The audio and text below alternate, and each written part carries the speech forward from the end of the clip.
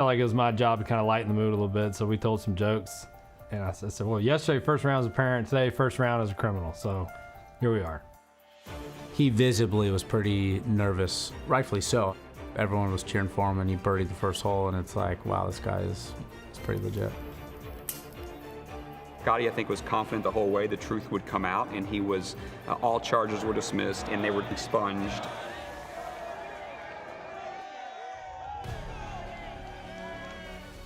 And so given the morning that he had, round of 66, fairly remarkable. I think when you go back and take a macro review, yeah, I had a crazy day, but, you know, there's a lot worse things that could have happened. And, you know, I was fortunate to just get out of the situation the way we did. And, you know, it is what it is. It happened.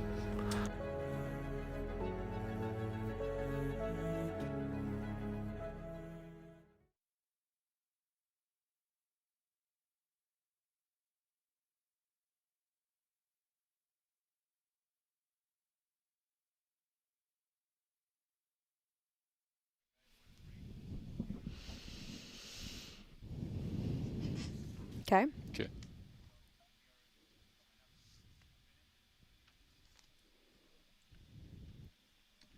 Okay. Is Gary in position out there?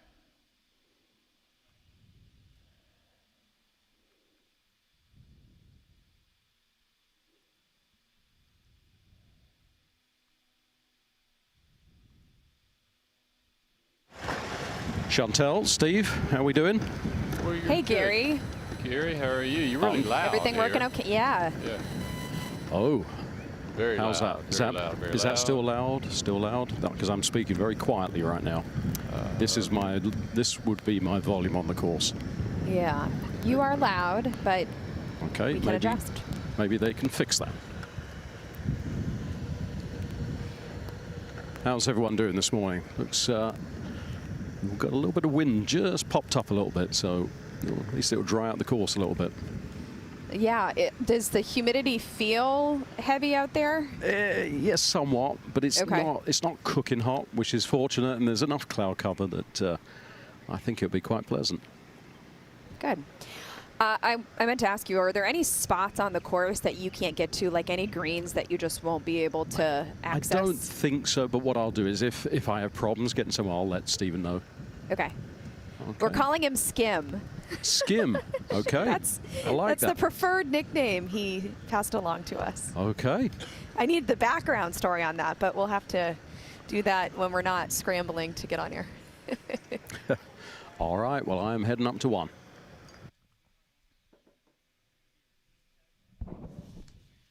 Okay.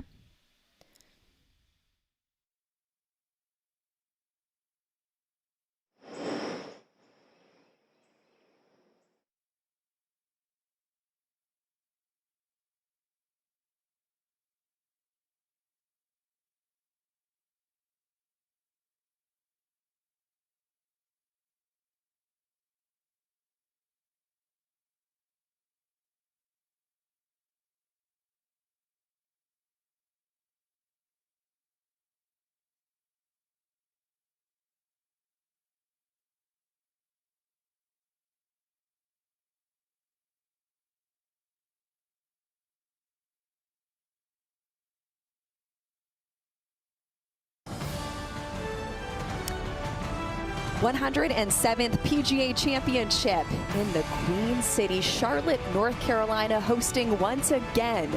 4 inches of rain saturated this area over the last 6 days, but finally clear skies, the sun is out, humidity is up, and winds just gently moving their way through. Every competitor has their sight on the Wanamaker Trophy.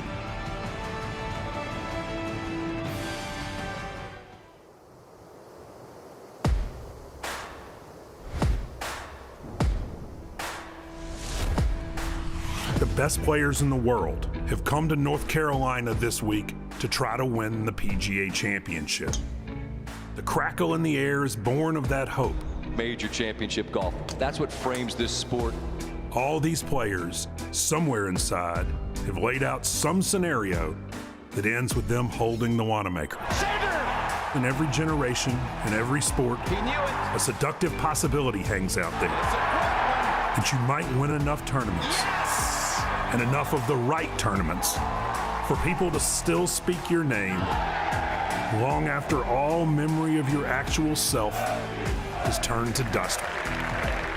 They're after a trophy and acclaim and money, but really, they're after immortality.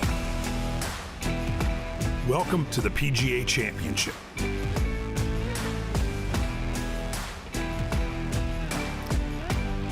ESPN Plus and the PGA of America proudly present the 2025 PGA Championship.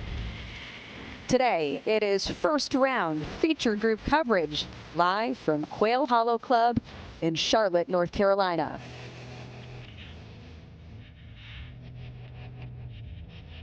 Chantel McCabe with you, taking you through the action along with the decorated amateur Steve Melnick and Gary Christian, a PGA of America professional himself, getting in the miles at this very lengthy major championship venue.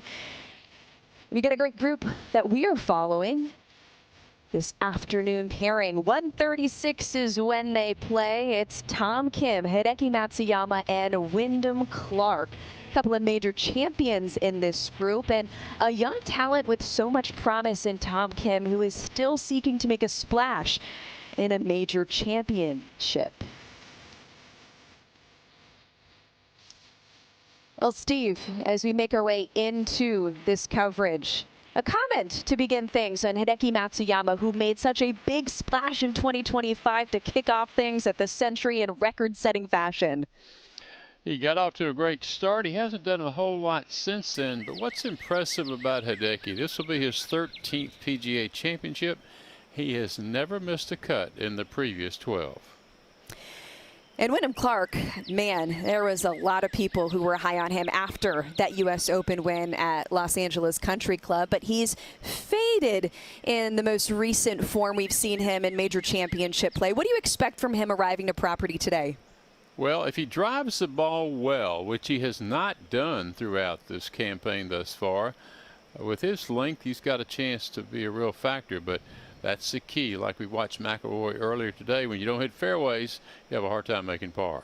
And we keep hearing this is a course that certainly demands play off the tee, and you need that length. Well, we know that Wyndham Clark has that, but his ball shape may be a factor as we take you through the first round coverage. How about Tom Kim? He's certainly not someone known for his length. No, but you remember 2 years ago at the President's Cup, it was something of a coming out party for Tom Kim. He played in all 5 matches during the President's Cup. He was easily a crowd favorite, maybe not a crowd favorite among the U.S. team. That is for sure. Certainly a lot of spunk from the 22-year-old Tom Kim, and we look forward to following their 1:36 p.m. Eastern time tee time. Well, they're chasing the guys at the top. The pace has been set. Maybe some surprising scores.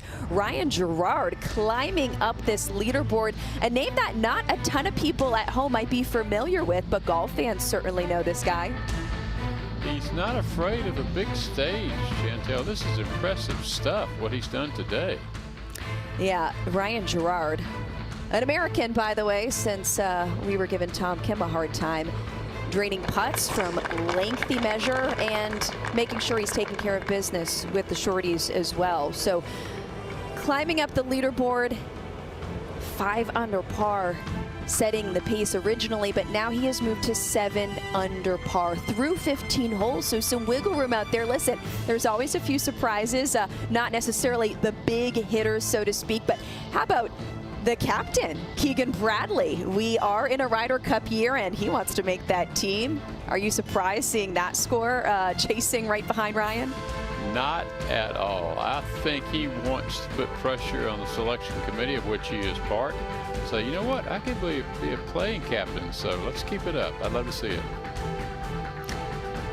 Well, Quail Hollow, certainly a place no stranger to golf fans, a beast of a property, the Green Mile. Let's take you a little inside what the numbers look like here. Fourth longest layout in PGA Championship history, stretched all the way out to 7,626 yards. Listen, we know water surrounds you everywhere on this property, especially in that closing stretch. 8 par 4s at least 450 yards. You just wait until we show you what we've got at the 16th hole.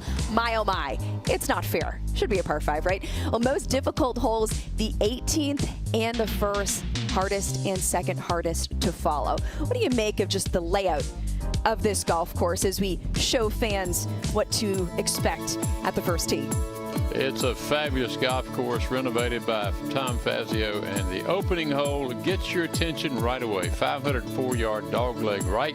A lot of the players today taking it up over the trees and over the corner, and then it leaves a fairly short iron to a pretty accessible hole location back center. Yeah, as we mentioned, the second hardest hole on property at 504 yards is what it's officially playing today as our group makes their way to the first tee. Listen, with all of that rain, that was the storyline coming in to this major championship. And now we wait to see what they do in the opening round come sundown. Good afternoon, ladies and gentlemen. Welcome to the 107th PGA Championship. This is the 1:36 time. Please welcome from Japan, Hideki Matsuyama.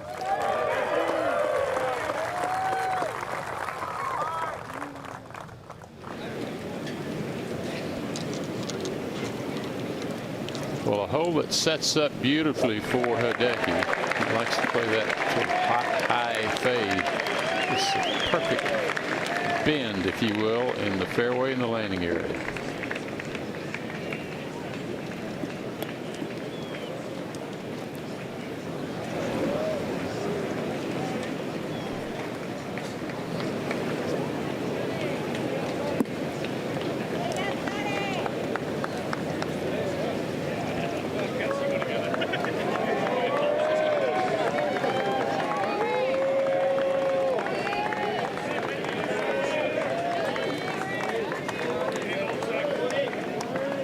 Aim point over the target. I sense the ball will be right of that, and it is. Does it carry far enough is the key. Maybe go more center front. Yes, please. Like, I think that has it. Well, that's doable in the rough, but open to the green. Now on the tee, please welcome from Colorado, Wyndham Clark. Wyndham Clark, no stranger to this property. Got a good record here, doesn't he, Chantel? Sure does. This is where his career all kicked off. The site of his very first PGA Tour win.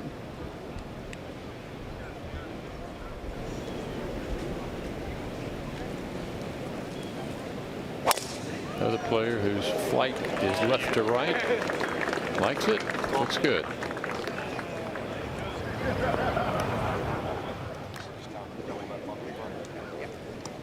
Now on the tee, please welcome from the Republic of Korea, Tom Kim.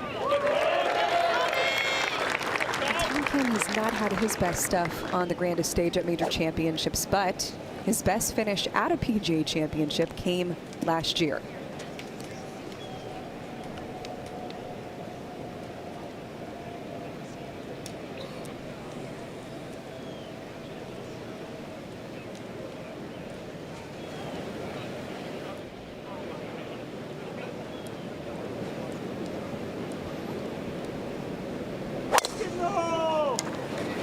No, that's perfect. Good start.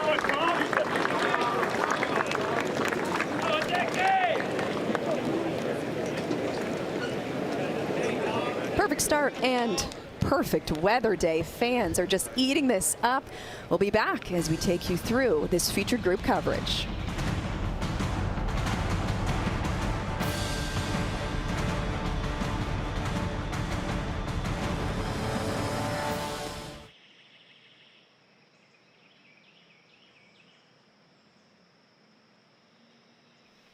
I don't. I hear Chantel. I didn't hear any announcement of the first hole.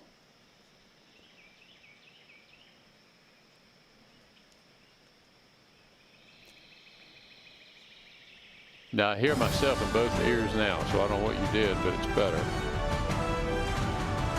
So I'm hearing program through the Zoom. I am too. Same thing.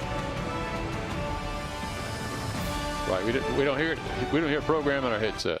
Is that right, Chantel? For you too? Correct. Yeah. Yep.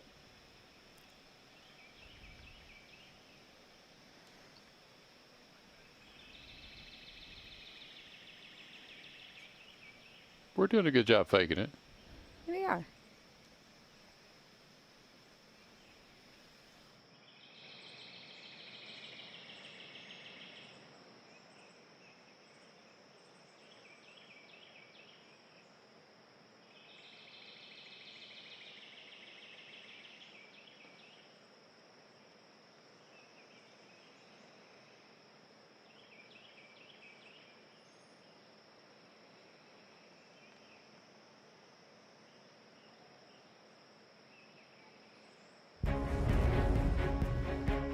It's a long one. It's definitely a hard one. You know, when you tee it up in that first hole, you have to hit a perfect drive. You're going to make bogey.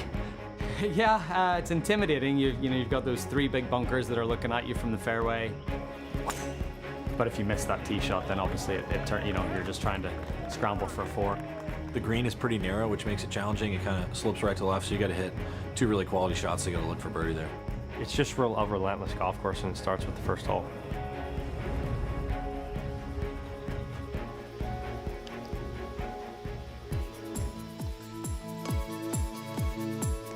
So they're off and running. Hideki Matsuyama, Wyndham Clark, and Tom Kim. Here's a look at their tee shots at the opening hole.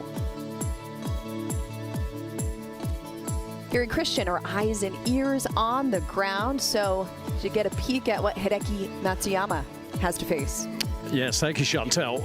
As is the case this week, the rough looks fairly lush, but most of the time the lies have been pretty decent, so Hideki's in no problem whatsoever.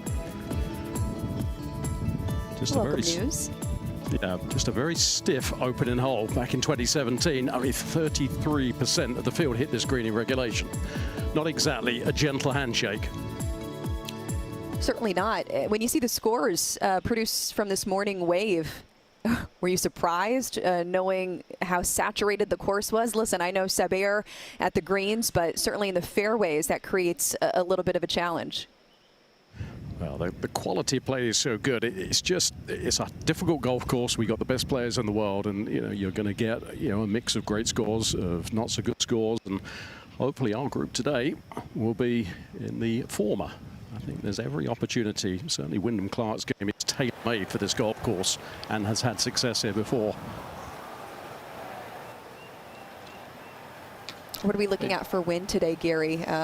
From my reading, just a gentle southwesterly breeze. Is that picked up this afternoon? Yeah, it's just picked up just a little bit. It's gentle. It's 5 to 10 miles an hour, so it's not really anything that's going to affect anything. But it's actually quite nice. Just keeps a little bit of circulation out here on quite a steamy day. Yeah, 83 degrees. Drastic change from Monday to today. In fact, Monday, they weren't even allowing spectators on property. That's how wet and soggy it was. 61% humidity today. So welcome to sight to see a 10-mile-per-hour breeze coming through Quail Hollow. Hopefully I won't ruin a pair of shoes like I did yesterday. So we're in good shape already. Gore-Tex, baby. Yeah.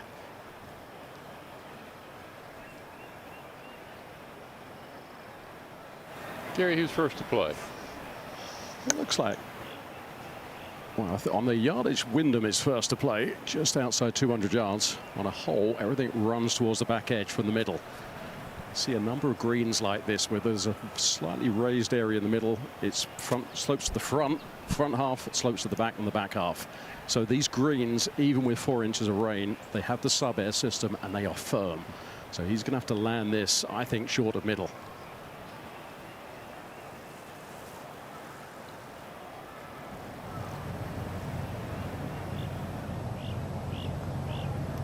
So 204 for Wyndham's approach.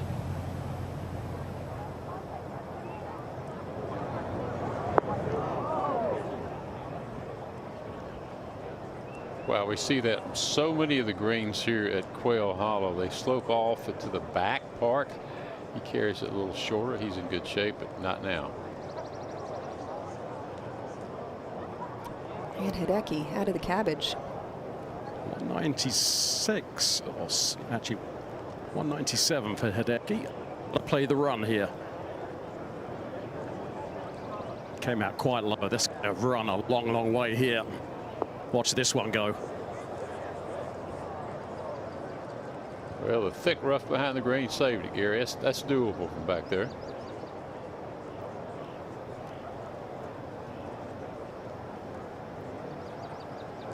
Well, Chantal, I'm not sure how many times we'll say this today. Tom Kim last to go after the tee shots.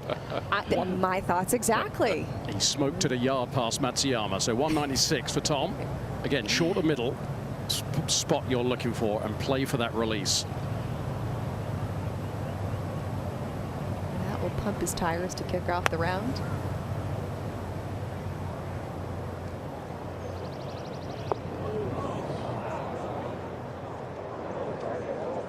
Throw a blanket over the 3 balls over the green.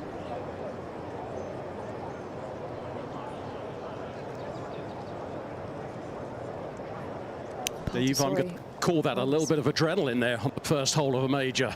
All 3 of those, I think, missed their landing spots by a good 5 to 10 yards. Now, one thing a lot of people were talking about coming into this major championship was angle of attack, angle coming into the greens. Steve, can you speak to that, of why, given the conditions that we're facing, that's so significant on these greens? Well, it's more the fact that you've got to just put the ball in the fairway. Then you can shape it into the corners if you have to. But with the flag locations that we've seen today, that they're obviously gettable. Our lead's at 7 under par, and a host of other players at 4. So I'm quite frankly surprised the scores are this low on such a difficult driving golf course. Just as a reminder, 8 under par was the winning score in 2017, obtained by Justin Thomas the last time that Quail Hollow Club hosted the PGA Championship. So there's a little perspective for you with Ryan Gerard now at 7 under par. I didn't see that. Raise your hand if you saw 7 under par leading right now. Midway through the first round here at the PGA Championship. Oh my goodness. I think we really need to say thanks to Keith Wood and his entire staff here, the golf course superintendent at Quail Hollow. They have done an amazing job with all of the rain we've had thus far. In a note he sent to me, he said they turned on the sub-air last Friday in anticipation of all this rain, and it ran until this morning. So sub-air folks works. These are firm, fast greens after what, 4 inches of rain earlier this week.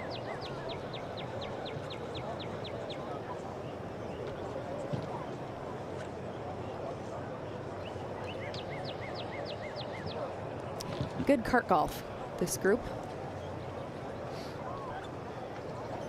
Hideki with his 3rd. Chantal, Hideki with by far the easiest chip of the lot here. Perfect lie, landing into an upslope. This is one you wouldn't be surprised if he scares the hole from here.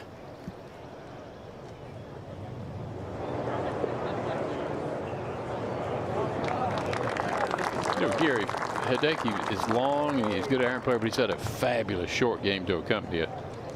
Yeah, it's always been a traditional strength that doesn't really get talked about, does it, Steve? Because his ball striking so good. He's perennially one of the best chippers on the PGA Tour.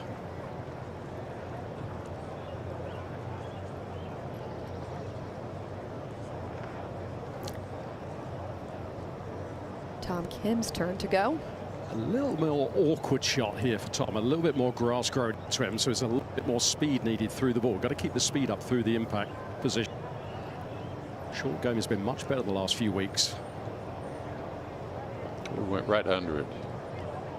Right under it.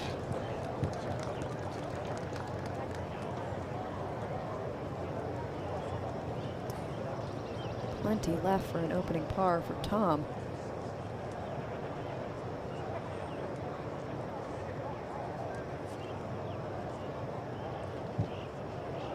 And Gary, with Wyndham right up against it, tell people at home what you have to do moving through the golf ball.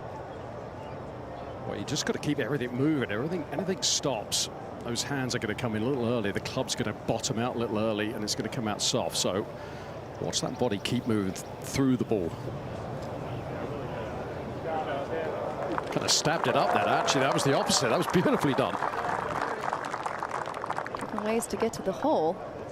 Yeah, you're just happy to make. Yeah, you're happy to make 4 on the first hole here. Any way you can get there.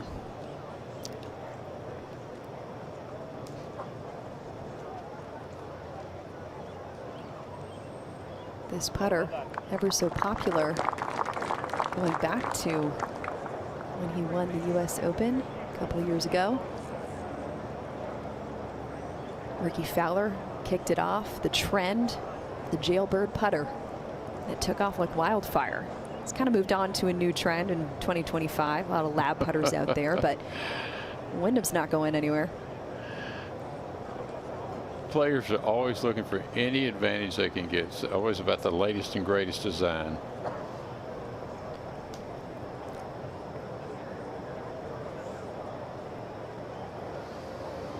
All right, this would be a good way to start. Knock this in for par and move on. It's kind of one of those passes that could well set up a good front 9 here if you can kind of escape after not a great chip. Straight up the hill from here.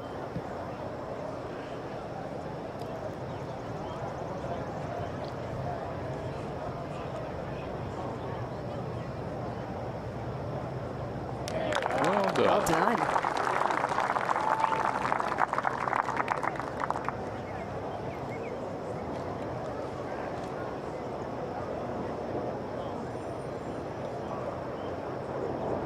Tesori certainly knows this place very well, even though Tom Kim hasn't had as many walks around this ballpark. Paul, of course, former caddy of Webb Simpson, who calls this place home. Practice out of here often. Hideki Matsuyama in for par. No surprise that at the second hardest hole on property, only 5 birdies have been made there today as we charge on to the next par 4, playing 454, the second. It is a beast of a hole. The golf course, when it opened in the early 60s, the first hole was a short 4 and 2 was a short 3 down the hill. They got rid of 2 and created this long third hole here, which plays 454 yards. You've gone from an easy first hole, easy second. Now you've got a very difficult third.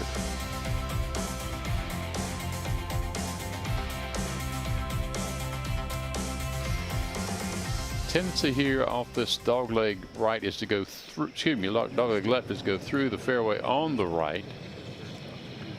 For a player like Hideki, he's got to hug that left side, perhaps go up over those trees you see at the corner. Not unlike the tee shot at the first. Oh, he's going with 3-wood. So Gary, he's going with less than driver. Yeah, I think a wise idea, as you say, with that predominant shot shape. This hole is easier this week because of the soft conditions. With that camber, if it's firm, anything right to center will run into the rough. This week, that ball is not going to run very far when it hits, so it actually widens its fairway. It's kind of a little bit like Olympic Club, isn't it, Steve? Dog leg left, camber right. Yeah, I call it reverse camber, exactly. It's a good thing, to your point, the fairways are soft.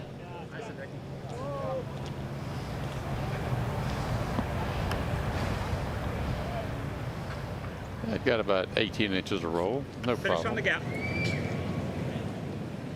No problem getting to our number. Now, the way Wyndham's looking, he is looking over this tree on the left corner, which will very much shorten this hole. You get this in the right spot, you're going to be going in probably with a wedge. So opportunity here to be aggressive. There's so much talk about Scotty and Rory, but they both have complimented Wyndham Clark back when he did have a lot of consistency with driver. And maybe we'll see that on display today, Gary. Well, his game is tailor-made for here, long and a good putter. So you have a good week with the driver and a good week with the putter. Wyndham Clark will certainly be in the mix come Sunday. Caught the tree left. We didn't see where it came down, but he's got his work cut out for him now. Looks like a similar line for Tom Kim, maybe just a little bit further right than that. Yeah, less than driver here. played off of that corner tree.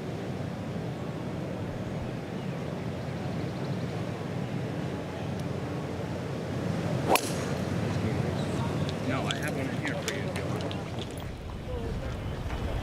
It looks like Tom Kim's worked on his routine. Remember how slow and deliberate it's become? It's a little pace to it now, finally. Yeah, I covered him at the Amex, and it was painful to watch. There was so much thinking going on. So this is way better. Certainly a point of emphasis with the PGA Tour cracking down on pace of play. We'll be back with more from the first round.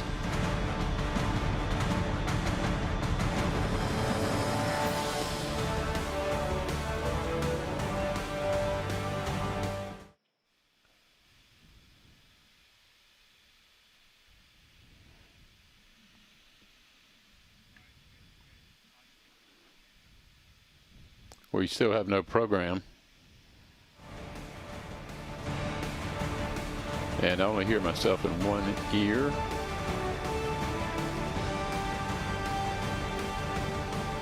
Chantel, you the same? Correct, yes. They told me to turn up the zoom knob too, which I did. I did too, and it didn't. It did not. Yeah.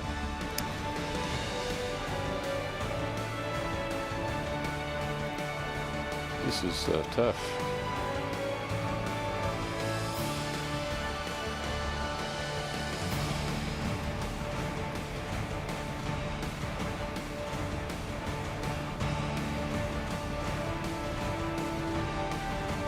Sure.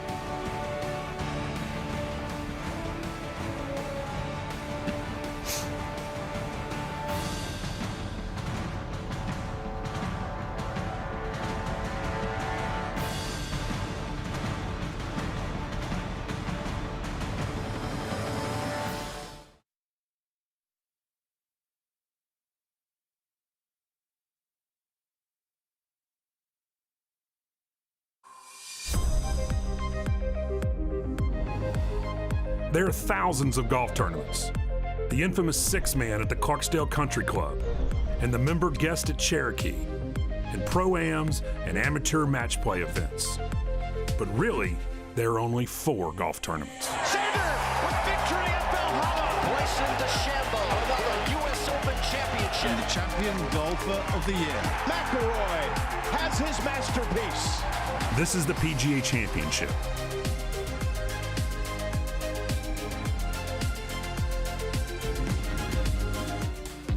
Okay, some perspective from the second hole so far today in this opening round at this year's PGA Championship. And boy, oh boy, Wyndham Clark likes to put that distance on display.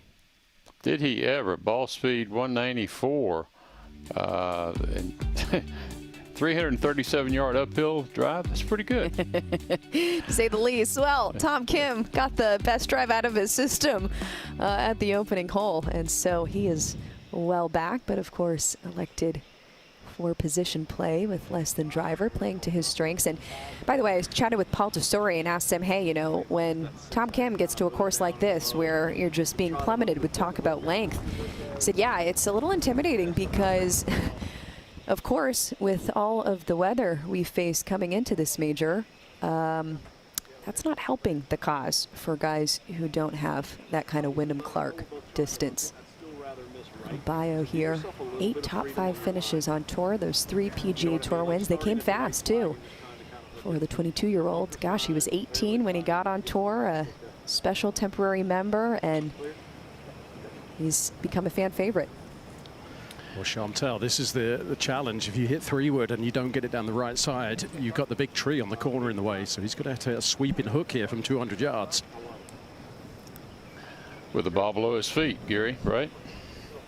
And keeping it low. Too many factors in this shot.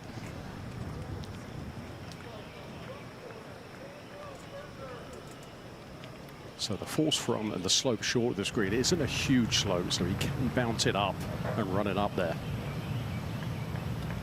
Big feature of this course are big slopes short of the green. Oh, look at this. This is beautifully done. This is going to be really good. That is so clever. Well done is right. Running it all the way up to the green from 199 with those factors we outlined. Tom Kim should be pleased. Uh-huh. Oh, yes, he is.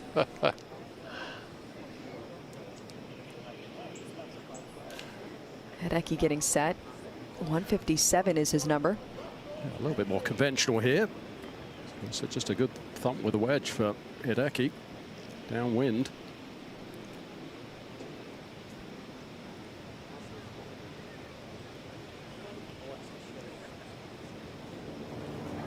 Let's see how this one reacts. There you go. Even with a short iron hit full, it still bounces forwards.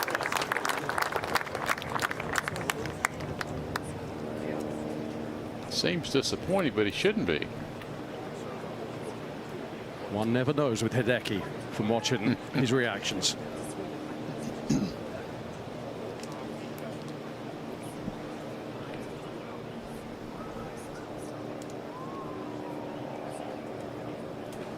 Wyndham sifting through the numbers.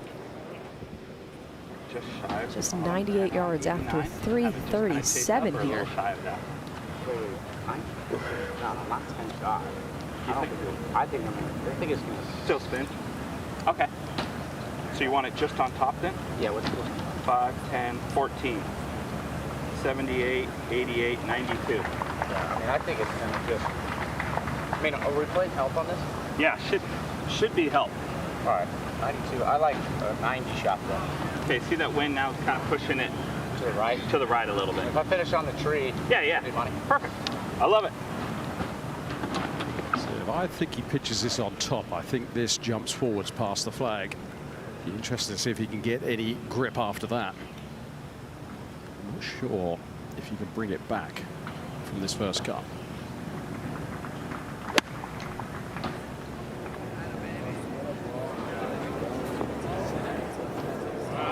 Yes, you can. Can he ever? What a shot. What a drive. What a second shot.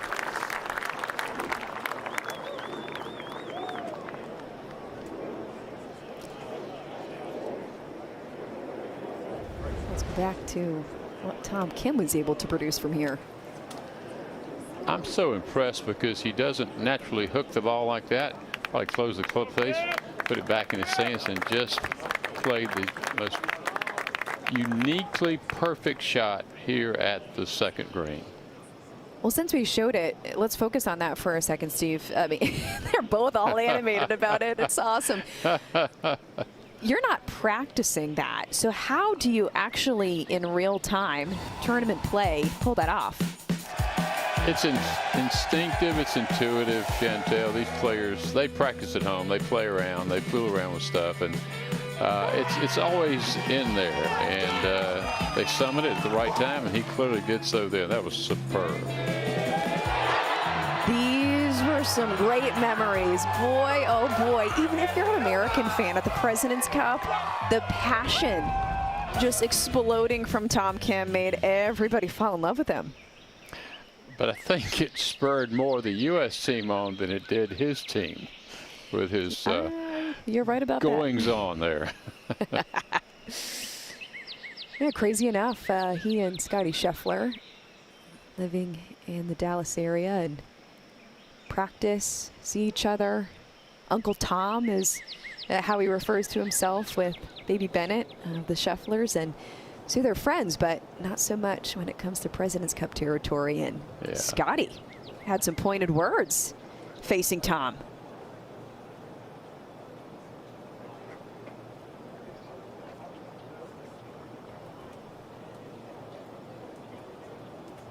All right, the second hole has only produced 14 birdies today, playing no surprise over par. Me saying that plenty. Get a sense we might add to it here, Chantel. 3 shots in great positions, uphill right to left for Hideki. 17.5 feet for birdie.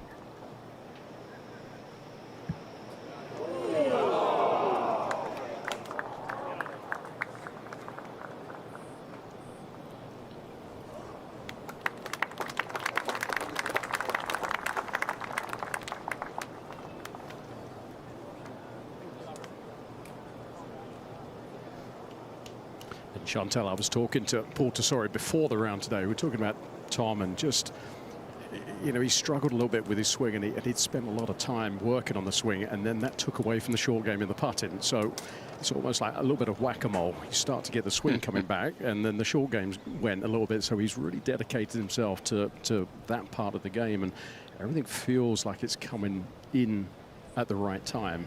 You know, his attitude's great, even though the results haven't been great. So that's a huge part of it. Quite a big swinger left to right here. This is a good 2 or 3 feet left. 12 feet in front of Tom to pick up his first birdie.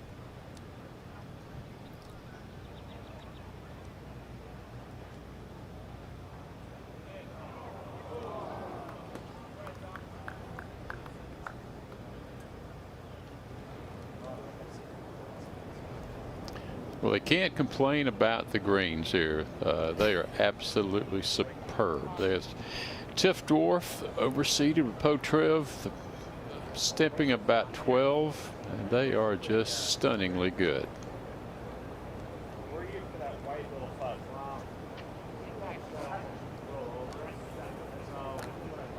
That's the beauty of not just the grounds crew being so meticulous, putting in overtime hours. I mean, somebody needs to do a feature on the sleep patterns and the health of these guys' major championship weeks.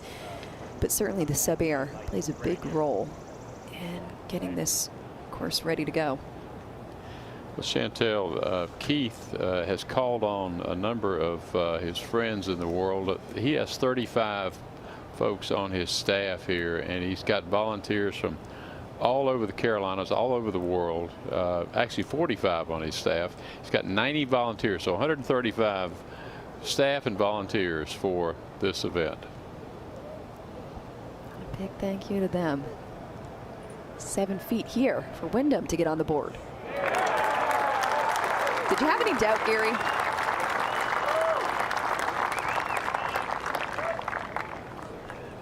We didn't. This guy can be lethal. Back at his most recent win, Pebble Beach, record-setting fashion, albeit shortened due to the weather there. But boy, was that putting beautiful. And to think it could have even been better. Indeed. So Tom in for par. And we move on to the third hole, playing 488 today. It is a straightaway, very difficult driving hole here. Very narrow in the landing area. That large bunker on the right protects the right side. If you go left, the large tree there basically blocks out your second shot to this green. Flagstick today in the back left. And again, you make par on this hole and you're very happy. So far today, playing 4.35 as the scoring average. Only 3 birdies found, 29 bogeys, 3 doubles at the third. And we watched Koepka today drive it right of the fence over there to the right, which is the practice area. I mean, it was a right-to-right shot, and that's what derailed Koepka in his round today.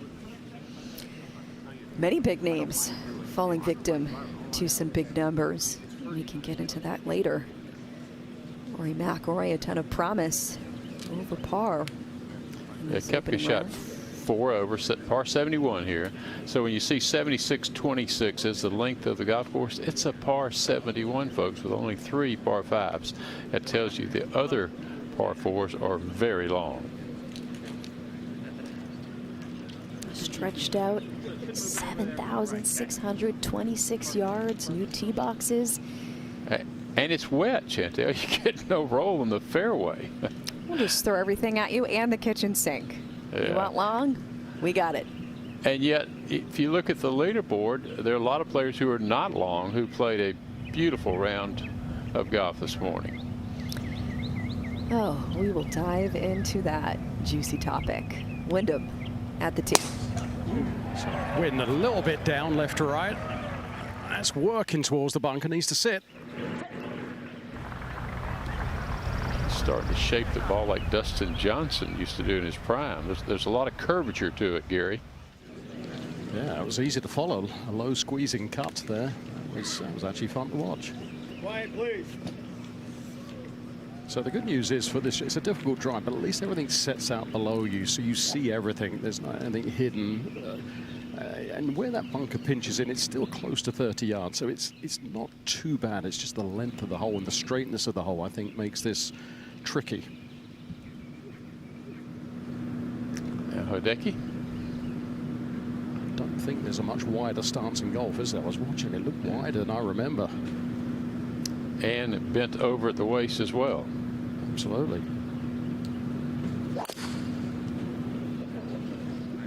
He has tugged this one.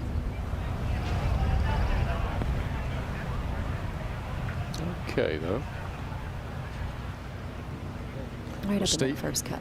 Steve, it was a very Hideki warm-up this morning. So I watched him, and he had 4 driver shafts. He had an extra putter, and he actually had an extra 7-iron as well, which I couldn't quite figure out. So you never get. This was an hour before his tee-off time. It is a normal thing for him, but I've never seen anything quite like it. I mean, this is a major too. This is not like you're playing some regular tour event somewhere. Tom Kim set at the 3rd.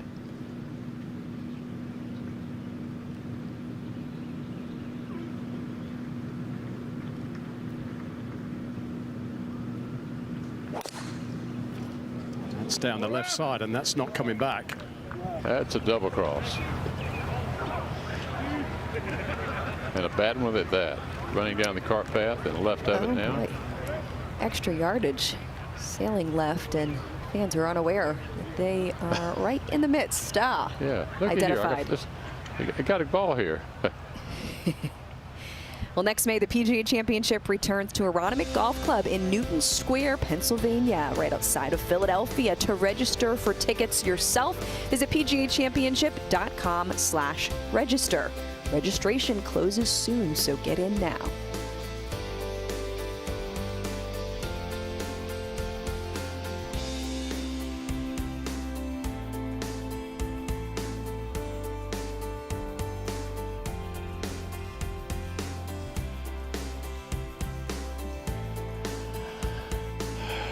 No, nothing. No. No. Can I hop in your Zoom settings? I think you already did. I got a text to say turn off up the Zoom, and I did that. It didn't work. So the program audio music is coming from the Zoom knob too. I've turned it up there and nothing. I hear no background music. No nothing. Yeah, neither of us have it on the Glenn sound. We both are hearing it through our computers.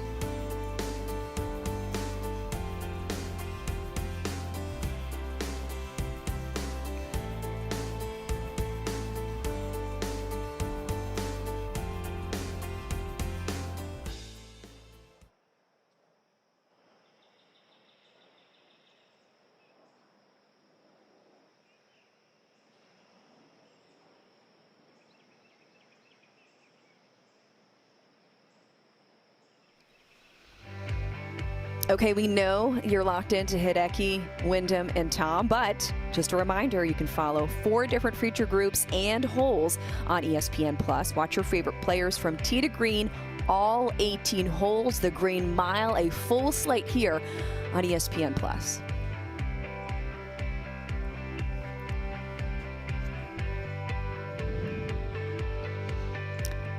Well, okay, so let's show you what's happening with this tight tree-lined par 4, and Tom Kim took a little cart path ride, so he now will get some eyes on just exactly what he faces ahead for his approach. But no surprise, Wyndham Clark left with 171 here. Got to get lucky when you miss the fairway here. 1, if you're in the rough, is it a decent lie? And 2, a lot of trees around Quail Hollow. Well, credit Johnny Harris and his vision here. He likes to tell the story about a group of folks here in Charlotte that wanted to put a golf course together. This was land that was owned by Johnny's family, the Morrison family. Governor Morrison, North Carolina, owned this property. It was the largest dairy farm in the state, and so they had the availability of land. But it was Arnold Palmer who convinced Johnny and his friends that this could be a pretty special place to have a golf course. We can always count on you for a good history lesson, Steve, which is just so cool when you think of whether it be TPC Sawgrass, whether it be here, what the property looked like versus the beauty and the test that it is in 2025. It's just crazy if you truly think about it. It is. And what's really cool about it, there's a great membership here. If you go in the men's locker room, they have this big table in the middle of the locker room. And around it sits sort of the power brokers of Charlotte, and they call it the Table of Knowledge.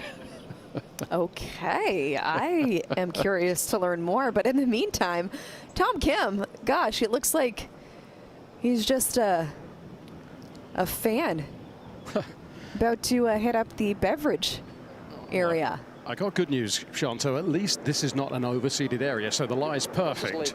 How about that? Here he's trying to figure out what he's going to do. It almost looks like Hideki may go first.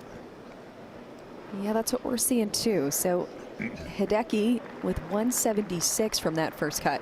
Yeah, and that tree is just going to take it over the edge of it. Not a problem at all. Flag cut just over a little ridge. If you play this aggressively and miss it short side, it's not too bad. So this is an opportunity if you want to take it on.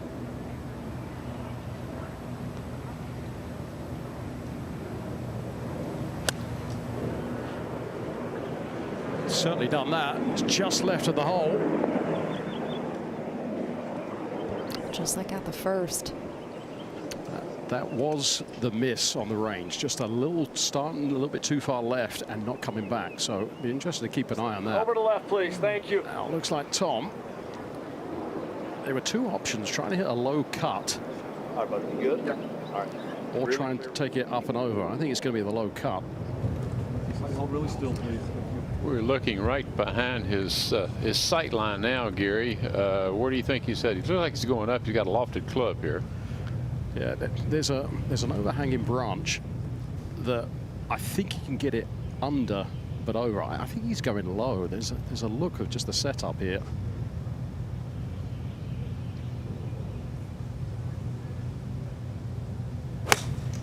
Oh my!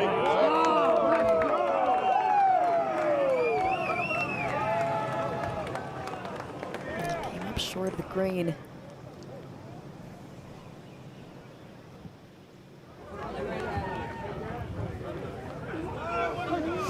That in a minute. Don't forget about Wyndham. So this is that great example, isn't it, of the advantage of overwhelming power. See in the last hole, and now this one, you take that bunker out of play.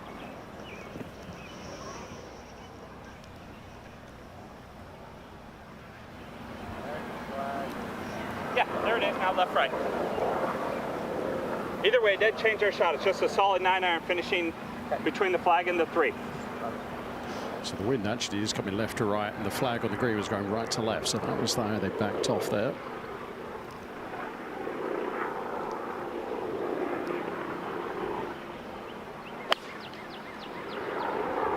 Leave it.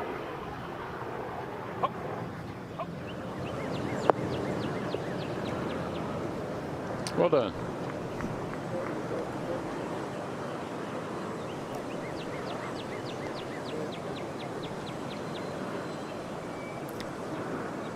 It's a nice dynamic. John Ellis, who was his assistant coach when he transferred to Oregon to finish his collegiate career, and decorated one at that, decided to leave the college ranks and get on the bag for Wyndham. They've been together ever since, and a really comfortable duo. I mean, it's like a father figure to this 2023 U.S. Open champion. Speaking of using that power and using that putter, certainly Los Angeles Country Club got to see that.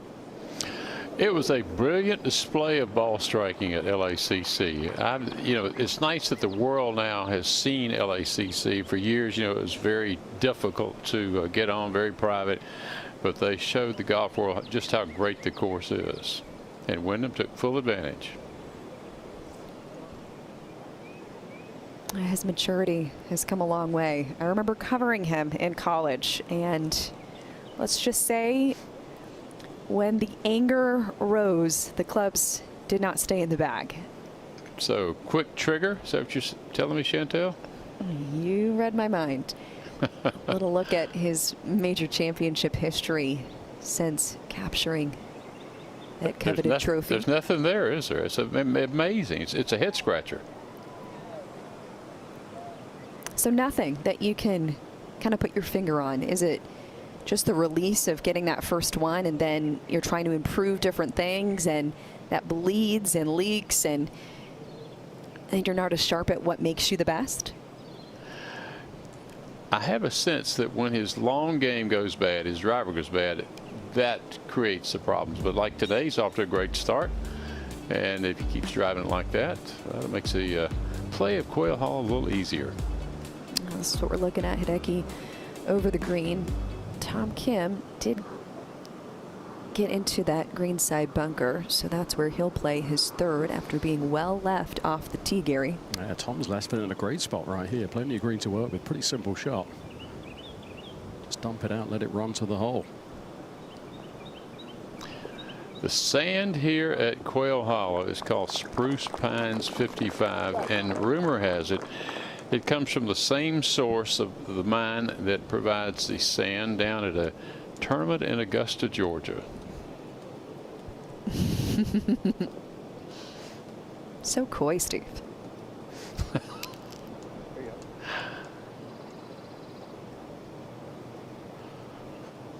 That's a very similar chip to the one he had on the back of one for Hideki. As I said, short-sided, really wasn't that hard here. Pitching into an upslope, good lie.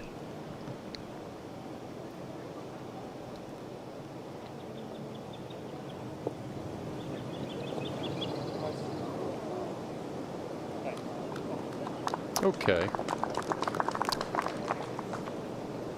Few feet coming back. Going back to the comment you made about the sand, Steve, that's one thing I've always wondered. We talk so much about the greens, what happens with the rough when it rains, but what happens with the nature of the sand? I mean, how do you manage that? Well, I used to be in the business. We built a number of golf courses and own and operate them. This sand here is great sand. It's G-angle sand, which means it packs beautifully. And when you get rain like they've had today, they got great drainage in the bunkers. The sand becomes tighter and tighter. It's actually easy to play from, both from the fairway bunkers and bunkers around the green. They're not fluffy, but they're firm. And good bunker players like firm sand. I knew you'd be the guy to ask.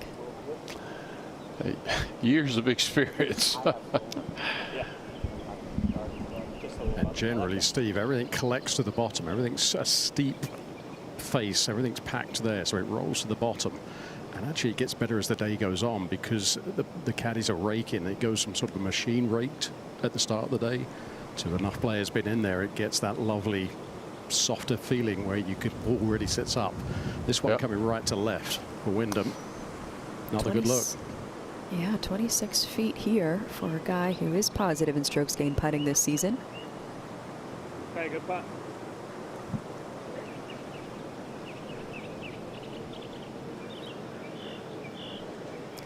'62nd best on tour. Not his best numbers, but certainly respectable in the grand scheme of things. A good start. 1 under through 3. You take that and not complain.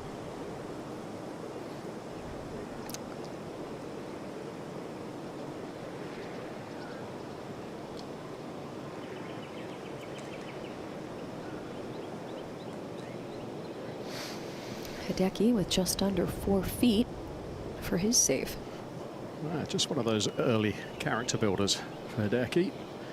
And it was so up and down last week, playing in Philadelphia. Just played spectacularly well, putted unbelievably on the Saturday, and then really putted poorly on the Sunday. So it's kind of a lot of kind of his MO, isn't it? Just the sublime to not so good day to day. So important putt here, just to get that confidence on the short ones where you can be more aggressive with the longer ones. Well, Gary, you were talking about his warm-up. You must have seen him on Monday when it was completely downpouring, and this guy is out practicing this game right here. You can't gain anything from that when it's just that wet. Let's just see what will happen when a ball aquaplanes. It's all research. And he had his caddies hold the umbrella over him as there's puddles of water everywhere. I'm thinking, this guy's out of his mind. Unbelievable. Married to the game. Dedication. Well, he's got a big team around him. He may add a squeegee man the next time.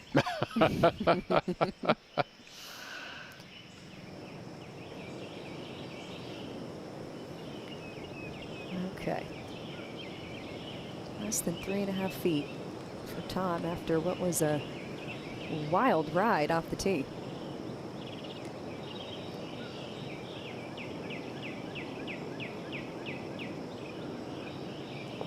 Never touched the fairway and made par.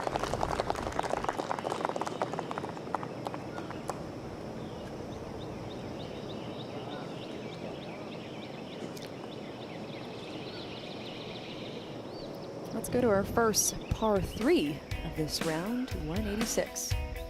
The fourth hole, as we've mentioned earlier, is a new hole that was added when they renovated the golf course. A modest length of 186 yards. The flagstick today on the left, tucked against that bunker. You better come in there high and soft if you expect to get it close.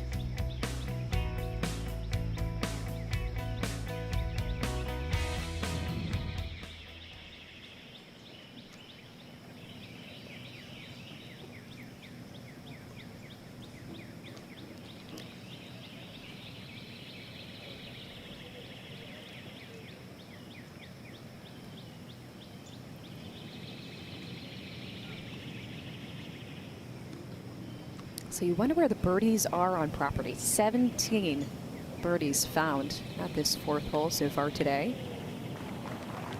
That's pretty good.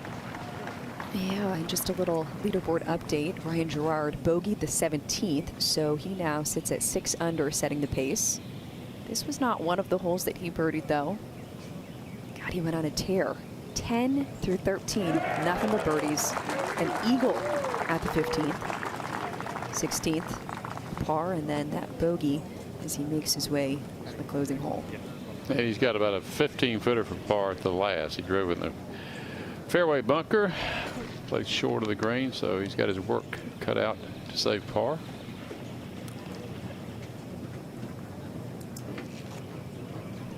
There's some stats for today.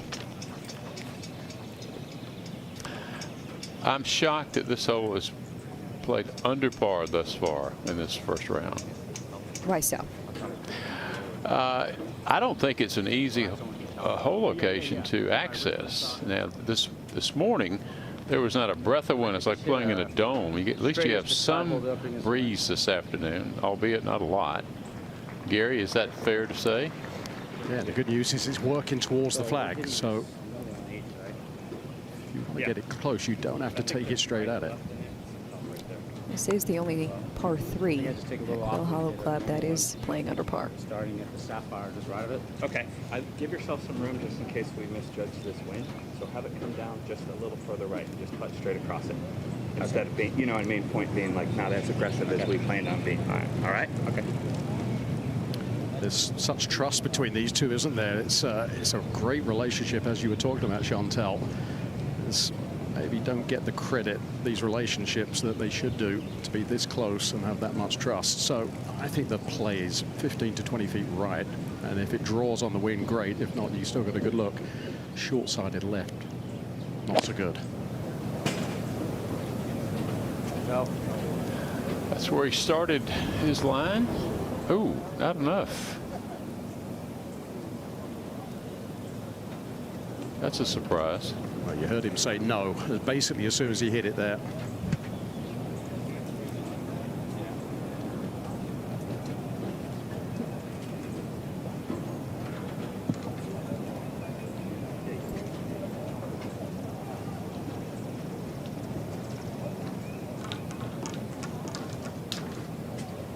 Hideki, to Gary's point, very wide setup at address. bends over from the waist. When you bend over, the club's going to get up in the air, but in this case, Hideki kind of lays the club off. So if you look at down the line as we are now, you'll see the shaft left of the target.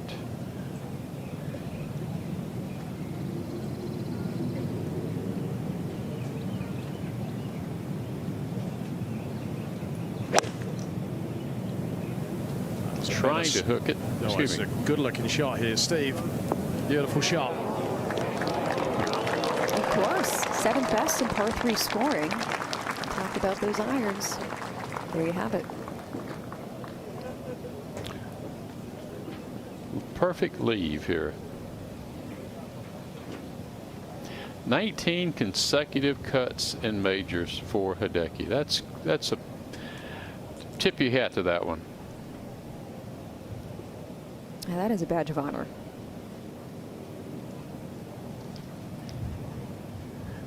You'll never see Hideki mail in a round of golf. He is trying from start to finish. Now, Tom Kim set to go.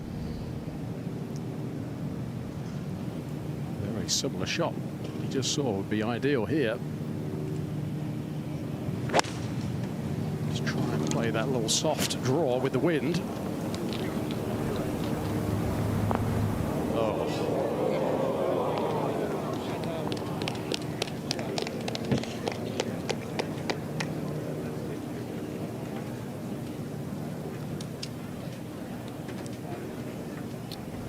Going back to just how this guy does it so well. Here's Hideki's tee shot once more. You know what I like about Hideki's swing? He finishes in balance. I've got a couple of grandsons who play it. I said, just swing and finish it in balance. A lot of good things will happen. We're going to hear a little more on what to do right. Let's check in with PGA professional Joe Hallett in Frisco, Texas, from the PGA of America Coaching Center, powered by T-Mobile.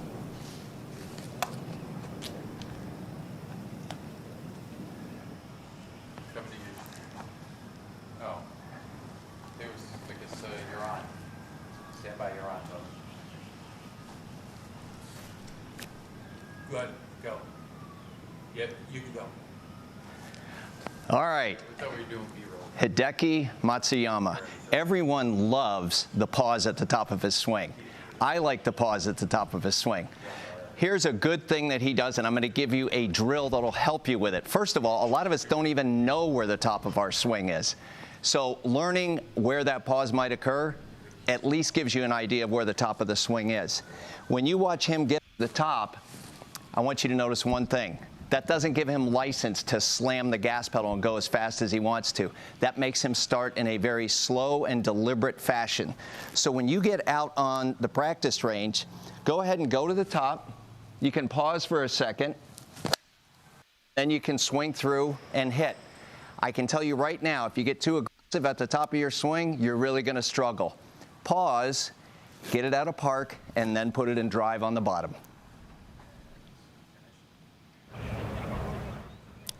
T-Mobile for Business exclusive 5G solutions partner. Thanks to Joe for that breakdown. Sound advice as we see this again.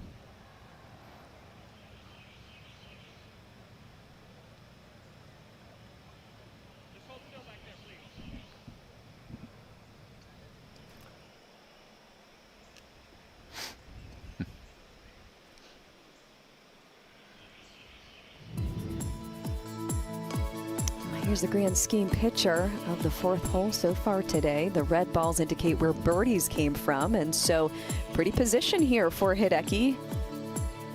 5 feet left. And that was Wyndham's ball out of the bunker as we were getting a little coaching lesson. It's nice to be able to drop in like that, because our viewers at home always are curious how they do certain things. So I like that as an addition to our broadcast.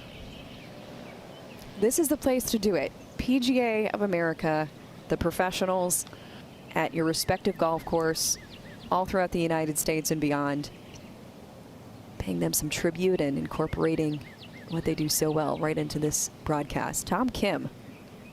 Yeah, smart play, I think, to take out that fringe, to pitch it over, takes out a lot of the slope as well. Great shot from Tom. Well, Gary, you're a member of the PGA of America. What are you, 30,000 strong? And the growth of the game starts with you. Yeah, oh, exactly. I mean, it's these are the true guardians of the game. This is the people that punch the clock every single day to keep this game improving and retain members and retain people playing the game. And they do an incredible job. And I think it's always nice to thank your PGA member of America and tell them it's a pretty good job they do keeping us into this great game. They do. I could talk about that fabulous all job. day. Yeah. And while we're on the topic, there's a lot of people who are interested in golf, all different varieties of golf. Even if you go to Topgolf, there's a PGA of America professional present there. Gary, maybe you could talk about if people are interested in following that career path. I mean, what are your ideas? What do you tell people? Well, I mean, the great thing is there's so many tentacles at the PGA of America. You know, it's not just teaching pros or club pros. It's general managers. It's box stores. It's so many options if you have a passion for the game, and that passion bleeds over. Pretty straight putt here, Hideki. His first birdie of the day, paying off that beauty of a tee shot.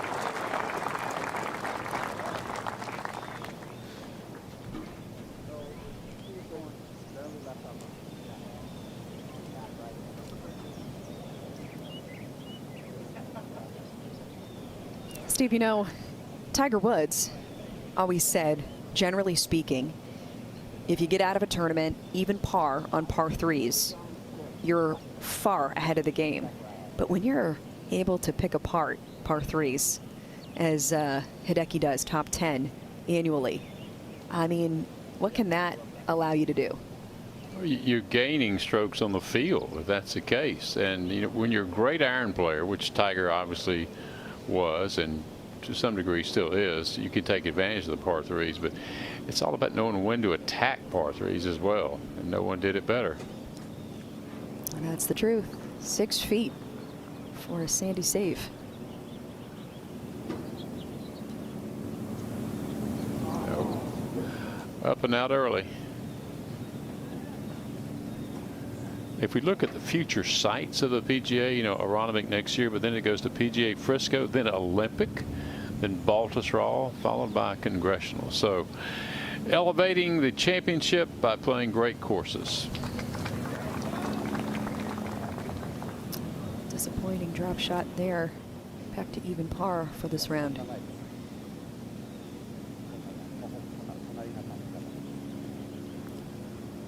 Tom Kim will try to keep his scorecard bogey free. Only 3 feet left for his save. Tom's caddy there, Paul Tesori, a really good player in his own way. Played college golf at the University of Florida, won the Florida Amateur Championship.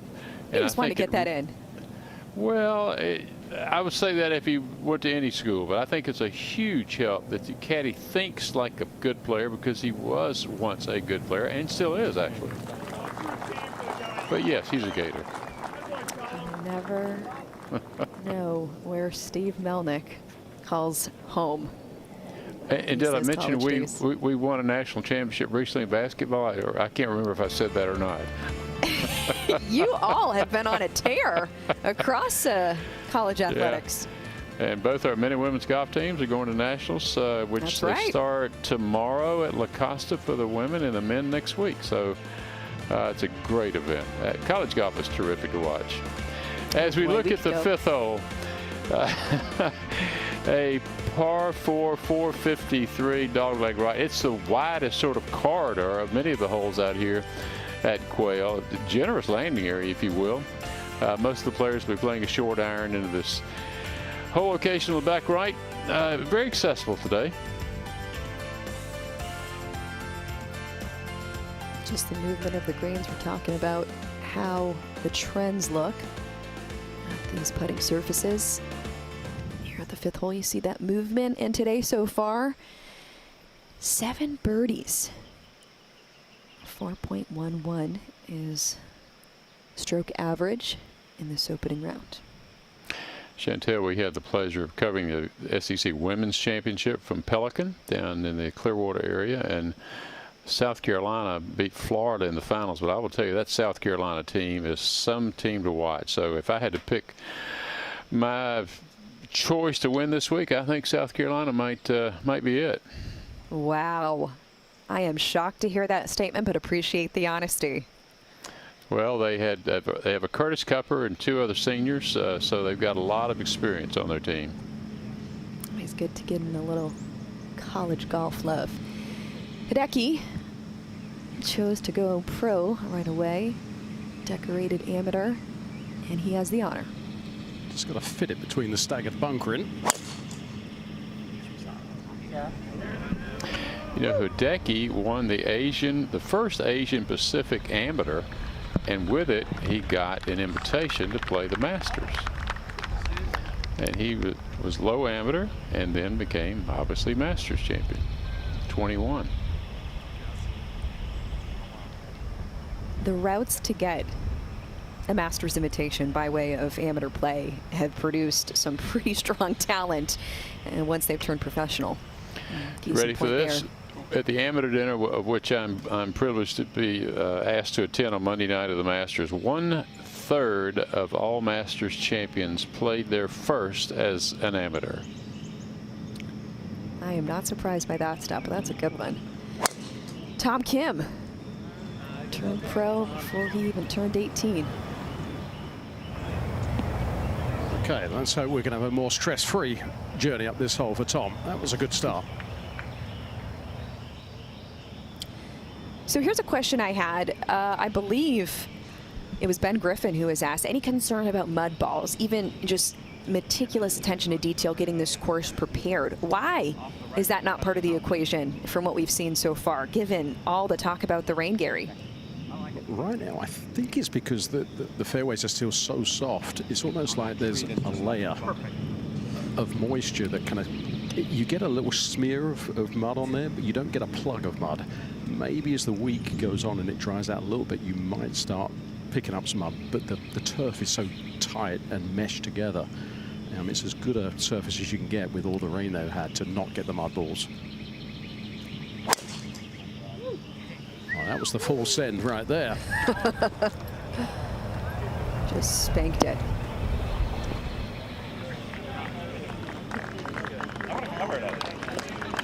And there's Wyndham Clark for you, folks.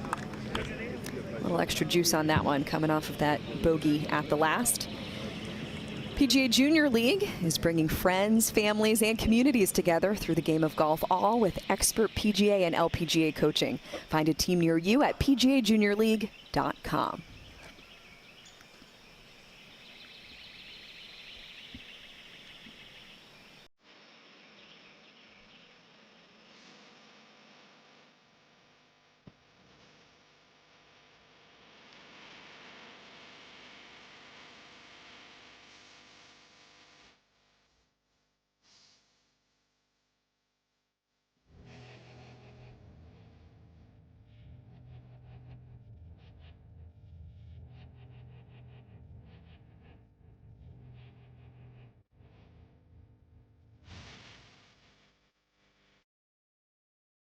We still are in the dark here.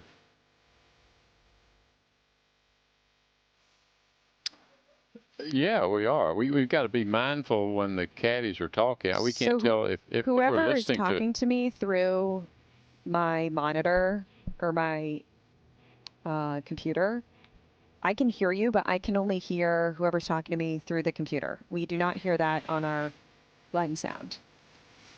I'm saying, yeah.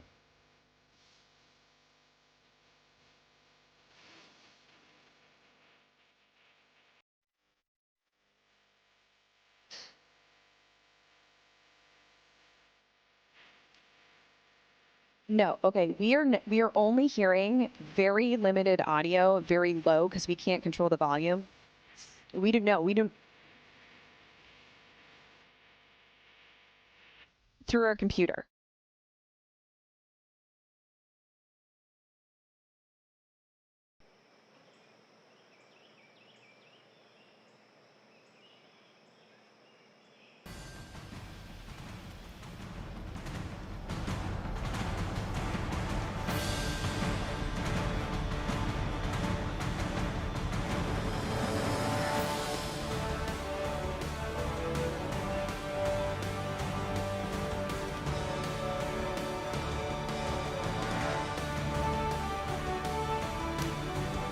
It's the 107th PGA Championship. Once again, we're back at Quail Hollow Club, Charlotte, North Carolina, and what a welcome sight to see those beautiful flowers. But the sun in the sky, a little cloud cover at this moment in time. Just gentle breeze coming through with some humidity certainly making its presence known. We are following the featured group of Tom Kim, Wyndham Clark, and Hideki Matsuyama. Wyndham Clark, it is fun to see him with driver in hand, and Tom Kim giving this one a little extra. Here are what the ball plots look like from drives at this 5th hole, and those balls indicated in red, that's where birdies came from with their approach shots, and blue would be what you see from pars, anything else, bogeys or worse. So good perspective of how to play this par 4, Steve. Well, it's all about positioning. You put it in play, you've got a shot to make birdie, and they have done so here. For those of you who saw the Wanamaker Trophy as we went to commercial, I don't know whether you know the history behind that. Rodman Wanamaker gave the trophy.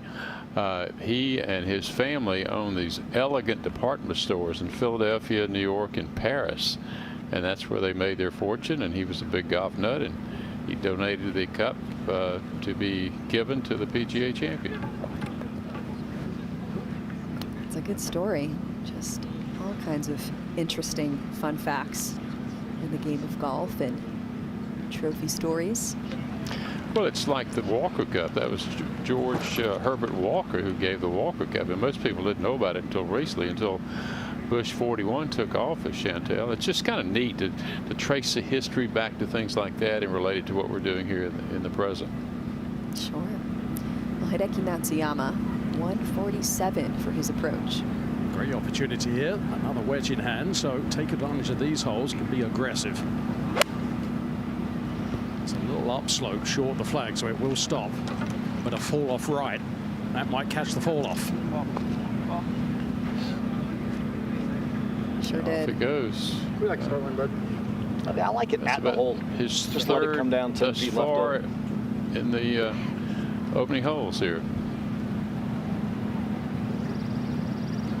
But he's gotten it up and down every time. So you heard the advice. Just take this one straight at it. So 145 for Tom.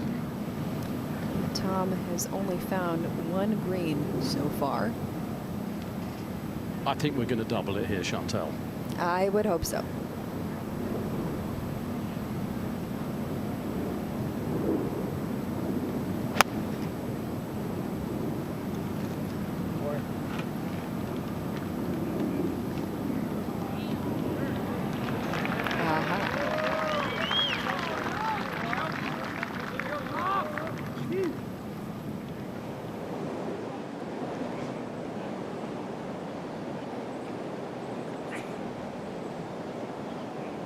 This is a great example, isn't it, of the benefits of being able to bludgeon the ball 330 or so. Way up there for Wyndham, 120 left. 22 if you want, just to give it a little bit, all right? Have it come down just left of it.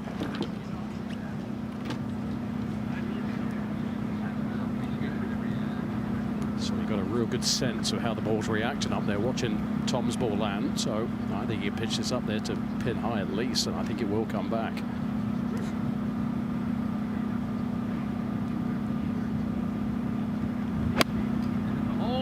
Wind just freshened a little bit there. It's got to go.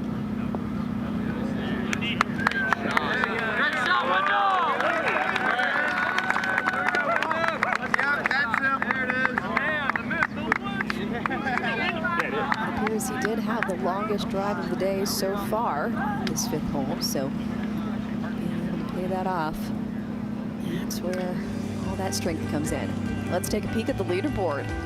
66 sets the pace. Ryan Gerard wasn't able to capitalize at the closing hole, so 7 under now falls to 5 under par, but still respectable after what we were talking about coming into this major championship. How about Luke Donald, 4 under? Ryan Fox, the last man in the field, winning at Myrtle Beach. He too shot a 67. Alex Smalley, very familiar with North Carolina golf courses. Steven Yeager, very erratic with the driver, but he's got the distance down pat. JJ Spahn, once again, part of a story, and he is just getting things cooking. How about through 6 holes at 4 under, Steve? impressive. Boy, you know, he's actually a dark horse candidate to make the Ryder Cup team. Who would have thunk it? And he's playing well here again.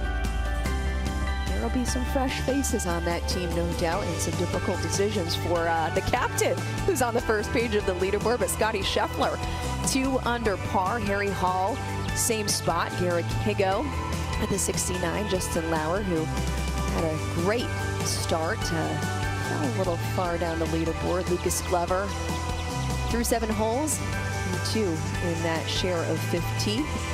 John Rahm carded a 70, so did Tony Finau. Very curious to see how Max Homa handles this golf course, a place that he absolutely loves to play.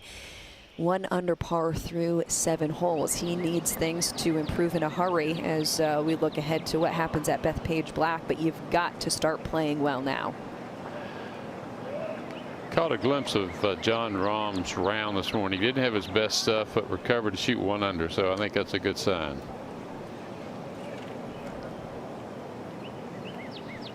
So Hideki did get that fall off, the victim there, so his 3rd. What do you see, Gary? Chantal, I'm a bit of a darts fan. Sometimes you have a couple of sighters to finish. He's had 2 simple chips that he's got close. This one might be the best of the lot. Very simple from here.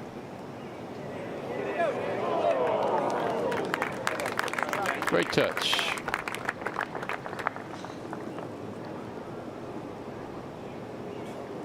He makes it look easy, Gary. He makes it look easy when you miss it in the right spot, doesn't he? Every single missed green has been in precisely the right spot. He's played 6 holes now, missed 3 greens, but part them all. I'll tell you what I do like about this course, Steve. Even though it's a relatively modern course, there's not much walk from greens to the next tee. It's a really good walking course. Yeah, this was not built with residential in mind, which is nice. That can't be said for too many new golf courses. But you think of the old great courses like Marion, where you step off the, the first green onto the second tee, that kind of thing. That's not the case in most of the courses today, but this is an exception. Wyndham Clark, 13.5 feet. Another one that's going to break fairly hard to the left when it starts to run out of pace.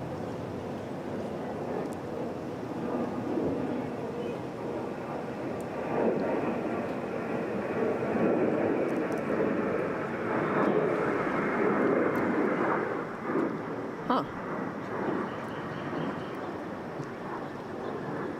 A little sporty there with his effort.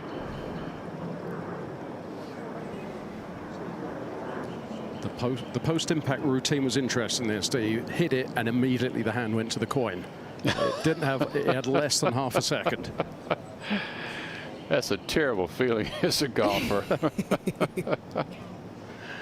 So I was talking to Ben Harrison, Tom Kim's manager, before the round, and he said Tom actually missed a cut recently and went back to South Korea to kind of go on a sort of a body composition program to figure out some deficiencies, and now he's got a really good plan. He's lost about 30 pounds over the last year or so, and now he's trying to get the right strength and the functionality, and there could be a massive upside to that when I think everything falls into place for him. I think he'll pick up a lot of distance. Well, that explains the remake of the body. He looks good. 7 feet here to get his first birdie, and he does.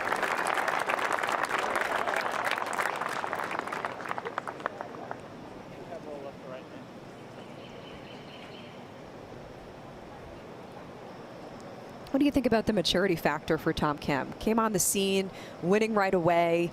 There's certainly some room for growth in terms of managing certainly his time on the golf course. We've seen him clean up and shortened that preparation for his shot. But what else have you seen in terms of the maturity for Tom Kim, Gary? The hallmark of these great young players these days is that maturity. It's just built in. Most of it's through a college experience. Obviously, Tom didn't have that.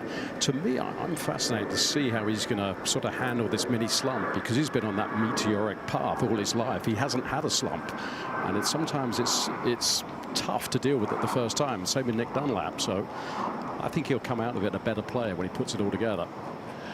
If you look at his stats this year, Gary, it's really pretty bad. He's 44th in strokes gained putting, and 120th in strokes gained off the tee. So that's not a good combination.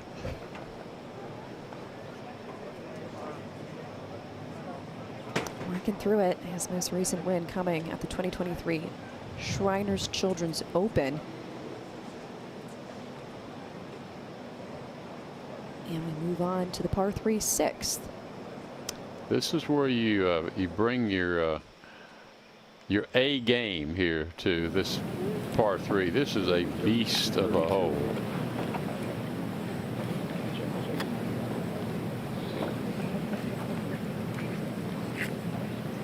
Perspective, just how that slump has played out.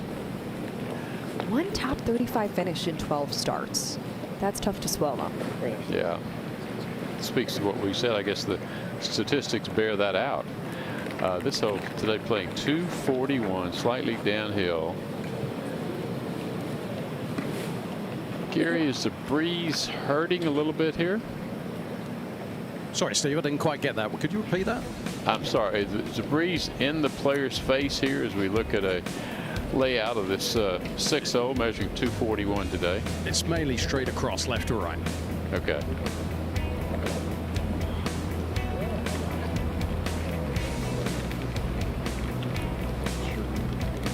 Only 3 birdies found at this hole. 3 doubles or worse. So that makes the picture of why this hole's playing over par this opening round. That's unusual when you've got no penalty area down there, too. You see the others there. Others are never good. Rory McIlroy, Scotty Scheffler, Xander Schauffele all made others at the 16th hole today. 3 double bogeys. That's hard to wrap your head around. Yeah, we've gently touched on Rory McIlroy, which was a massive storyline coming in. Of course, completing, finally, an exhale, the career Grand Slam at the Masters, the first major championship, and moving into the second major. What can Rory do at a place that he has been so successful at? Quail Hollow Club, a 74 in the opening round. How shocked were you, Steve? I was shocked at how poorly he drove the ball. Honestly, I thought, boy, this is really in his wheelhouse. He's got a great record here. He's won here 4 times. And he goes out and he can't find the fairway. I think he hit maybe 3 fairways today, maybe. And it was not pretty. So, honestly, 74, given the way he hit it, is kind of what you'd expect. Yeah, we'll take you through what happened with Rory. Here he was at the 11, the dogleg left, par 4. I think he finds the bunker left here. Now at 15, you don't think the water's in play. What does Rory do? He tugs it left. It did stay dry. It stayed dry. And now at 16, he does the same thing, dead left, finds a severe downslope inside the penalty area. Lucky it did not go all the way in the water. Yeah, he made double there. He did start on the back 9, and at the 18th, he got lucky, Chantel. He pulled it left. It's in the penalty area, but he was able to play a beautiful shot out of there. But without the tall grass, it goes in the water. He bogeyed the first hole, his 10th hole of the day. And so it was just climbing out of trouble for this guy. To your point, only 4 fairways found in this opening round, 74 for Rory. That's why he is on the range now. Hitting drivers. Oh boy, there you go. The stats. It wasn't pretty. Got off to a good start, making about a 10-footer for birdie at the 10th. He thought, all right, this is great. He's going to go on. Then he just started hitting crooked shots. I mean, he saved a lot of pars, or it could have been worse. Listen to this. He made 44 feet worth of putts in 18 holes. I don't know if I've ever seen a number that low. It wasn't a good day from start to finish. And now Kim, ready to go here at the 6th. Just taking this at the right edge of the camera tower. or take it straight at it. This one is absolutely on line with the flag. Right. Sit. That's a great shot, regardless of the fact it's maybe 30 feet away.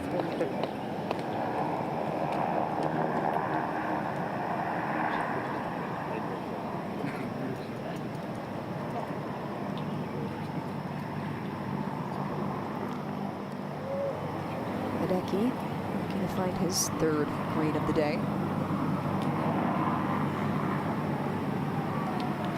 Such was the length of this course this week. Tom Kim actually took a wedge out of his bag and added an extra fairway wood. So he added a 4 wood this week. Matsuyama, more of the traditional setup.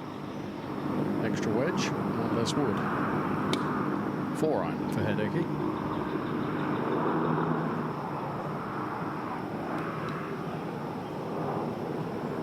It's just a bunch of low areas around this green, short and to the right.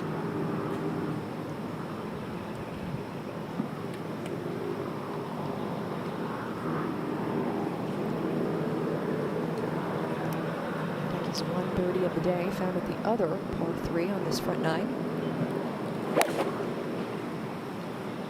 And it's that same shot, the one that started too far left and stays left. And that will just trundle away.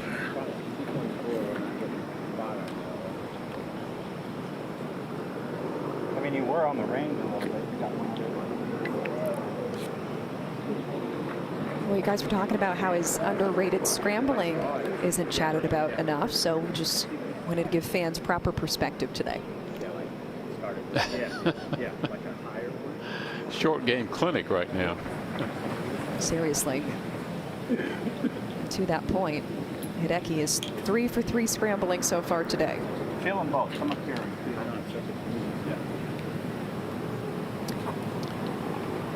Gary, this is never a good sign, is it? 2 clubs to the tee. The only thing I will say is if you do hit the 5, it doesn't. Especially when it's 240. Yeah, I know this is short, right? Yeah. I think it's a 5-iron. As long as it just goes lock it straight up in the air, I think it's perfect. I'll put it on the ground too. Yeah, I'm going to. This is really tough to wrap your head around too. He's got a 5-iron, I think, Gary. Yardage is 241. If it crawled up there and came back, it'd be fine. This is the right club. It's downhill and it's about 225 to the front edge, so I can see that. When you get up close, it is amazing, isn't it, Steve? You know, just to witness the speed through the ball, the distances these guys hit it. Well, the clubs are lighter, the balls are better. And the clubs are 2 degrees stronger than they used to be. That's exactly Brilliant right. looking shot here. That's drifting on the wind towards the hole. All right. Swing.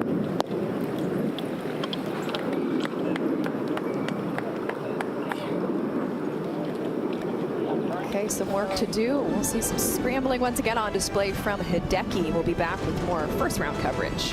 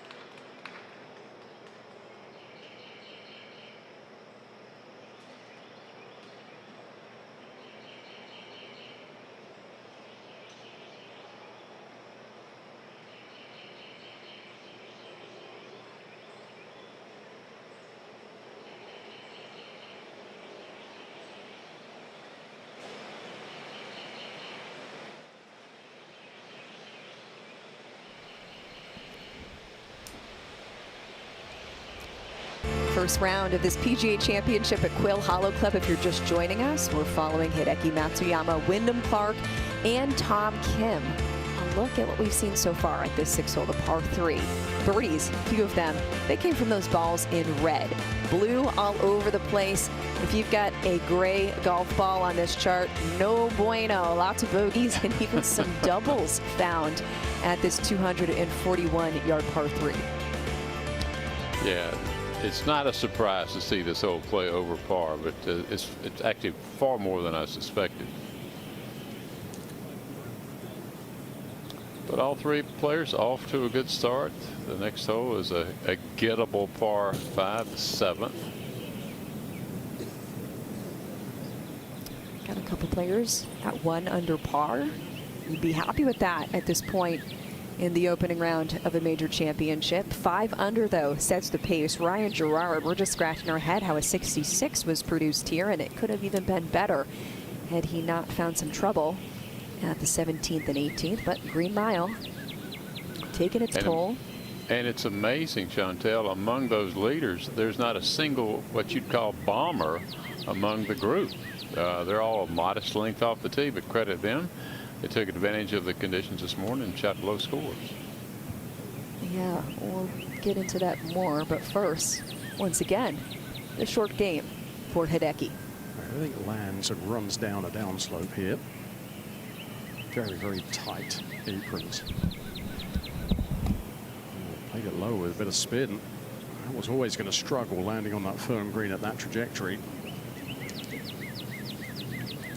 Gary, the surrounds here is this new grass called Tahoma, and it's the latest, greatest thing. It's tight, it's dense, and they have encircled all of the greens here at Quail with that grass, and it's wonderful grass from which to pitch. You can putt, you can play any number of shots from it. I think Hideki just picked the wrong shot there. It was a slight downslope. Now, Wyndham with a far easier shot, just bump it into the bank here, and it's firm enough, or bump up.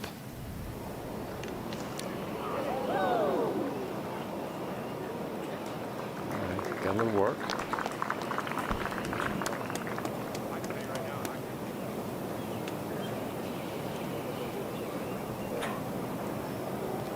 A couple of disappointing efforts there. Pace of play pretty good, Gary, thus far, you think? Yeah, it really is. Yeah, I mean, as we said, it's a long course and it's soft, and it's it's going to take a while just purely to walk the length of the holes, but because there's such short walks between the green and the tee, everything kind of flows nicely. I think the next walk is probably the longest on the golf course, up to the back tee on the 7th. But yeah, it's nice that the rhythm is good, so there's no excuse for the players having to stop and start and then get out of their rhythm. I saw earlier in the day they were allowing groups to hit up on the drivable 14th hole, which is nice. You can reach the next hole, the 7th, and the 15th from the fairway, the other par 5. Only 3 par 5s again here at Quail.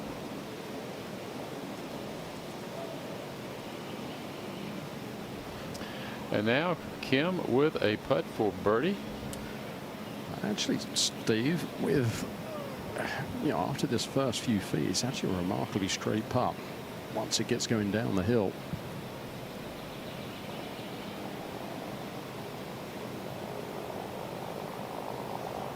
Got the claw, the soft claw.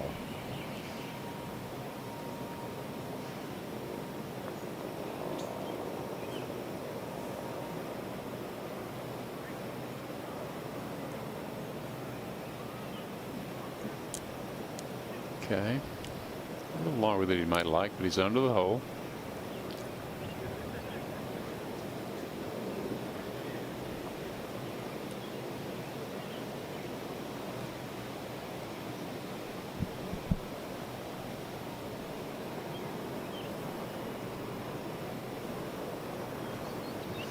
So Hideki looking over his putt for par here.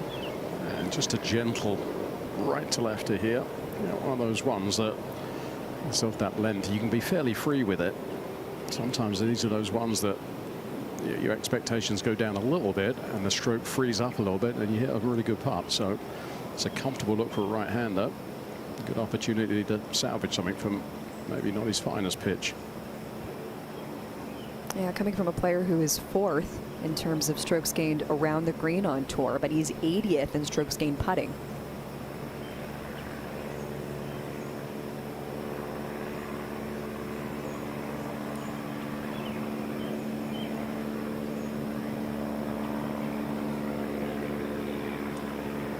Can he keep it bogey free today?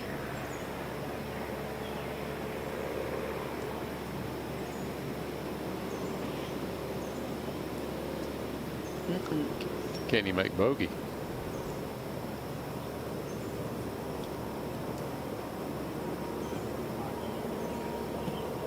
A little bit too free there. Uh-huh.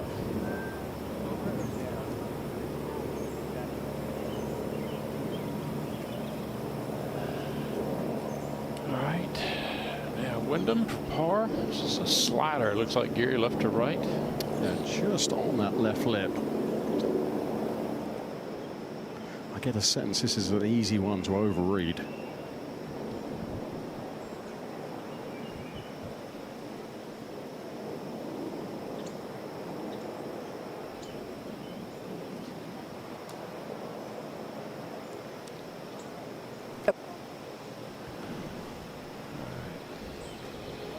Not sure about you, Steve. I'd like to see a rule where once that ball's down, you can't readjust it. I'm with you. We'll quicken up play a little. Absolutely. Whatever we can do to quicken up the pace, I'm in favor of. We started this round at 136. Okay. Good Nice save. finish. Yep, good stroke.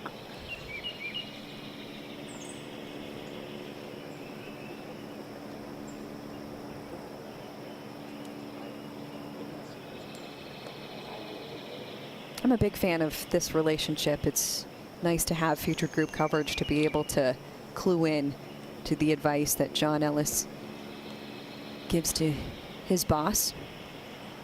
Well, Chantal, that was the beauty of full swing, wasn't it? To get a little bit more insight of some of these players and some of their relationships on and off the course. It was quite powerful, the episode that focused on Wyndham.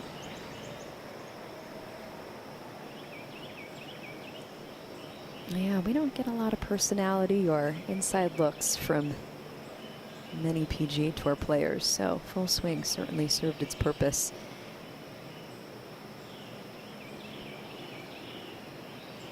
Four feet and in for Tom Kim, bogey free on the day. And Netflix is jumping into the deep end when it comes to sports content. They're going to be a real player in the future if they aren't already. Sounds like you have some more intel, Steve. You're going to share with the class? Let's just say that they may be another bidder at the table for a number of franchises.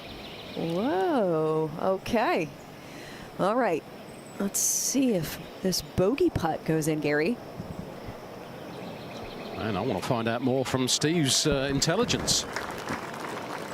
He's got it all, the history, detailed college info, and apparently rights information as well. All right, well, let's check in with PGA professional Joe Hallett in Frisco, Texas from PGA of America Coaching Center, powered by T-Mobile.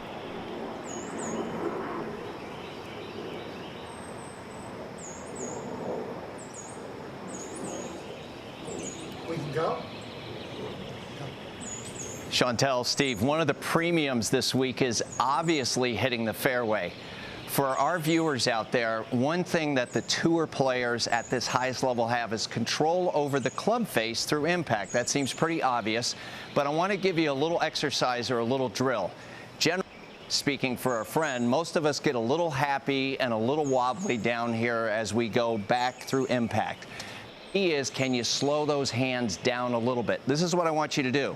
I want you to split your grip apart. We're not going to play like that, but we're going to make a practice swing. And you will notice when you split your hands apart, if you try to do something crazy with your hands, you're not even going to be able to swing the club.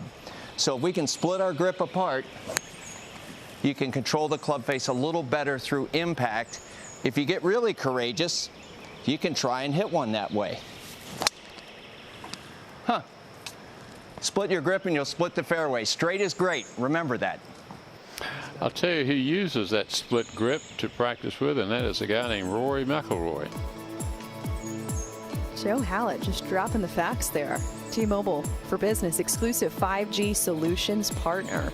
Love sprinkling some Joe Hallett in and giving viewers, listen, everybody at home, if you're watching, you're not going to hit it just like Rory, but you're probably doing a little practice swing at home or wherever you may be watching. So having some of these tips, grabbing that one, not too shabby.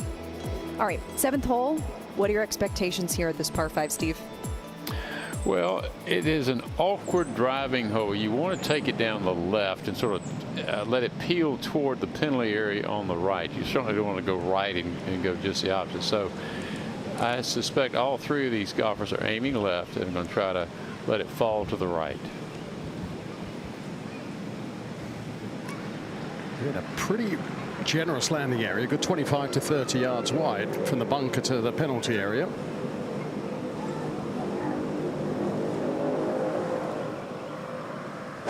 Tom Kim finding 3 greens so far, 3 fairways rather. Once you do that, it's a green light. This should be a very simple hole from that position. Yeah, well done.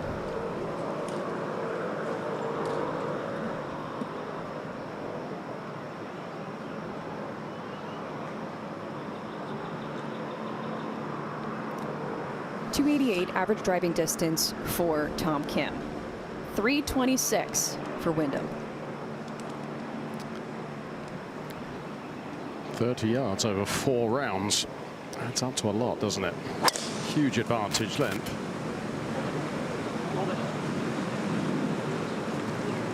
Slightly anxious look there.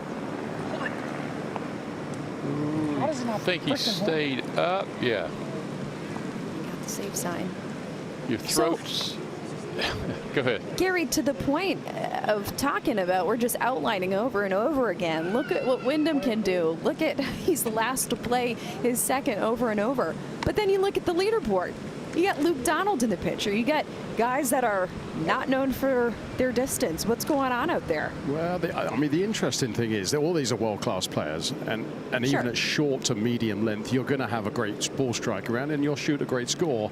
But over the course of 4 rounds, when you're hitting 2, 3, maybe 4 clubs more into every hole, eventually data will win, and it's just such a disadvantage to be that far behind.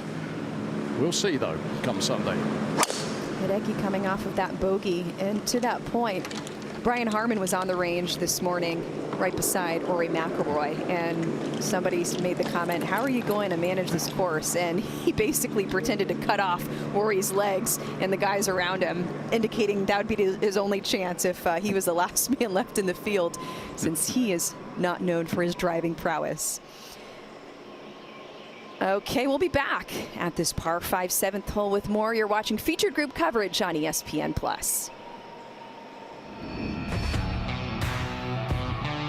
Jack Nicklaus, he has won his 4th PGA. He has taken the torch and he's running with it. Phil's fanatics rejoice. A phenomenal talent and a major champion.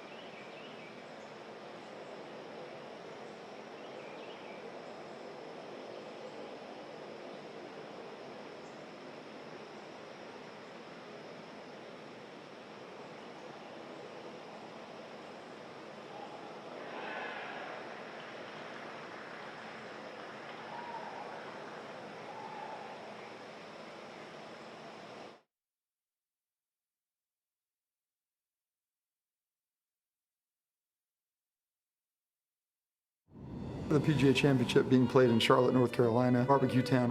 What's your go-to order when it comes to barbecue? Depends on which barbecue. There's Texas barbecue, there's Korean barbecue, there's Japanese barbecue. I do like barbecue.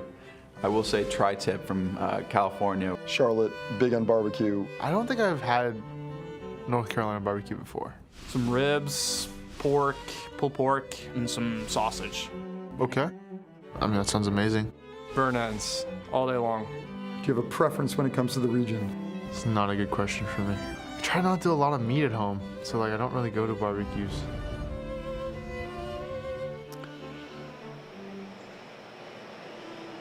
These guys haven't lived until they've had Lexington barbecue. Come on. Yeah, I am just shocked the final statement there. Try not to eat a lot of meat at home. That's where the protein's at. He's working on shaping up that body, and yeah, I want to know what's in the diet now. I know where Gary's from is a pretty good barbecue over in Birmingham. Do tell. Yeah, we got one or two that get my business once in a while. Very pleasant. Yeah. So what region are you putting down on the survey, Gary? Oh, it's got to be Alabama, obviously. You're a The humble swine. Tennessee Humble barbecue. swine.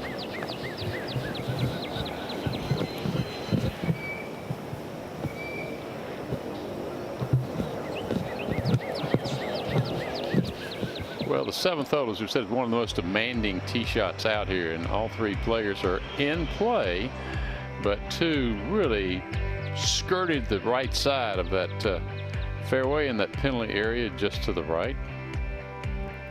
But Clark's in great shape, only 206 to the flagstick. I hate that we're outlining this over and over again, but it paints the picture here. Wyndham well ahead of Tom Kim. They are waiting for the group ahead to play. Group which includes Jordan Spieth, Ludwig Oberg,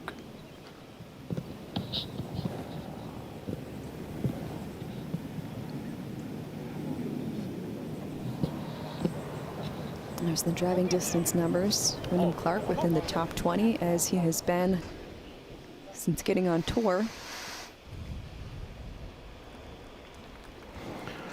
Steve, I go back a little bit to the length of and the softness of the golf course. There is a tendency for a lot of players, I think, to try and force a little bit, try and hit it harder. Yeah, the players I've talked to have said, hey, look, I've just got to be really, really disciplined here. Even though the fairways are fairly wide and it's soft, I've got to just stick to my game. I've got to play the way that I know I can play. I know if I try to start pushing it and finding extra, I'm going to miss-hit it, and it's going to actually go shorter and more offline. I couldn't agree more. If you get out of your comfort zone, you try to hit shots, to your point, Gary, that you don't ordinarily hit or want to try to hit or try to reach deep when you don't need to reach deep, you're always going to get in trouble. Well, here's the good news. The last hole played the And in that group in front, a lot of people wondering, will Jordan Spieth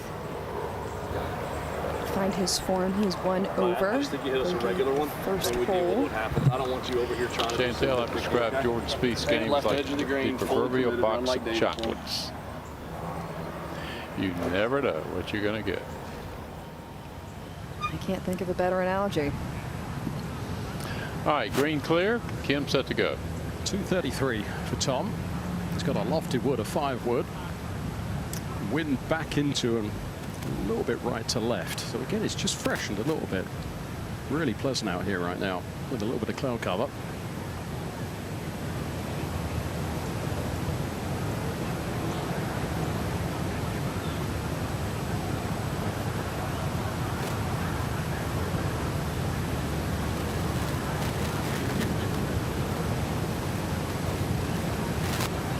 Section of the green the flag's on is about 10 yards wide. That's just left of it.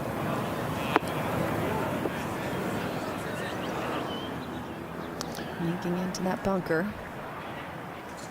Yeah, Gary, I think the yardage is short of the green. I don't think you take on the full yardage to the flag, so you play short given where that hole location is. And in my mind, that was just the wrong trajectory there, that low. the low piercing one. He needed a little bit more height and softness. I thought he was going to bring it up and hold it up against that wind a little bit. And Hideki from 228. Good lie in the step cut. Well, anyone who has been in that bunker Tom Kim is in has been able to produce birdie. So now Hideki. That's way left. Way left. Us up in the spectators.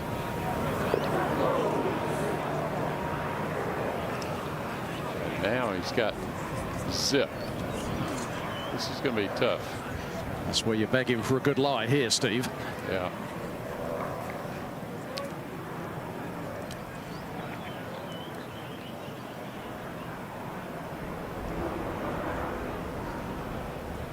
Now, Chantel, this is where we'll see the benefit of speed and power. This ball's actually settled down a fair amount. But Wyndham has that ability to just launch it out there. He's found 3 greens so far in this opening round.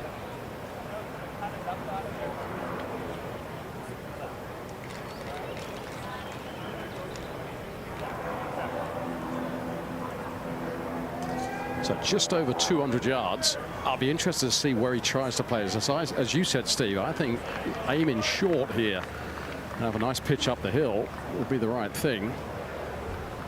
Especially with the ball sitting down the rough a little bit. Yeah, if you carry it past the flag stick, it's going to roll 40, 50 feet past the hole at best. That's going to be short, sounds like.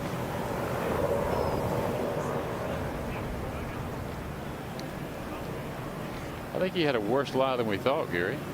That was the speed needed. As I said, I looked at that line. I thought I could get maybe 130 or 40 yards out of it, and he got about 170. Wow.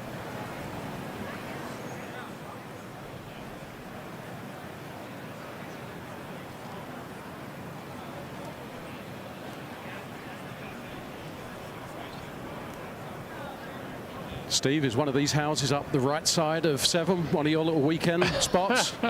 Pretty nice, isn't it? Johnny Harris's brother, Cammy Harris, is up to the right, just opposite the screen here. With Simpson's nearby. And over there to the right of 14 and 15, there's some equally beautiful homes. This is just a great area. This is the South Park area. This was the Morrison Lane, as we talked about earlier, and it's just been developed so tastefully. It's just a wonderful place to live. There's a reason they call Charlotte the Queen City.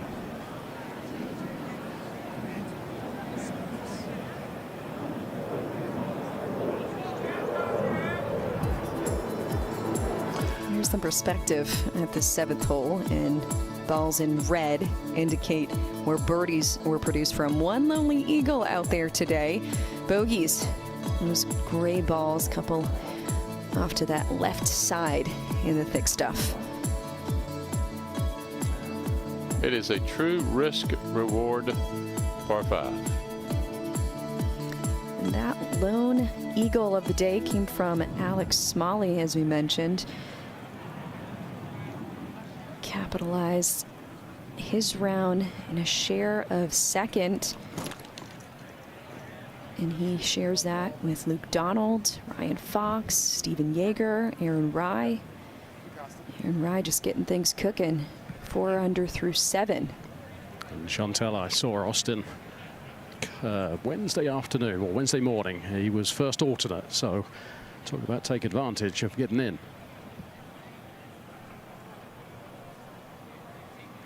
Yeah, when Wyndham transferred to Oregon, the Oregon squad plays at Eugene Country Club. I happen to cover a U.S. Women's Amateur there, and it's a spectacular golf course, but more importantly, it's really tight. So I think it helped Wyndham shape the ball, put it in play. Coming back into the wind here. Wyndham. Ooh, that was nifty. Didn't see that one, Steve. I did not either.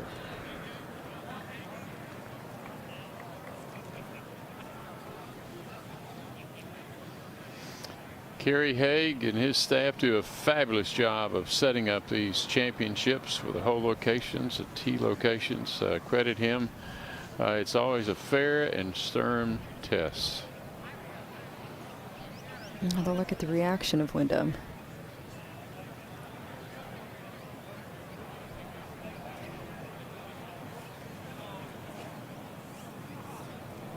That was from 37 yards.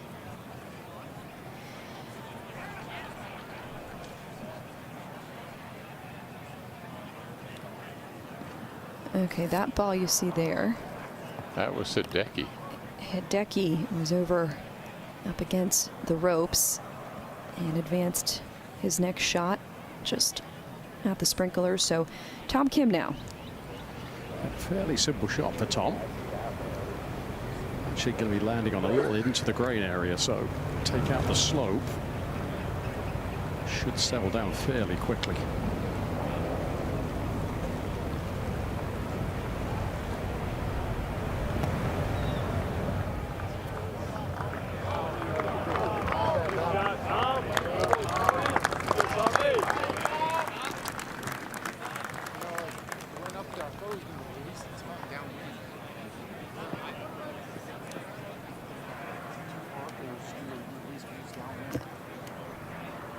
Still work to do to keep on that trend.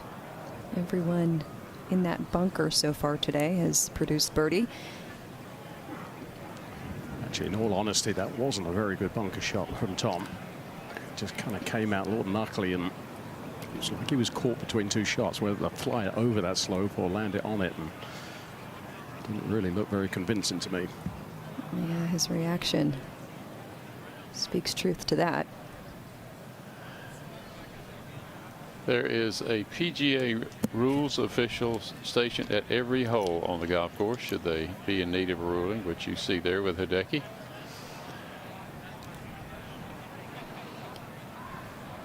Just getting relief from that sprinkler. Did you get to see his shot to here, Gary? It was another one that was a bit of a head scratcher. As good of a chipper as Hideki is, it wasn't that tough of a lie. The ball was sitting up, and he just kind of quilled it, and it just came out, landed in the heavy rough and rolled down there. It was very unlike Hideki, especially after the chipping we'd seen to this point. Sure. So now back up the hill into the green.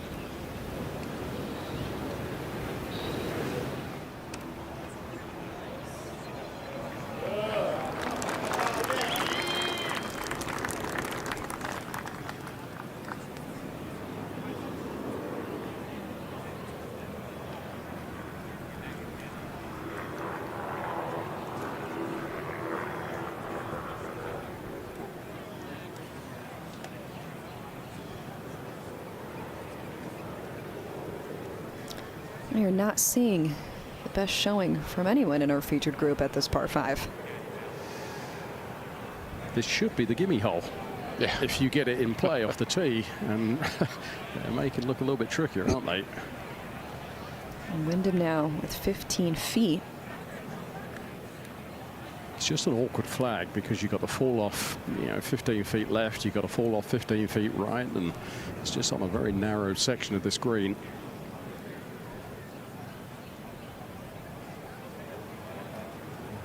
See if Wyndham can figure this one out.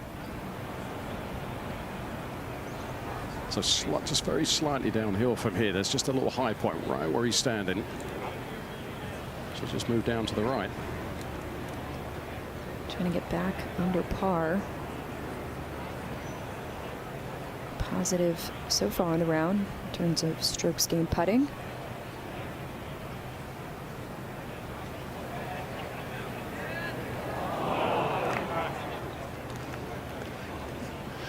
That's a disappointing 5. And really back up to that second shot, Steve. Yeah, but the lie obviously was more difficult than we thought. And he played a good second and a lovely pitch, but it's again, as Gary said, the whole location made it tough.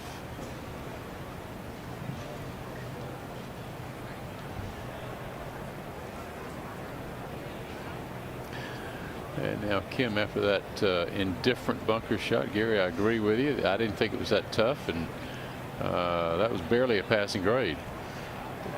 Bunker play has always been a little bit on the weaker side of Tom's game. So something that, the great news for Tom, there's always so much room for improvement, I think. So he's proved that he's a world-class player, and he's got a lot of things he can get better at, which is very encouraging. This one moved just a little left to right. 11 feet. This will be his second birdie. Should drop.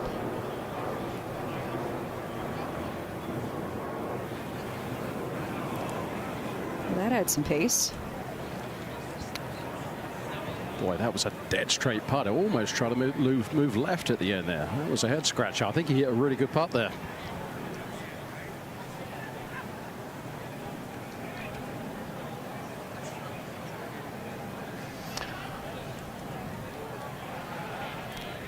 This for par for Hideki. Less than 4 feet.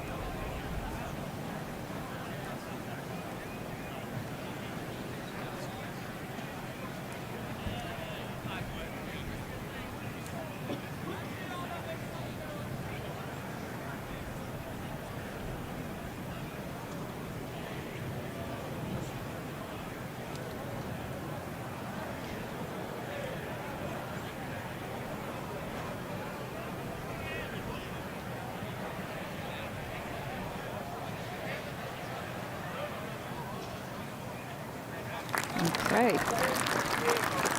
Had to avoid back-to-back drop shots. And a disappointing hole.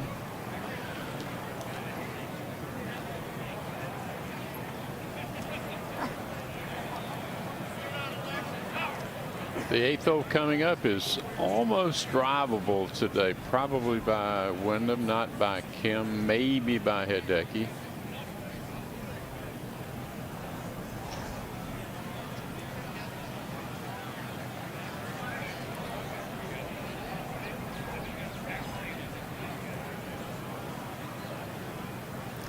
Just a few feet here for Tom to clean up. Never hesitates to get that ball out of the hole. Clean card though this far.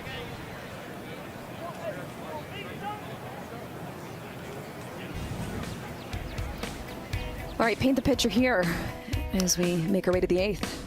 Well, the picture is this. It's a wonderful opportunity to have a go at this green. Bunker right is kind of where you don't want to go. You usually aim at the edge of that large tree to the left of the green, and anything short is fine. You can almost get to the club, get the driver to the putting green surface today, but these wet conditions make it tough. This is the only par 4 on the opening 9 that is playing under par. Between the tree and like right the first cut where it ends there. Like this first cut, right? Yeah, the 8th of the bunker.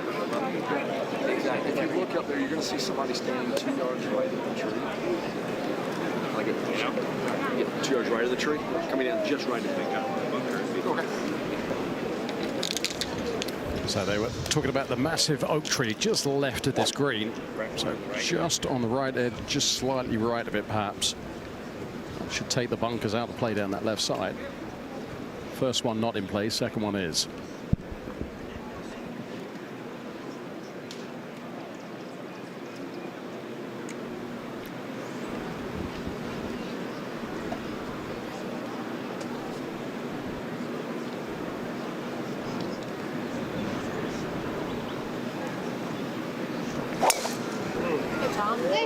Was T quite low there, trying to slide it down there. Good luck, good start.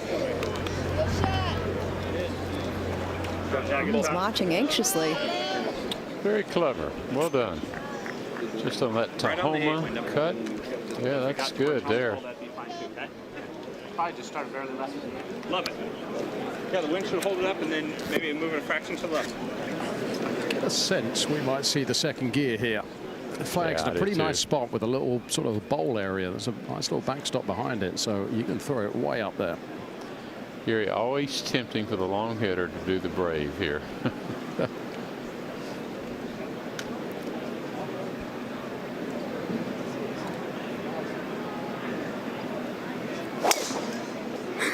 Leave it. Leave it. Leave it. Trying to slide it off that left bunker, but it's not sliding. That's not a bad leave.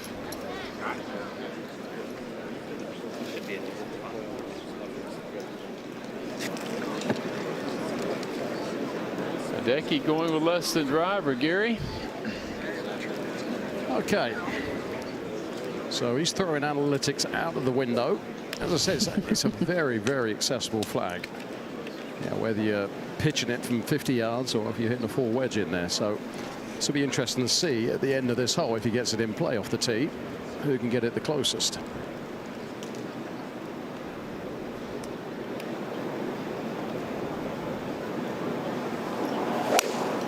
First things first, get it in the fairway, which we've done. Yeah, nobody cares how you make birdie, just how you make birdie, and that's it. Position play, there you have it. Well, today's live odds are brought to you by ESPN Bet Sportsbook. Let's take a look. 40-1 for Hideki Matsuyama, Wyndham Clark, and Tom Kim. Got to really have some confidence to throw your support behind Tom Kim. No surprise, since this is not a place that Tom Kim feels the most comfortable at. But you surprised, Steve, to see 90-1 for Wyndham? Well, honestly, no. I mean, he's done nothing currently to warrant a better odds. You know, the Open was 2 years away almost now. So that's probably about right. Okay. A winner at Quail Hollow. Would have thought there'd been a little more love behind him, but lock in your PGA Championship winner at ESPN Bet Sportsbook right now. New customers can get $100 in bonus bets when you make your first $10 wager. We showed you those numbers. Download ESPN Bet app, sign up with the promo code BIRDIE to get started today.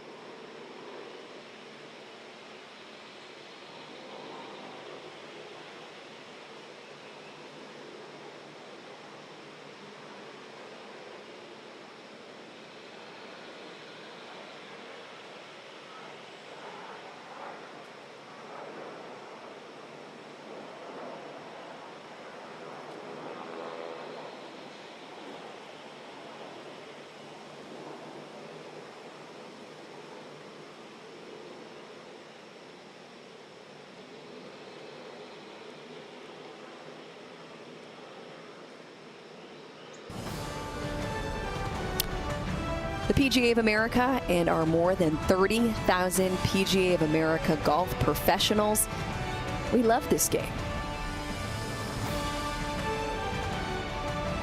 First round coverage of the 107th PGA Championship.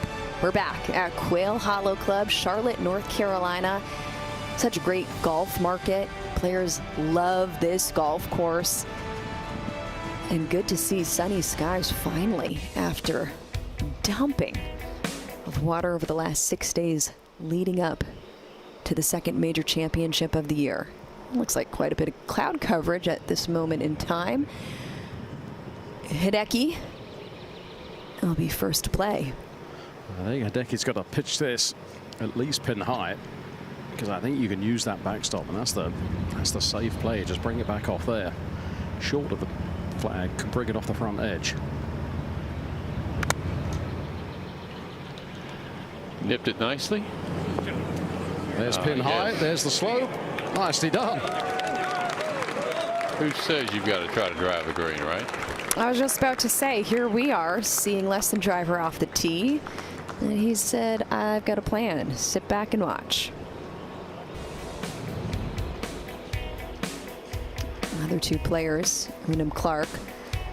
Oh, we thought maybe he'd be driving the green, but that one snuck out to the left. And Tom Kim with just 31 yards left to the pin.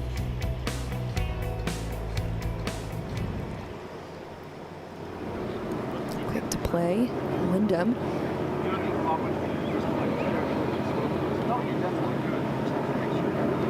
Should be Tom Kim first. So he psyched us out. I'll tell you what, Tom dropped the hammer on that one. Send it way up there just behind Wyndham. So you got two options here. One, bump it into the bank, which I think he'll do, or a higher risk shot pitched on top.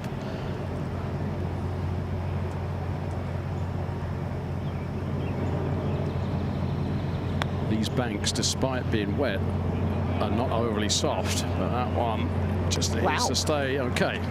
But we got lucky.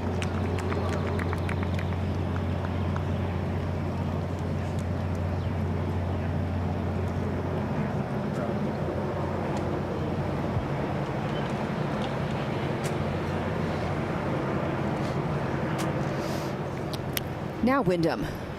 So right now, data has been disproved with Hideki's performance from a full wedge out. Wyndham again, got to look at that front slope. See if you can judge it, and that's going to be short as well. So it was all set up by the flag there. I mean, to be close to the green with that big slope between you and the hole made things tricky. Wyndham lucky his ball stayed there.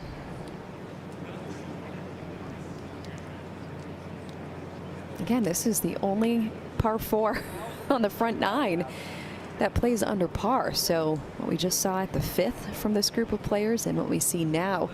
And another peek at the leaderboard here at the PGA Championship. Ryan Gerard setting the pace at 5 under. At 4 under, you got Luke Donald, Ryan Fox, Alex Smalley, Steven Yeager, Cam Davis now in the conversation, along with Aaron Rai, who's through 8 holes so far. Alex Noren just behind them in a share of 8th. Carding a 68 along with JT Poston, Rio Hitsune, Nico Echevarria, Matt Fitzpatrick. Interesting to see him on the first page of a leaderboard with Robert McIntyre and a host of other players. Just learned yesterday that Matt Fitzpatrick is now working with Mark Blackburn.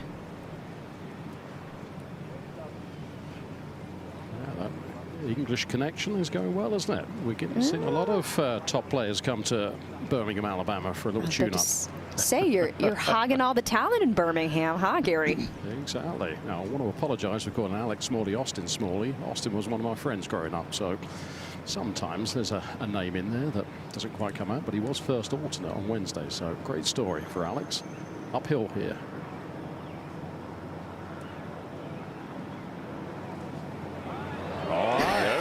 Well played, right?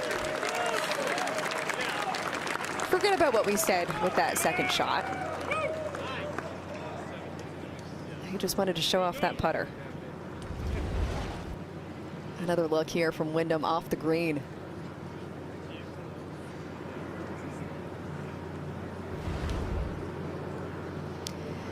Second birdie of the day in an unconventional way. Certainly not what we expected off the tee from Wyndham, but now back under par.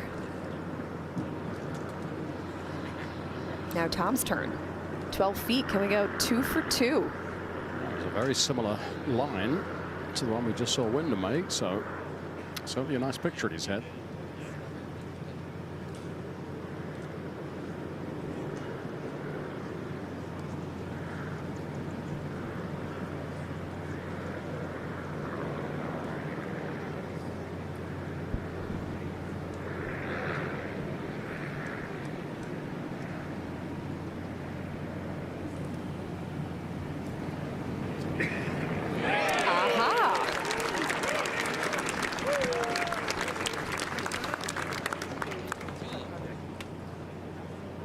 So you see, Chantel, data is undefeated. Goodness gracious, just let him play.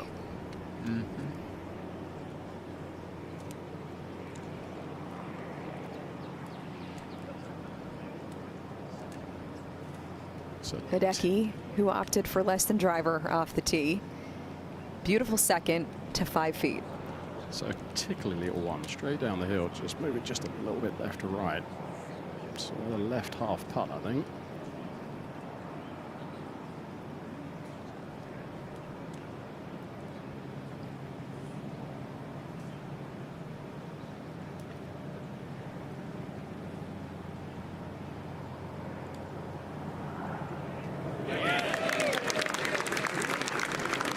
Give a little golf clap there. All three of our players birdieing the par 4 8th.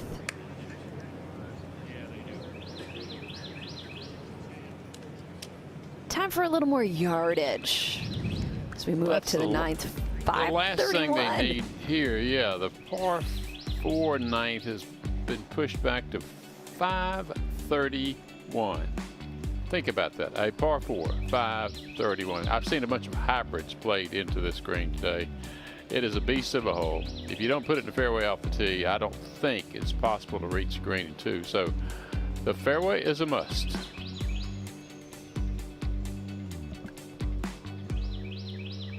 Today at this 9th hole, you've seen only 3 birdies, 40 bogeys, and then you see that graphic showing 1 other. Second toughest hole.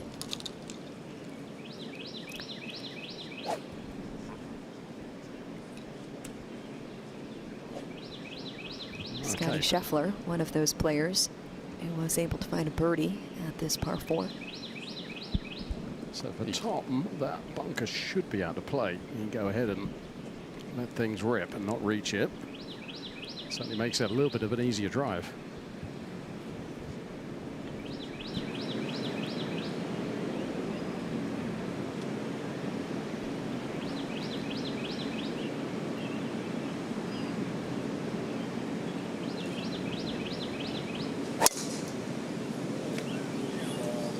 Beautiful shot there, a little low peeling cut. An early tee pickup. But more importantly, he's playing quicker. Seriously, it was awful for the longest time, to the extent that players didn't want to be paired with it. It completely ruins your routine, the cadence to your game. And he's gotten better, so credit him. Now Wyndham's got to take this further down the left side because that bunker is in play. Wyndham finding only 3 fairways today. I think that may be in it. Sure is, Gary. In the bunker, but he's drawn a good lie. It was that same shot we saw on 2, Steve, that one that started basically down the left tree line and moved a good 30 yards in the air, left to right. Wow.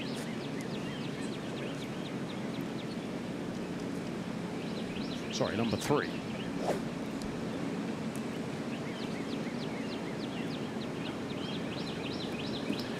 And now Hideki. I think the same for Hideki as Tom. I think he can swing fairly freely here. This will be just out of his range to reach that bunker.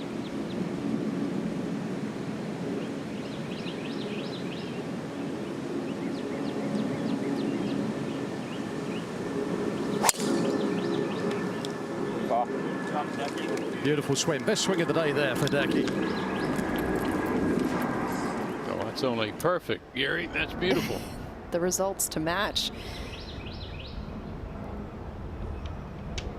You might not have expected about midway through this featured hole round Tom Kim to have the best score of Wyndham, Tom, and Hideki, but don't forget, you can follow 4 different featured groups and different holes on ESPN Plus. Watch your favorite players from tee to green. All 18 holes are covered. This is the palette that you have to choose from.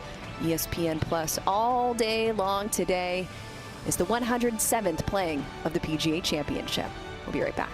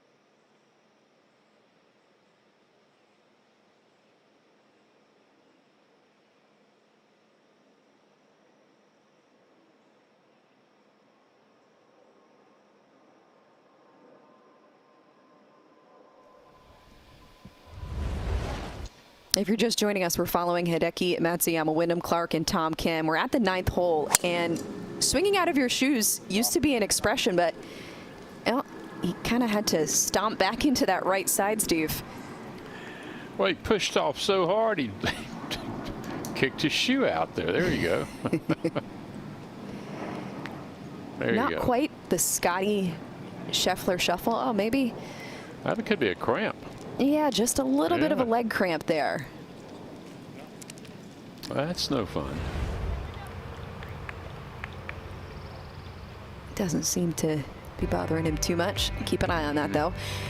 All right, so setting up this stretched out par 4 in perspective, where the tee shots, what they produced in terms of scoring at this hole, only 4 birdies, and only one of them from outside of the fairway.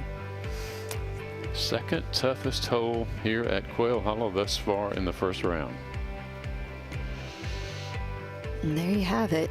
Wyndham Clark finding himself decent lie in that fairway bunker.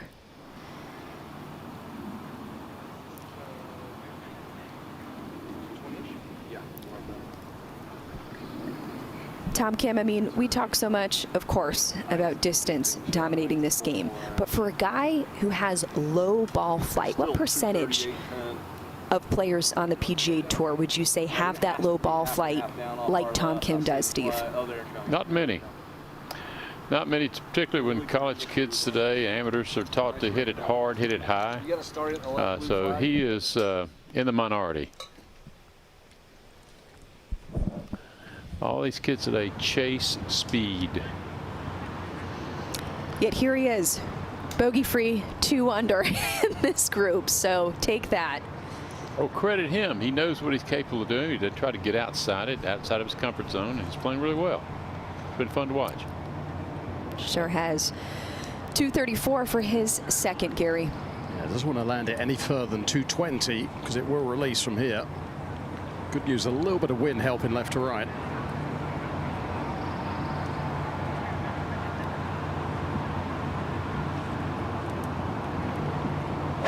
Just pin high left is a tricky up and down.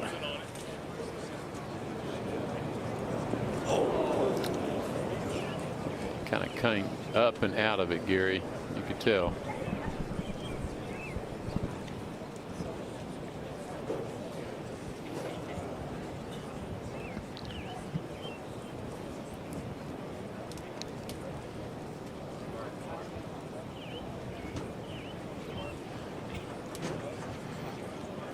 Wyndham is set from that fairway bunker.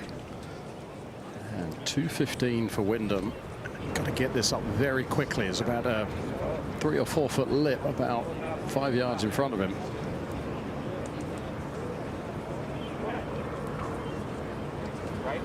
Gary, how impressed were you last week at the 72nd hole when Sepp Straka found the fairway bunker, not unlike this, played a 4-iron to the green?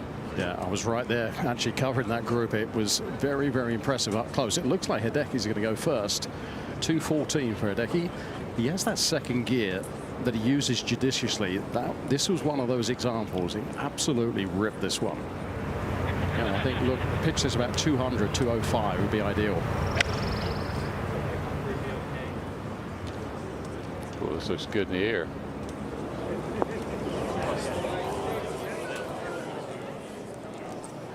Still a good shot.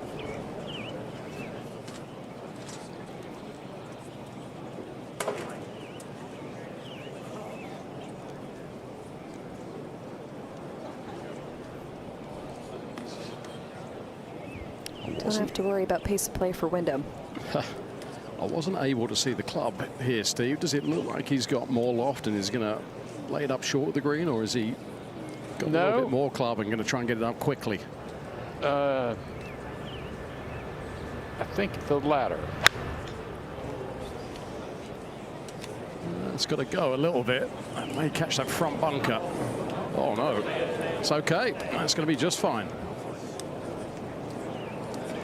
Make par any way you can here at the 9th.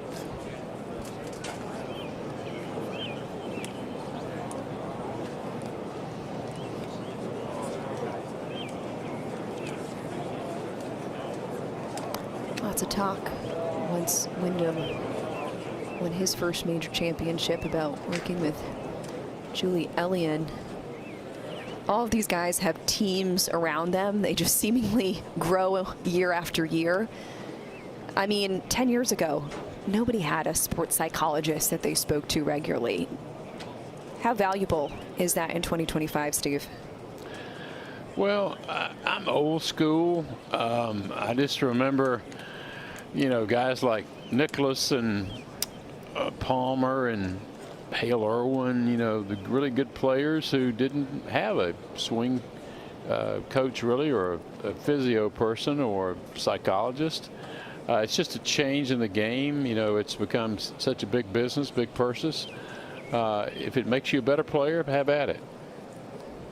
I think sometimes, though, the danger is you become too reliant on your swing instructor and too reliant on your psychologist. Talked to Lanny Watkins once. He said his sports psychologist was a guy called Jack Daniels. So interesting. Perfect. Yeah, pair that with some of this barbecue we've been talking about, and you got yourself a happy meal. There's nothing better than barbecue and bourbon, Chantel. Come on. Perfect pairing. Steve, I know you're old school, and Gary, I know you certainly treasure old school values, but the culture has completely changed within the game. Well, it's like the same with every sport, isn't it? You're constantly evolving, and you know, I like to see it. I like to see how much golf has come on and developed and evolved in the last 10 to 15 years. You know, I was playing on the tour 10, 12 years ago, and you know, the teams and the entourages were there, but not for everyone. Now it seems like if you don't have one, you are giving up a competitive edge, and it's so competitive. It's such high standard, and they're so hungry coming up that if you're staying the same, you're moving backwards. So you have to have every help that you can possibly get. Where it's most notable, Gary, is on the practice tee. I mean, the practice tee is crowded out there, and it's not crowded with players. Yeah, it's hard to elbow your way for room to get anything done. Well, Wyndham saved a few bucks on the swing coach, since he mostly gets guidance from his caddy, so that was a 2-for-1 in terms of the payroll. Here he is with his third. You want to take the slope out of play here. So he pitched it just on the other side of it. Look at this. Oh. Well done. Steve, it's interesting watching Wyndham hit shots around the green. He hits a lot more driving shots, doesn't he, than you would see a lot of other players hit. Relies a little bit more on spin than height and softness. It's very Why is that, Gary? That play. Well, just what you're comfortable with, and you know, maybe the way you've grown up, maybe the course conditions you grew up on. Now, Tom had a very similar type of bunker shot on the 7th on the par 5. Didn't hit a very good shot. So why don't you just dump out here and just let it release to the hole? Pretty simple here. Just like that. Well, we saw 3-for-3 scrambling so far today, and that would have matched the stat.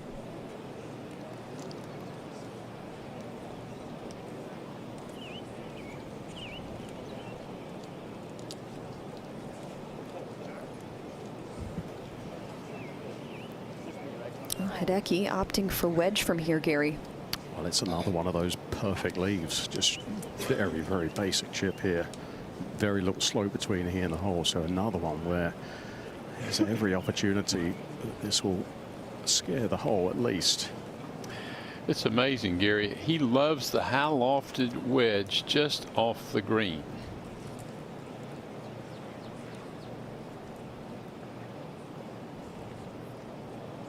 That was hit a little heavy. It didn't come out very good. We call that the chunk and roll. There you go.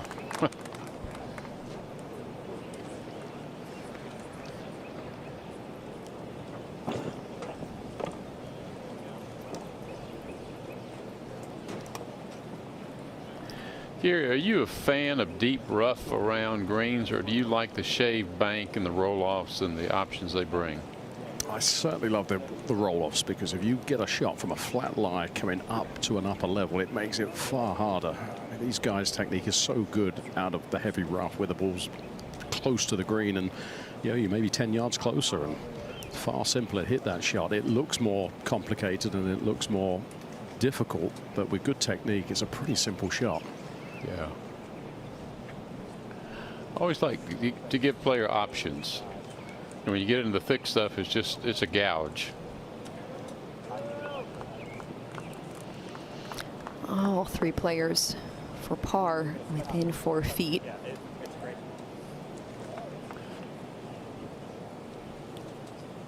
Take that back. Wyndham has 3 extra inches.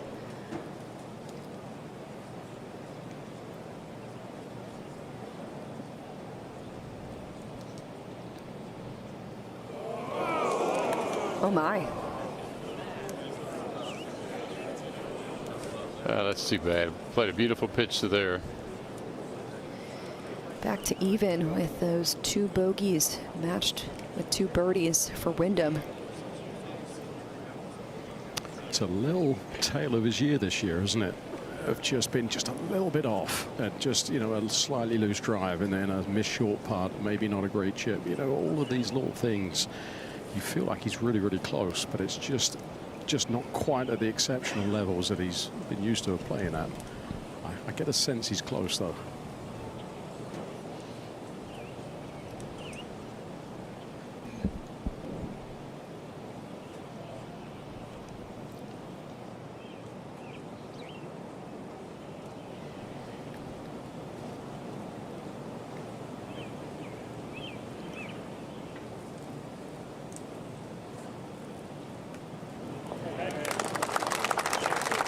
Nice par save there for Hideki.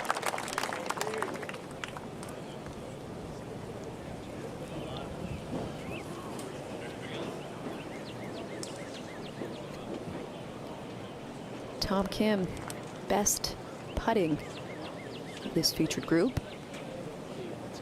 He's made 42 feet worth of putts through 8 holes. Another 3.5 feet here. That's good for 32nd best in the field so far today. It's a very straight up for Tom. This will be a very impressive opening 9 for him. The par 5 coming up.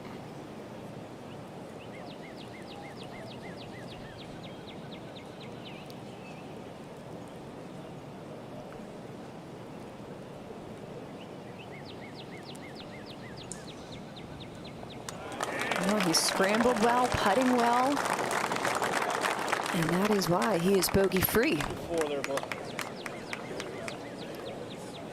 2 under par is Tom Kim, 41st in terms of official world golf ranking. How about Ryan Gerard at 5 under par? 11th hole, long way to the hole, but he was just collecting them at the turn. On the 12th, kept it rolling with confidence. Let's show you more. 13th hole, nice tee shot, 2 feet, we're in. Want to see some fireworks? Let's go to 15. Carolina native feeling very much at home here. He was feeling it in this round. Oh, go low. So plenty of birdies on the scorecard, but 3 bogeys, 2 of them coming at the 17th and 18th holes, but 5 under par sets the pace. 4 under is where you find Luke Donald, Ryan Fox, who was a winner last week, Alex Smalley, Stephen Yeager, Cam Davis through 11 holes. Keegan Bradley, our Ryder Cup captain for the USA squad. Adam Scott in the mix. How about that? It's not all 20-year-olds taking advantage of a place where you can drive. Alex Noren in a share of 7th with a 68. You got Aaron Rye, who's climbing up this leaderboard. JJ Spahn, 2 under through 10 holes, and Tom Kim in a share of 18th with that group.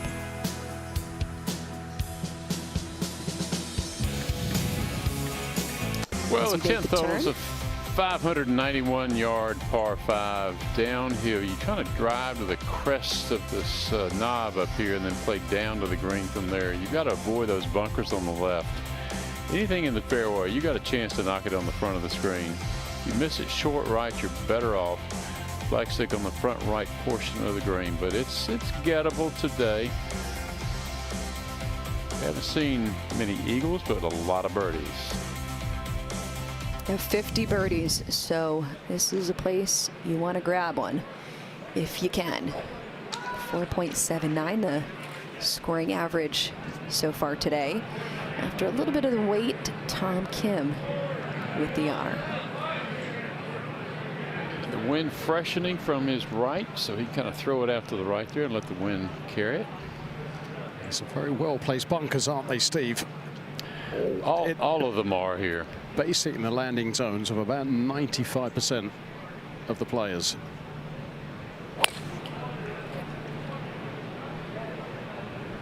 That looks perfect.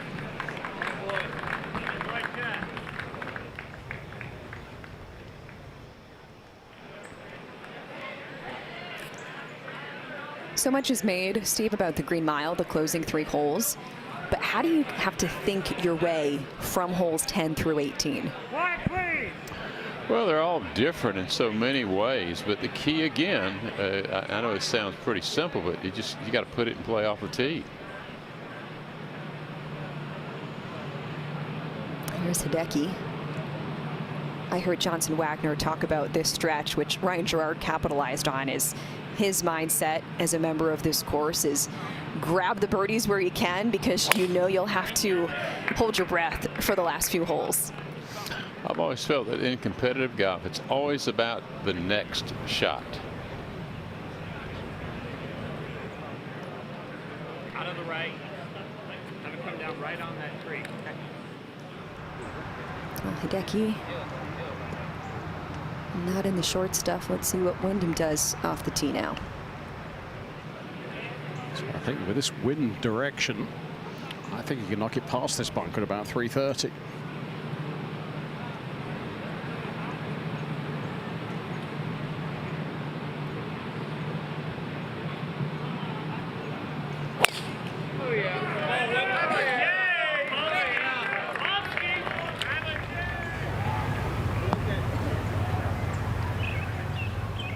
Only perfect.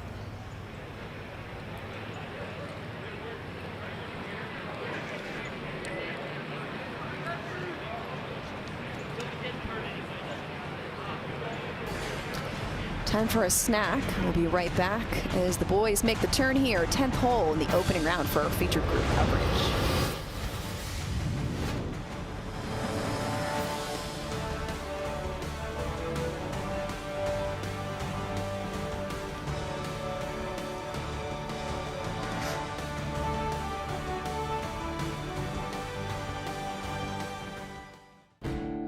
This is the tournament that celebrates the backbone of golf. Those professionals giving lessons. As a warm-up or a practice technique, it's great. And running pro shops. And they're the reason they're pro golfers and weekend warriors alike. They're the reason the game remains vital and alive.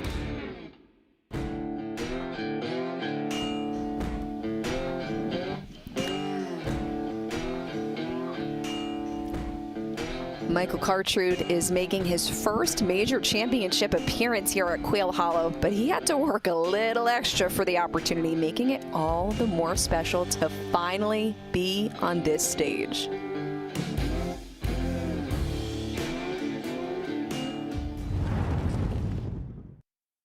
Michael Cartrude is headed to the PGA Championship. It means everything.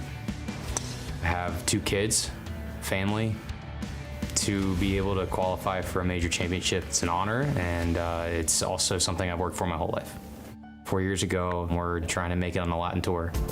Now, fast forward, I'm a Class A PGA professional, and I'm lead assistant at the Bears Club, and super proud of where I'm at, and to qualify for a major is great. My wife is so supportive of what I do and my dreams and my goals. I'm so thankful for her constant effort to push me and to make me better and support me through everything. It's great.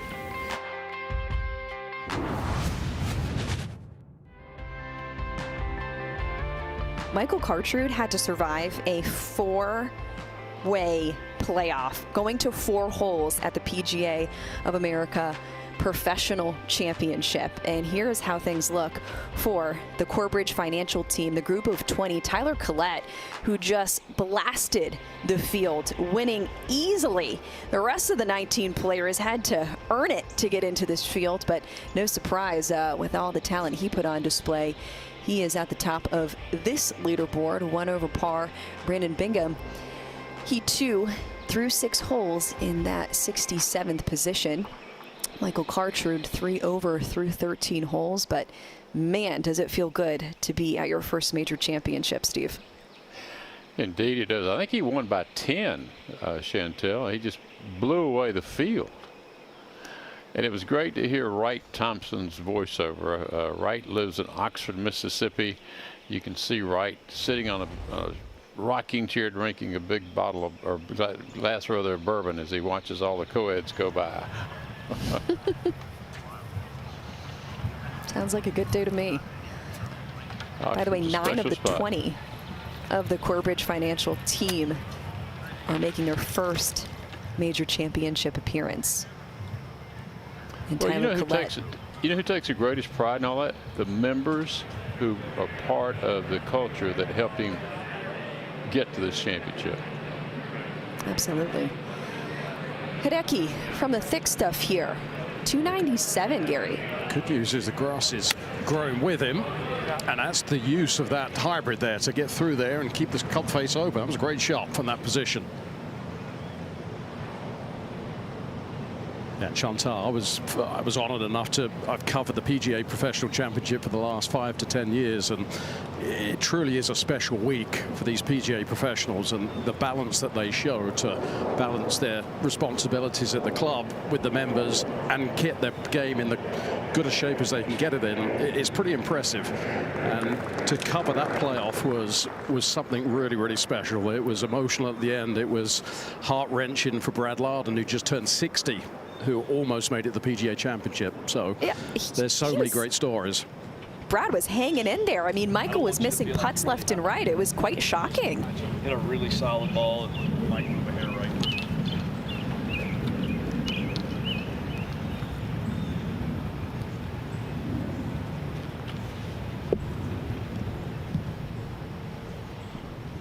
That's how close Tom can get it.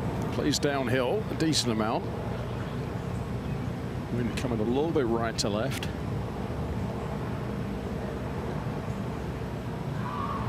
I'll tell you what, Steve, I've been impressed how far Tom has been hitting it today. Certainly longer than I've remembered seeing. I've covered him many times. Yeah, you see Wyndham Clark's ball there, and that 4 or 5 yards ahead of him.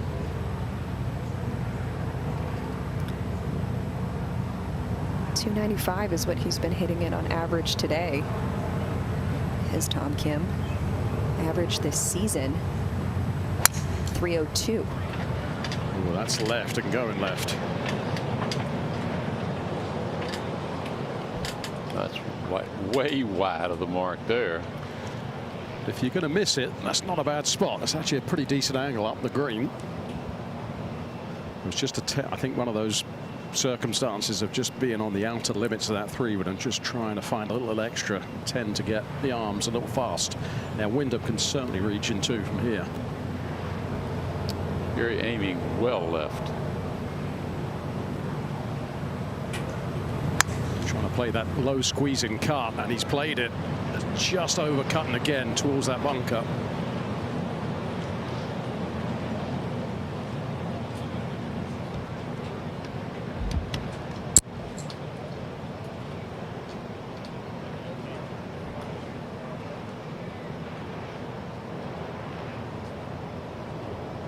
Just has not had it in sync. Wyndham Clark, another look at his second here at the par 5 10th. We'll be back with more.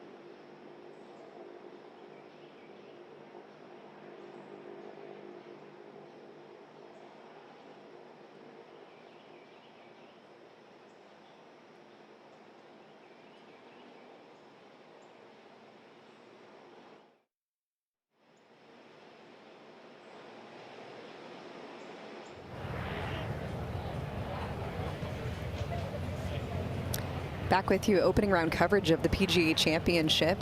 If you're just joining us, we're following Tom Kim, Wyndham Clark, and Hideki Matsuyama at the 10th. Hideki now with his third from 109. Should stop fairly quickly. There's a slight slope towards the front edge. Second bounce should stop.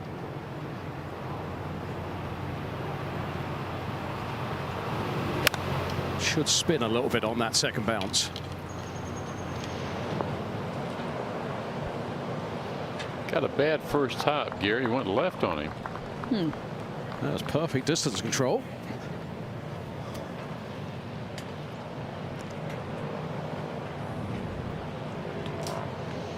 Here's some perspective at this par 5.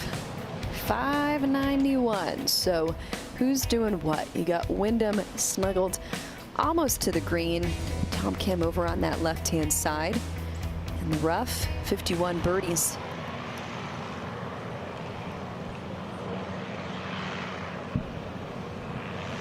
It's rather an undisturbed area where Tom Kim is, so it's pretty thick. Ball's just nestled down a little bit, but he's got loads of green to work with, and it's just a very gentle upslope to that where the flag is. So good news is there's nothing complicated. It's now just about trying to read the line, trying to figure out how that ball is going to come out and how it's going to release. You feel like it's just going to knuckle a little bit and just release just a little bit more.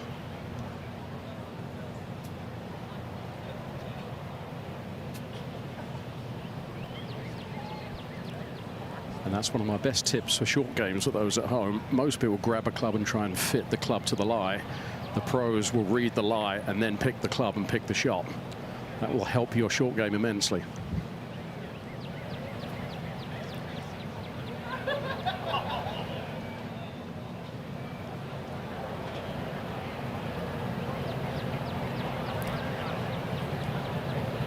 .37 yards to the pin.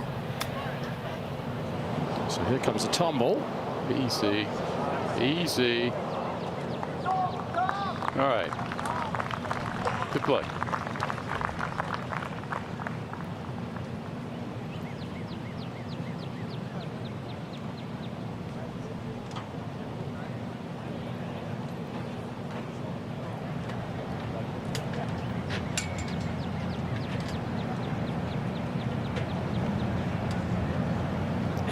Gary, a lot of players I have watched have taken a putter from this area below the green to the right. Wyndham's going with a lofted club here. Yeah, I think it matches the way he plays shots where he drives it a little bit lower. So these banks are pretty firm, even though it's been wet all week. About a 4-foot slope he's coming up. But let's see how that ball just slammed in there and still released. Pretty good there.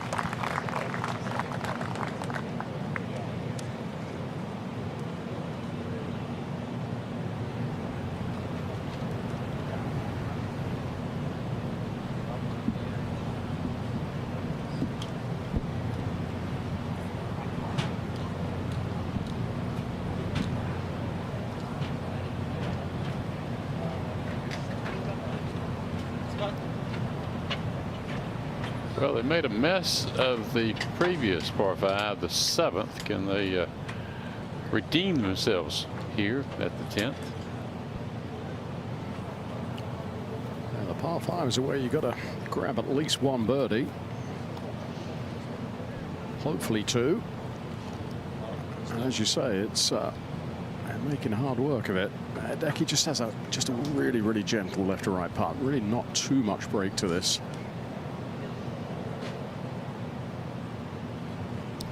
The away man with 24 feet. Just feel like all three of them, Wyndham and Matsuyama in particular, just need something to happen, like an unexpected birdie. Like something like this right here could well set them up for a little hour run.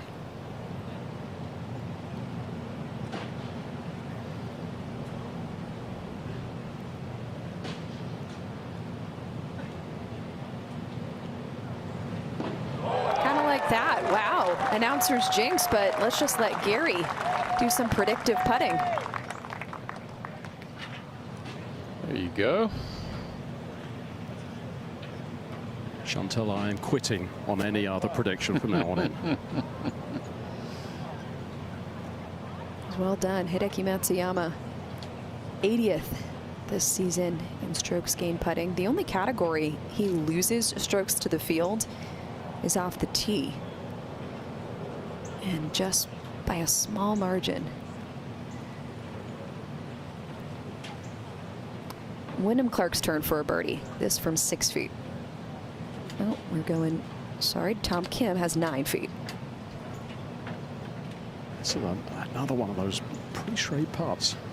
I feel like it should break a little bit further left than I think it actually does. I just feel like it's easy to overread this and miss this right.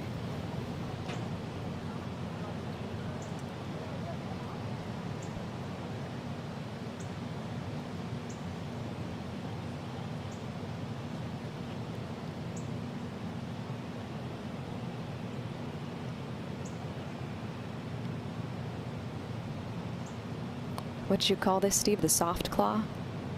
Yeah, soft claw. It just got a couple of fingers on it.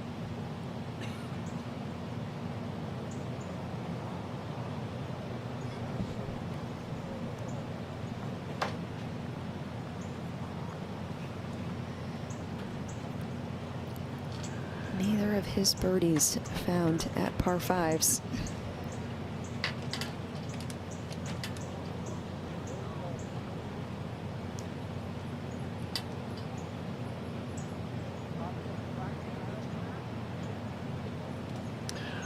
All right, Wyndham, hold up your end of the deal here. Played a beautiful tee shot. Second chop, just so-so. Decent pitch. Let's just cap it off here. It's not at his best stuff on the greens today, huh, Gary? It's just been a little up and down, isn't it? This is one of those ones I think just rights the ship. Get yourself back under par. You are trying to call it again. Oh, this is a given right here, Chantel. This is a US Open champion. This is going in.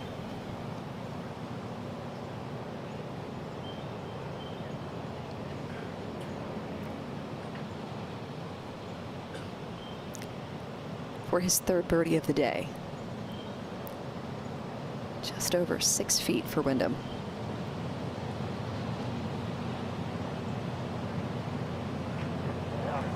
Aha! Gary the Psychic. Fully quitting now.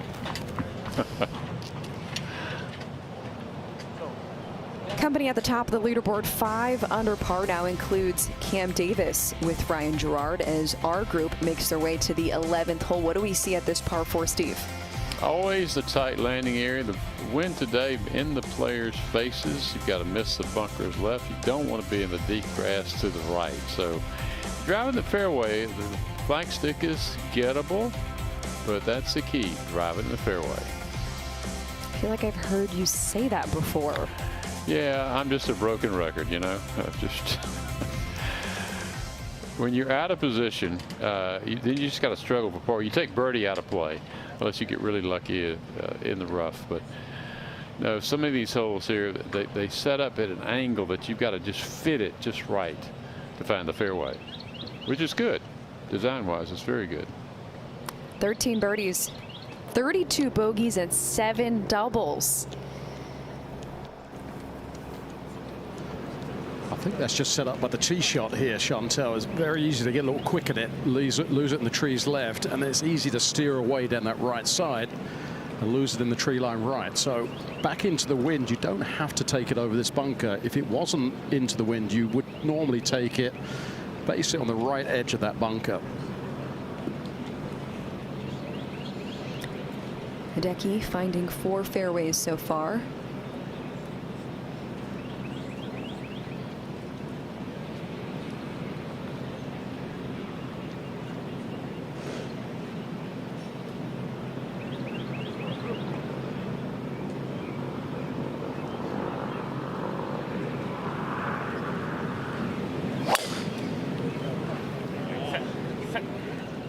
Nice challenge in the bunker. He was talking to it, but there it is. Couldn't hand place it any better. Yeah, you're fine even there, and then anything obviously a little left of that. Okay.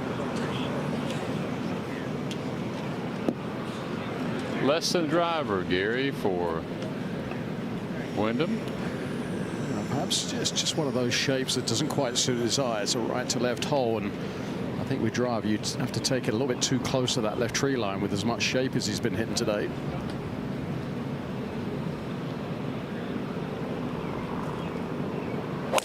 It's nice though when a 3-wood still goes 290. Stay straight. Stay straight. Can't relate. If you can. Yeah, good shot. Yeah, I like the play though. That's fine.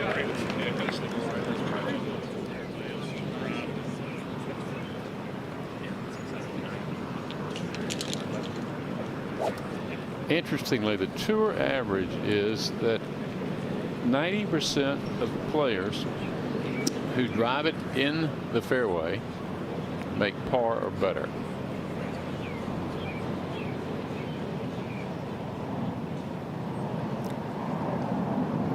Well, that adds up with what you keep telling us to find those fairways. Now Tom Kim, bogey free, finding 7 of 8 fairways so far today. Good swing there. Very similar line to Matsuyama. Beautiful shot there.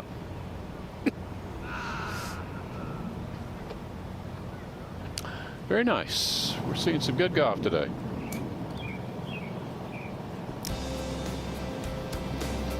Bright skies and some nice play that we've seen with our featured group, Wyndham Clark, Hideki Matsuyama, and Tom Kim, all together for our ESPN Plus coverage here, Quail Hollow Club.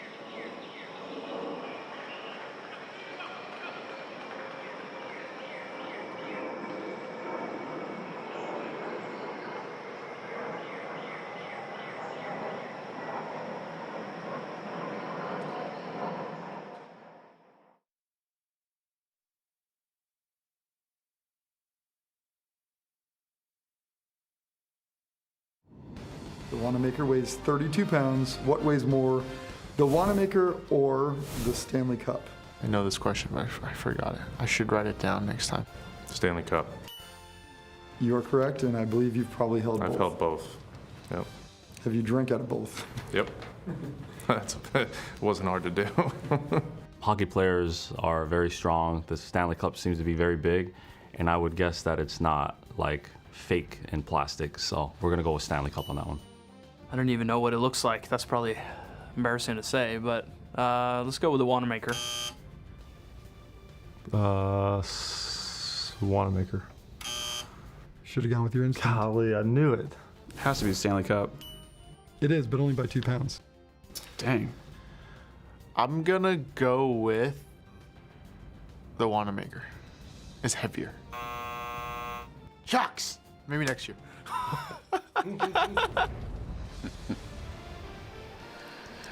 Well, that's quite a trivia question. They stumped more than half these players. You know, they ask that every year, and every year I forget. They should have asked Colin Morikawa, who won the Wanamaker, and apparently it was a little too heavy for him because the top quite literally came off.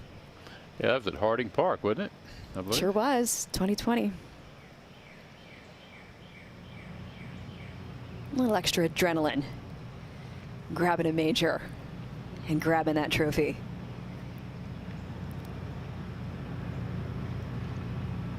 Well, as Wyndham sifts through this yardage here, Gary, now that we have seen you truly walking each step of this golf course, are you surprised at the score that has the lead right now, 5 under par? I think that was about where my expectations were. I go back to Valhalla last year, and it was a similar length, similar softness, and you can't legislate against players who carry the ball 300 yards plus. So even though it's long, the ball's not running, they can still hit short irons into the majority of holes. And, there's really not much you can do against the best players in the world on a soft golf course. But I get a feeling it's amazing how much the course has dried out. Overnight, it's completely different in the fairways. We're not going to get any run the rest of the week, but there was standing water, and it's just all completely disappeared. It's just a phenomenal conditioned course despite 4+ inches of rain. Incredible. Yeah, we were talking about the sponginess of the fairways and the fact that we would not get mud balls. How has that played out, dried out with what we saw humidity-wise, matched with the sun and a gentle breeze coming through? A little bit too, It's just the quality of turf is so good. It's like a mat, a mesh, and so the mud is not permeating through it when it lands, which is incredible. We'll keep them on for here just to make, maybe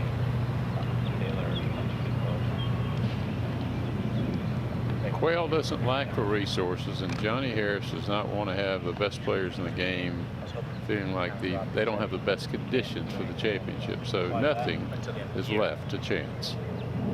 I like it pretty much straight in. I like it coming down at the 11th.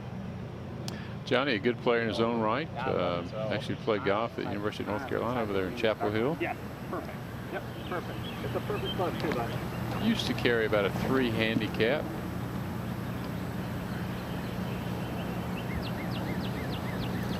Seems like there was a little extra discussion here for Wyndham, Gary. Any idea why?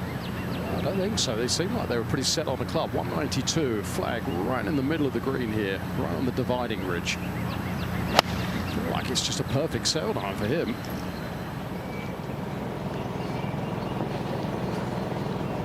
Huh.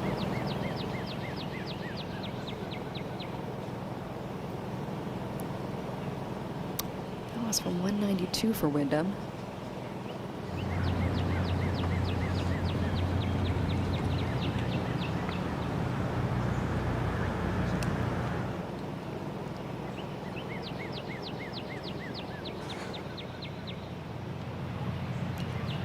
Hideki, his approach will be 168.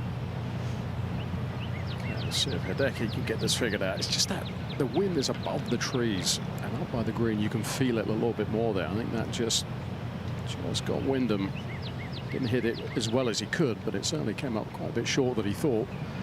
A lot of these greens are exactly like this. The front half slopes to the front edge, the back half slopes to the back edge, and this is right on that dividing ridge.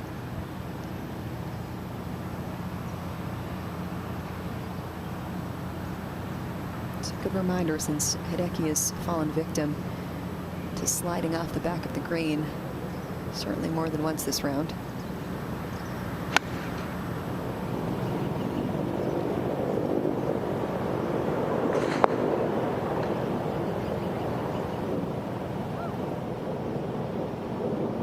Green right on top of that knob. Anything long is just going to do that. Trundle past.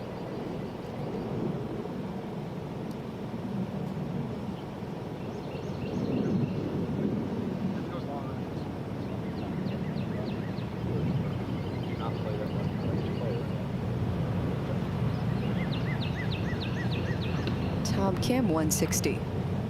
Outstanding position here for Tom. So he fitted it all the way down there to the narrowest part of the fairway. And now an opportunity to be aggressive here.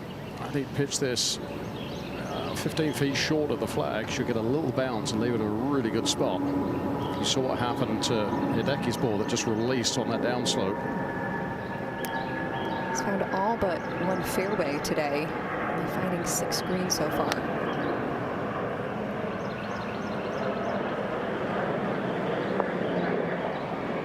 Oh, look at this. Wow.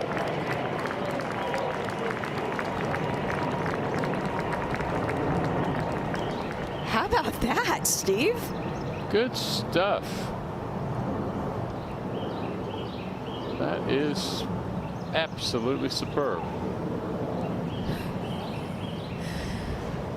We got to see this again. Take it dead aim. He liked it in the air. He was admiring it, and now loving it. That close to eagle. Okay, let's pay some respect here. He's 120th best, and I say that respectively. The strokes gained off the tee on the PGA Tour. He's top 40 in approach to the green, so he certainly knows his strengths, and we just saw it right there. Yeah, that was so well done. That's kind of in his wheelhouse, to your point. Put it in play off the tee, and it allowed him to take advantage of his strengths.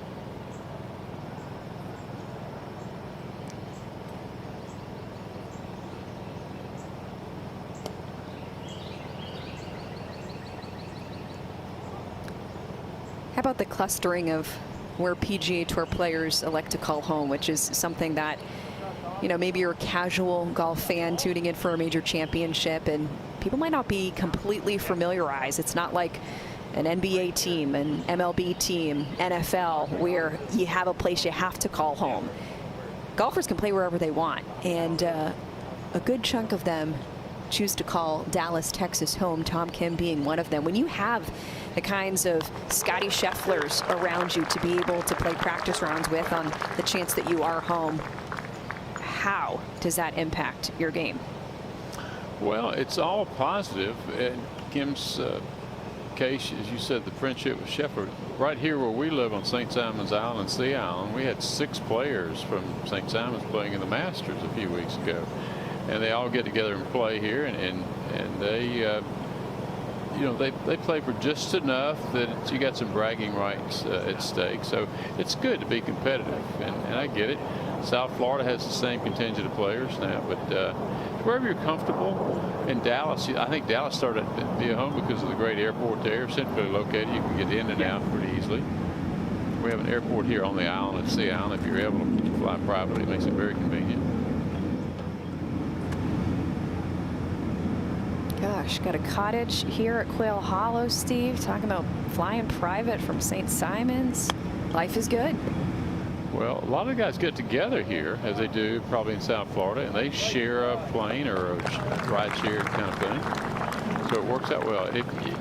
These hours add up. It's a quality of life issue. And over a period of 12 months, you know, those hours can become meaningful days. Wyndham calls the Scottsdale area home. And that was a nice shot from him, wasn't it, Gary? Yeah, that was just that perfect type of shot. Hit it in low, use a little check, bump it into a bank, and that was a piece of cake there. He made it look simple. It wasn't as simple as he made it look, but it certainly suits the way he plays those shots. And Gary, you've got Sepp Straka living in the Birmingham area, do you not? Yes, we do. Birmingham has become a really good little area to base yourself around. We got Shoal Creek and Greystone Country Club that, you know, allow the players to come out there, and great practice facilities, great golf courses. So Greystone right now is hosting PGA Tour Champions Regions tradition. So it's a hotbed. It's just like Sea Island without the ocean. You got Vestavia, you got the Country Club of Birmingham, Mountain Brook, Old Overton. You got just a wealth of great courses there. Good, it's because different grasses, different topography as well. So we got a lot of choices, which is great, as you say. Now up the hill here, pretty straight putt for Hideki. 33 feet for him to go back to back.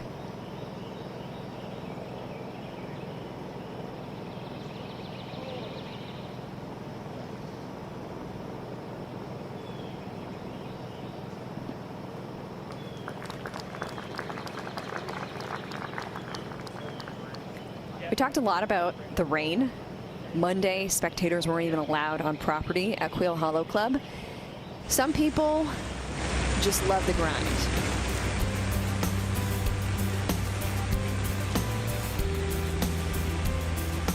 Hideki Matsuyama.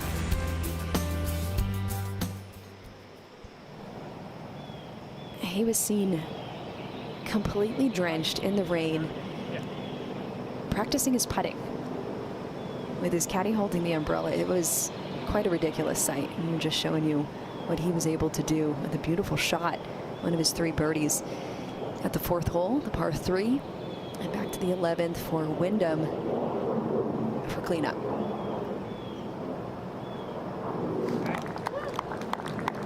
Good save.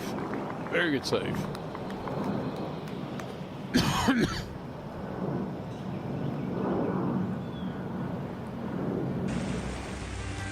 Okay, we were teasing this. I saw this on Austin Eckroat's Instagram, and I did the same thing everybody else did. I told everybody about it. Is this guy serious? I mean, standing water everywhere. Hideki's like, hold on, I want to work on some things. Well, apparently, some positive memories, as we saw just a hole ago at the 10th. Producing a 24-foot birdie putt. So who are we to knock the grind? All right, moving on to the 12th, Steve. 12th is, I think, one of the more underrated driving holes. You got the large trees left and right. If you don't fit it in the fairway just right, you're going to be blocked out. The flagstick today is right on the top right portion of the green. To get it close, you run the risk of taking on that slope behind it, so you got to be careful when you attack the flag.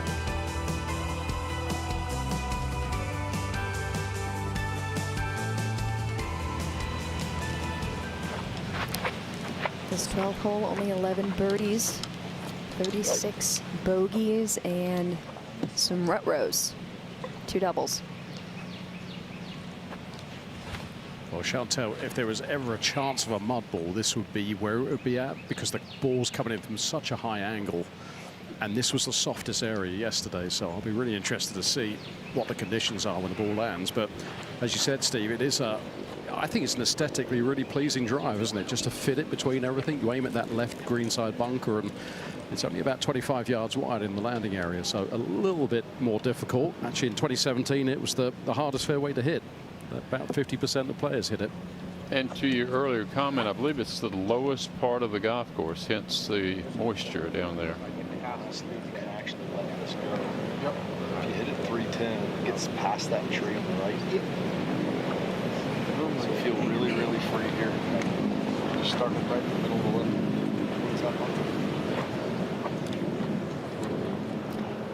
Tom Kim has never really made much noise in major championships. Certainly not at the PGA Championship, but his best finish came last year, as he is now 3 under and bogey free at the 12th hole. So Tom been doing what you need to do, in control of his driver, hitting it very, very straight. And you just got to keep doing this. You just got to keep relying on this for the whole tournament. And I think this is where it's all going to be set up for Tom to have success. Keep doing this. You'll have a chance, even though you're not the longest in the field. A little leaderboard update, picking up a birdie at the 6th hole. Cam Davis now the leader, 6 under par. Well, that started right and went right. Let's get it past the tree.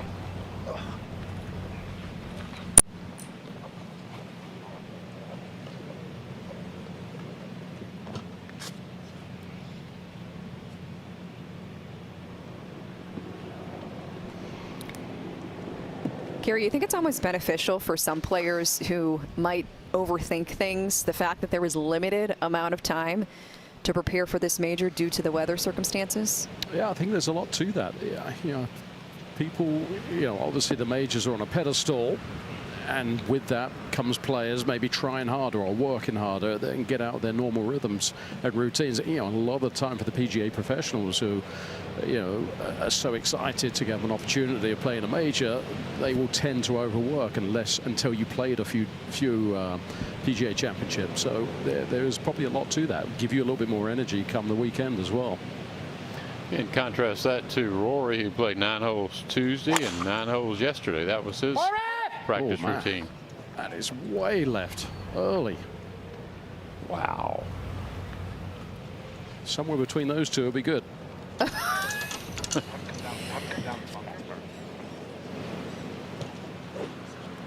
Okay, the tee is yours, Wyndham.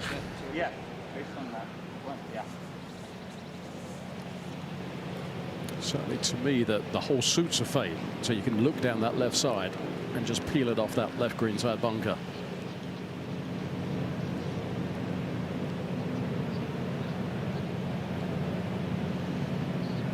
And Wyndham would certainly feel comfortable. Well, this looks great.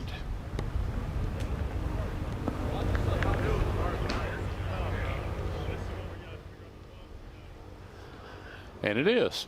Position A.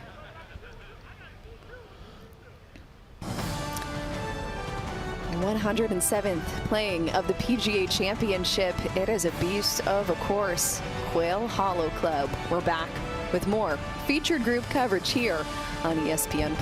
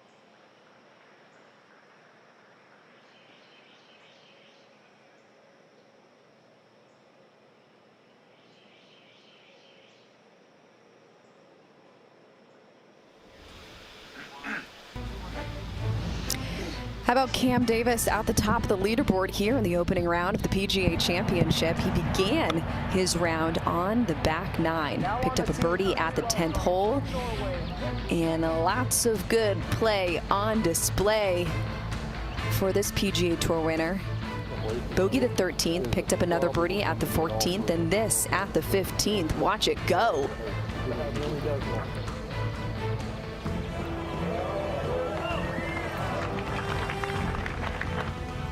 Nice touch from behind the green. Par 4 18th hole. His second. Watching it. How good is this? Okay, made the turn at 3 under par. Picked up a birdie at the first hole.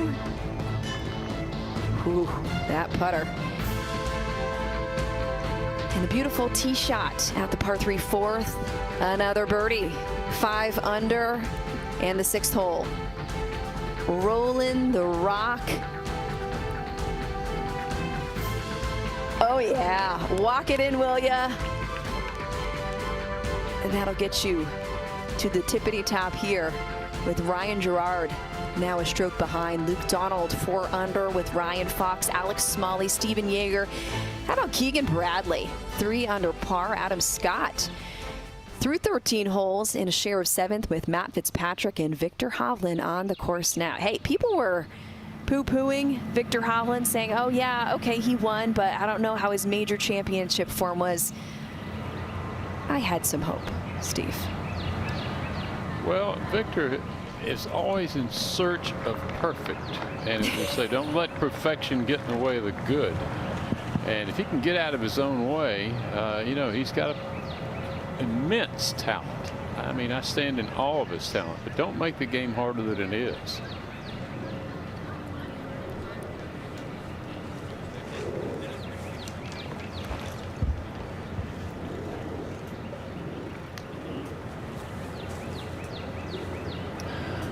right, Hideki, Gary, I mean, what does he have, if anything? Well, he clipped a tree off the tee. I think this is actually a very similar shot to the one we saw Tom Kim play on number 2. Well, sorry, number 3. Big hook around the tree. Sorry, number 2, yeah. A big hook around the trees. Good lie. But there's a massive slope short of this green to see if we can get it running up.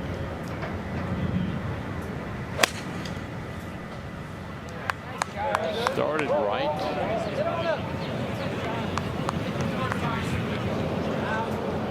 Gary, can you help us? Yeah, just short of the bunker down the right. It may have just toppled into the right green bunker, so pretty good effort from there. It was just such a massive slope, he couldn't crawl up there.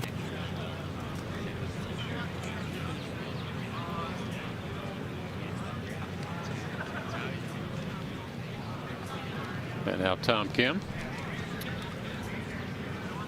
So managed to avoid any trouble, just in a little bit of pine straw. Keep those feet as quiet as you possibly can. 136. Flag about 10 feet on top of that big slope, just short of the flag.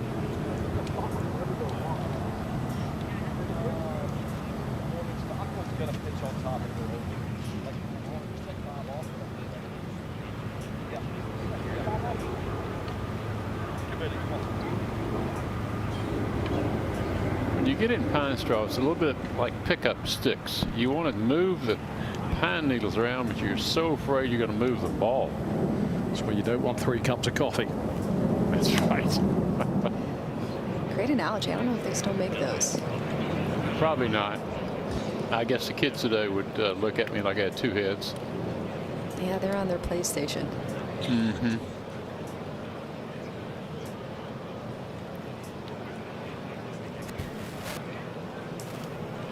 That's long and left, and he's got his work cut out for him, but not so here with Wyndham Clark. A perfect tee shot. Just has kind of been what we've seen to this point. Any mud that gets picked up the ball is just a tiny little smear. There's just a little bit on the ball. Shouldn't affect it.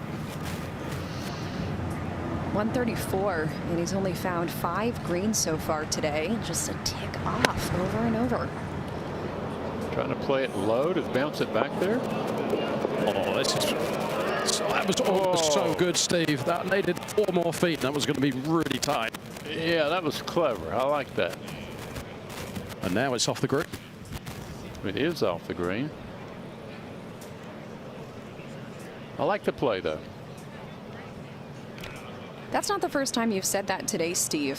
What does Wyndham do different that's unconventional, that allows for a little more creative freedom? He works backwards from the shot that's required, and he just makes it happen that way. And he's got great imagination. Even though he plays left to right all the time, he can go the other way when asked and play a low shot like that. As Gary and I said, it was a perfect shot to try to skip it back to that back right hole location.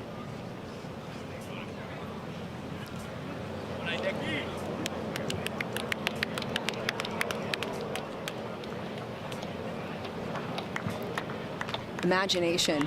That's a word we don't hear constantly since we're nosediving into all these stats on the PGA Tour. Gary, what percentage of players in this day and age would you say have that kind of imagination? Well, it's certainly less than it was 10 years ago. I mean, you'll be surprised that some of these younger guys, even though they're based in numbers, there is still that element there. I just don't think you could be successful without it to an extent. Now, some obviously have way more than others. Now, a little bit of imagination needed here. This is a very tricky shot for Hideki, where he's got that massive slope between here and the hole. So, got to see if you can drive it up that slope. Hideki's 5 for 6 scrambling. But this is first look at a sand save. Just going to wait for the group in front to hit off the tee. That's a new tee to the right here of the 12th green. It's right and lower. It used to be back behind the camera tower you see there, but they moved it to the right. So to me, Steve, this is a shot that Wyndham would feel pretty comfortable doing, hitting it low and driving it. For Hideki, tends to hit it a little higher, a little bit trickier, where that slope is right where there's every chance he'll hit it and spin back.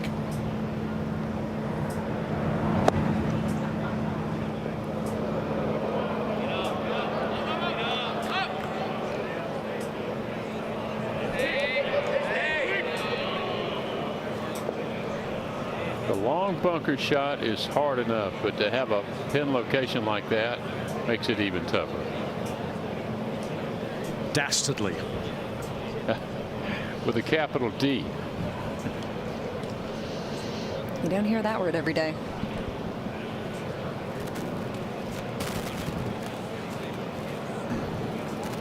I think, well, we're doing the sort of the, is it me, is it you, for the guys on the next tee. Now this is actually a pretty tricky shot here, Steve. If this doesn't get the right contact, this will release and could easily run off the green. So the lie's decent, but you still got to get the right contact here.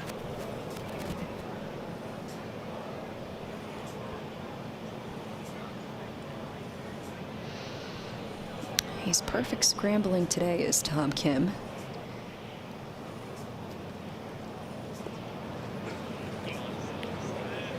Steady, Easy. steady. Easy. There it goes.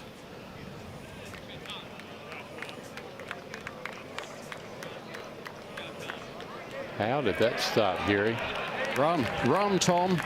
There we go. That was 440 speed there. Impressive. Well, I'll say.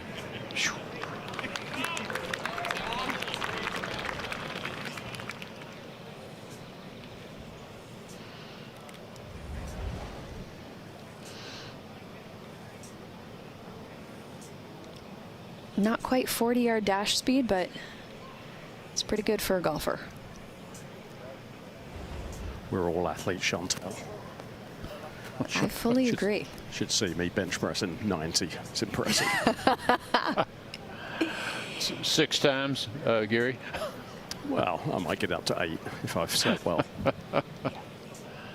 Looks like quite a bit of movement in the flag as the wind picked up this hole. Yeah, just a little bit. It's pretty constant, just sort of that 7 to 10. So the very similar shot to what we've seen Wyndham play a lot of here. That low bumper bank.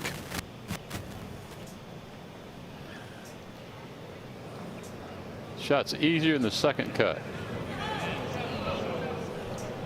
Easy.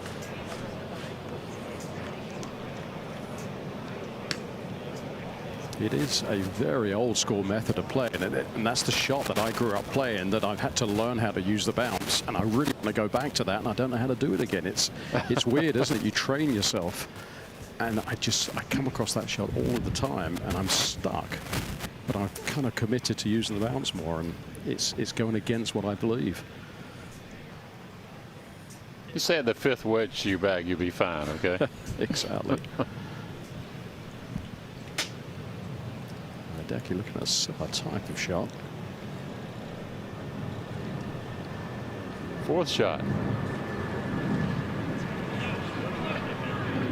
All right, take your medicine. Take your bogey and move on. You got out of position big time.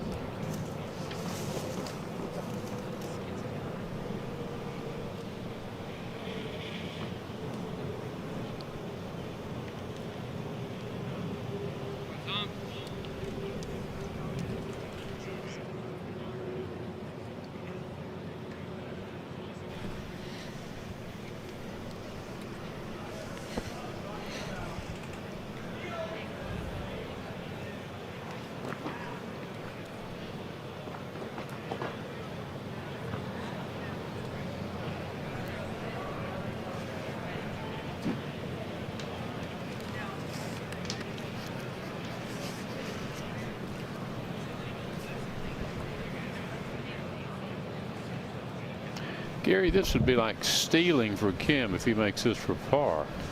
It really would be. I tell you what, I think he hit a really good chip. It was just so difficult because everything just ran away from it. Just got to keep the speed up here. This is, I think, a little bit slower of a putt than it looks. 15 feet for a bogey-free round to be preserved.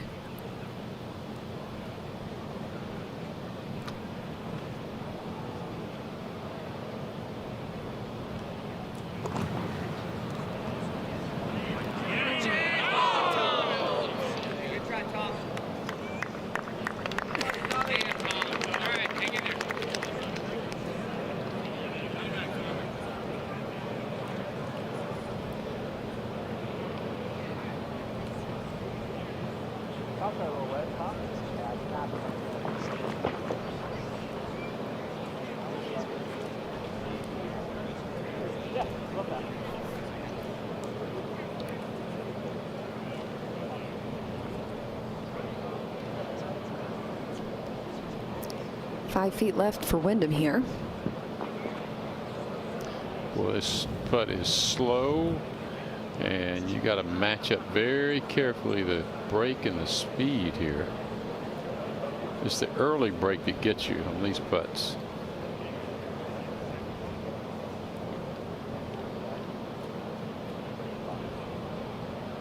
Everything drags to this right edge of this green, doesn't it? So I think it's just on that right lip.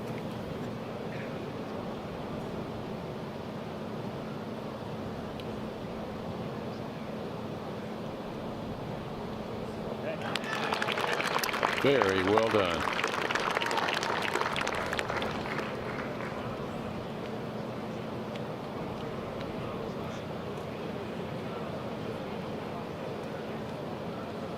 And you know where this next tee is. Yeah, and it really fits better to the right there, and it's lower, and you shoot up into the slope of the green from there, as opposed to way left of golfers left of that current location now.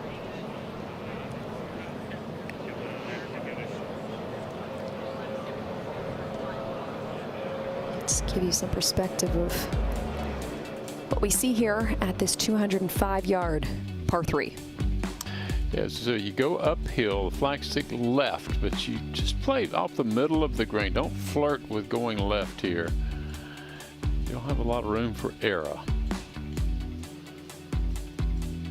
And the movement of the green, as the arrows indicate, false front, where it will just fall in front of the green. I think, Chantel, this is a hole you play defense on. I know it looks pretty benign, 205 yards, but just make par, move on.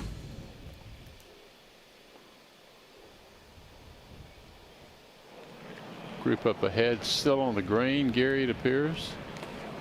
It is indeed, yeah. And it's one of these holes with a massive fall off short.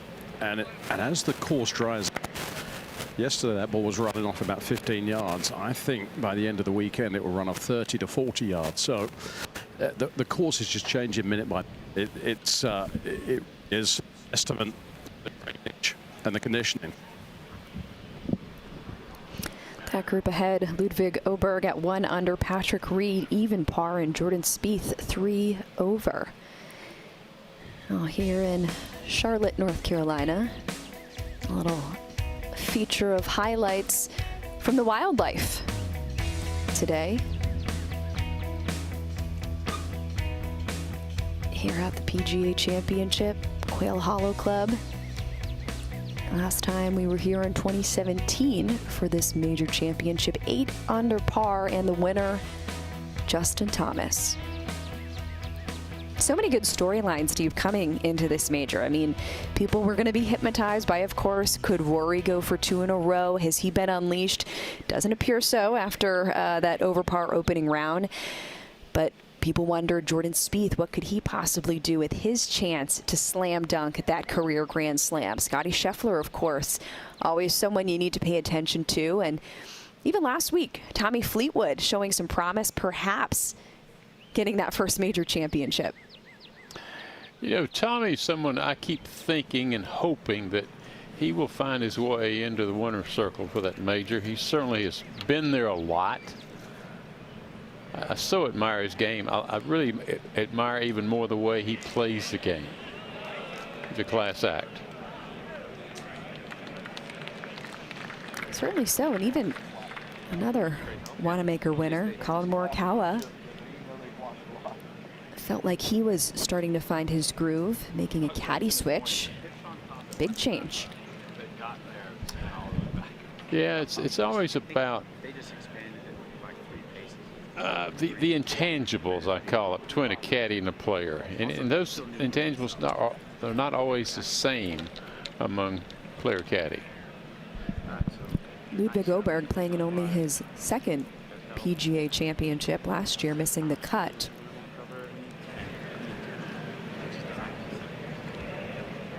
Ludwig was right in the Masters this year until a dreadful finish on 17 and 18, but he was right there. You forget that. You know about Justin, of course you know about Rory, but Ludwig was there to the end. I think so because the draw goes a little further. Yeah, 100%. Where you have it coming down on? Yeah. Just a hard. I didn't mind the draw actually. Okay. Yeah. Those kids are that kid in orange. See the guy in the I was looking at the guy in the blue, just right at the guy in the orange. Have it come down right there. So start a draw at him. And if you feel more comfortable with the straight one, just off. I'm fine. That gets there too. All right. Speaking of Justin Rose, he is 1 over making the turn. Wyndham with the honors here, Gary. Look at that, land this about 195 yards. Gets it right on top of that slope on the falls front.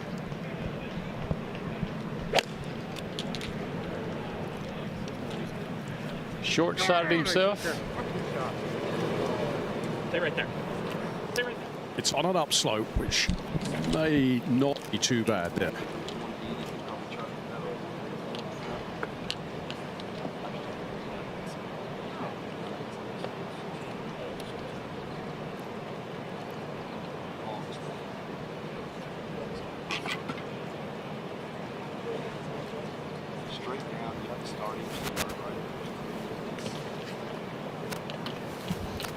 Tom Kim coming off of his first bogey of the day. He's found 7 greens so far in this first round. It's one of those shots, Steve, that with the whole green slopes off to the left, if you do play it aggressively and run off short side, it's not too bad because you're pitching back into the slope. So if you want to be, if the number's right and the club's right, you can be semi-aggressive with this. Okay.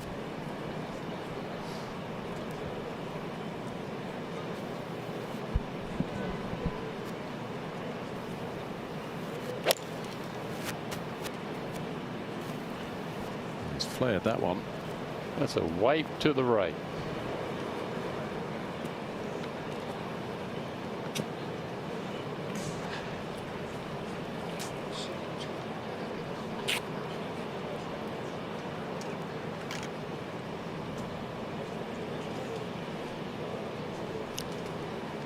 The whole green is yours, Hideki.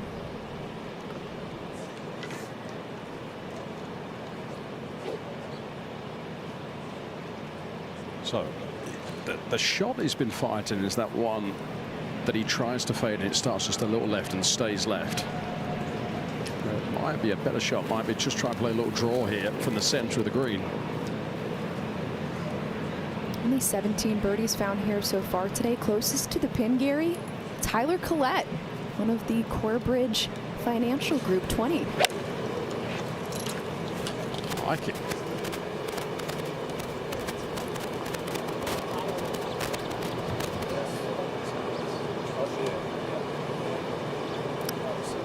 We've got some scrambling to do here at the par 3 13th hole. Quail Hollow Club, the host of this year's 2025 PGA Championship. We'll be right back.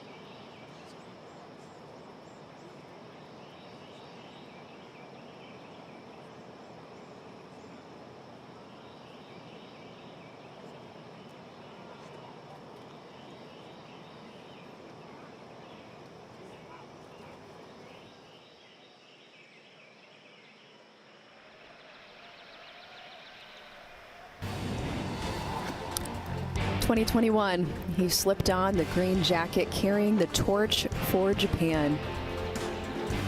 Just one executed shot after another. Certainly that ironwork we've come to know and love on display, Steve.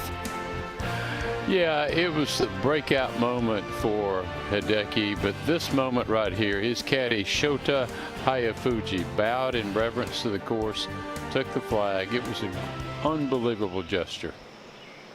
Well, that moment went viral and printed on t-shirts. There's plenty of respect in this game, but that certainly was a beautiful showing of it. This team has been a great pair. Part of the Olympics last year. A little rough sailing getting out of Paris.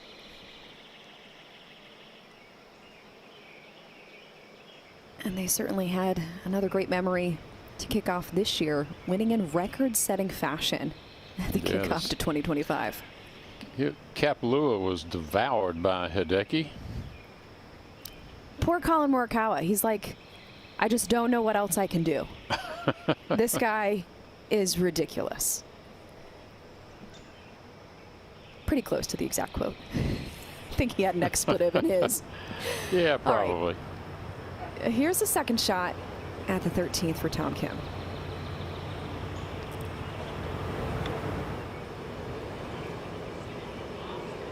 Clever. Very clever.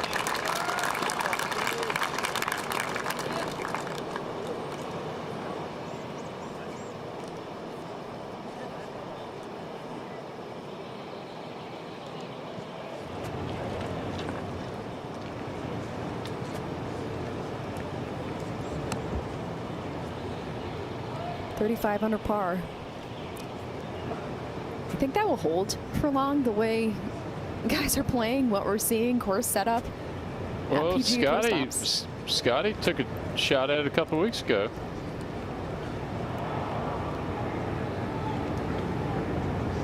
He sure did. That was his first win of the season after 7 last year. Wyndham Clark, his second.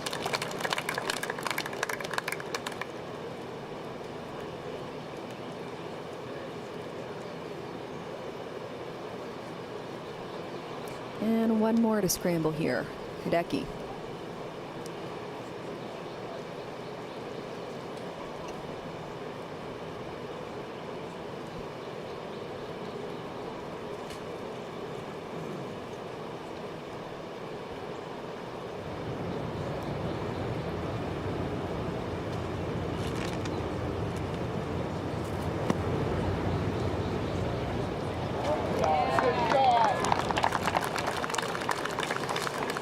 Kept it under the hole. That's fine. He is 4th best when it comes to sand save percentage, is Hideki. That's so far this season on the PGA Tour.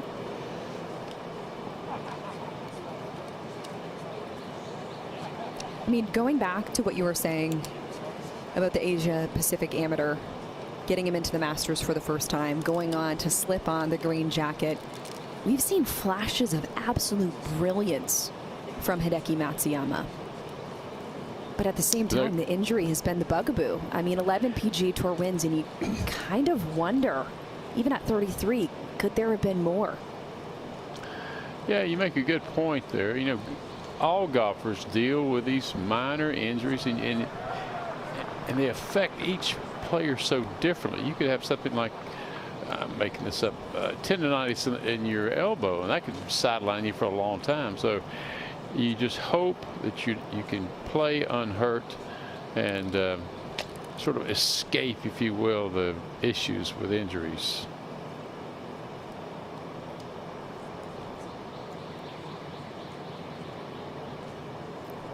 $11 is not a bad resume.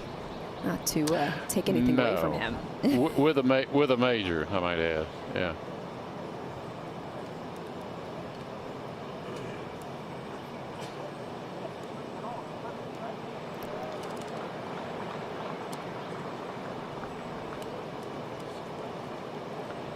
Wyndham has 6 feet 8 inches to save par.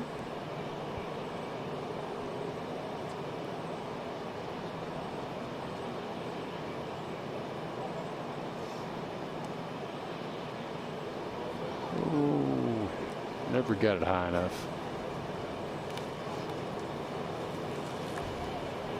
It's his third bogey of the day, going back to even.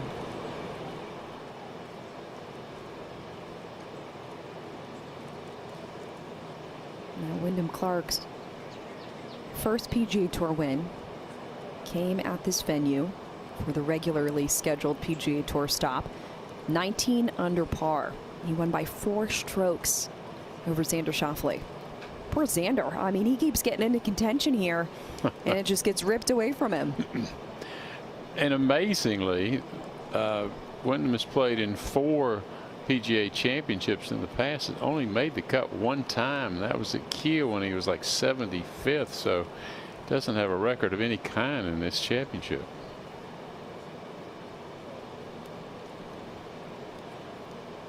Hideki with 5 feet.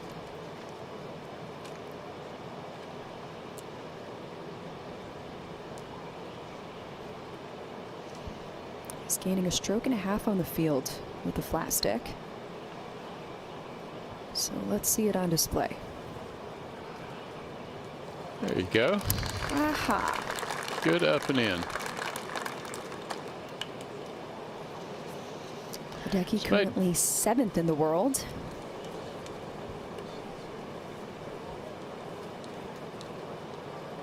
He is a true icon, Chantel, in Japan. He is their hero. He's the face of Japanese golf. But he represents himself and the game very well.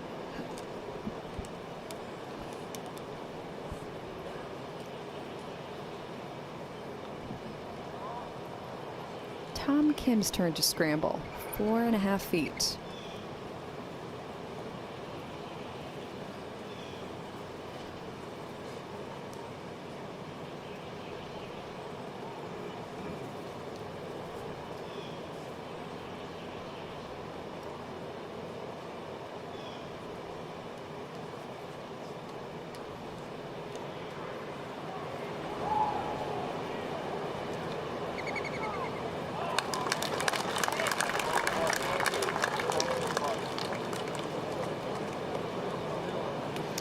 Remains 2 under. Pick up a birdie or 2 coming in. He could possibly drive the 14th hole coming up. 15 reachable in 2, par 5. But then 16, 17, 18 will decide the fate. And to your point, here's the water that surrounds the upcoming holes, starting with the 14th up that left side. Same for the 15th. And we saw Rory get a little frisky.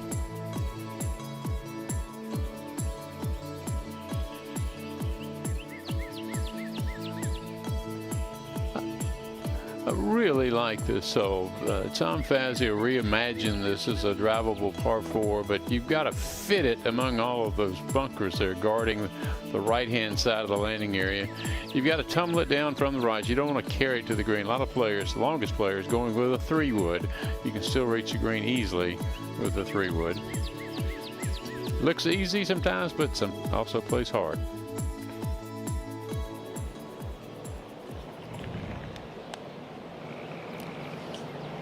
Here's one he can take advantage of. 55 birdies.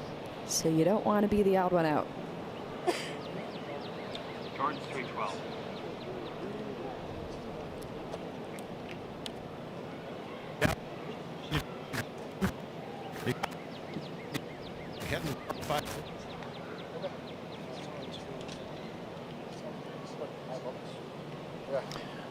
Earlier in the day, they were waving up groups. I'm assuming they're still doing the same if there's a group on the green.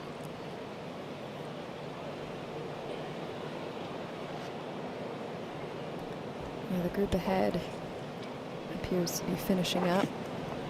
I would have noticed. I know you would. I was just helping you.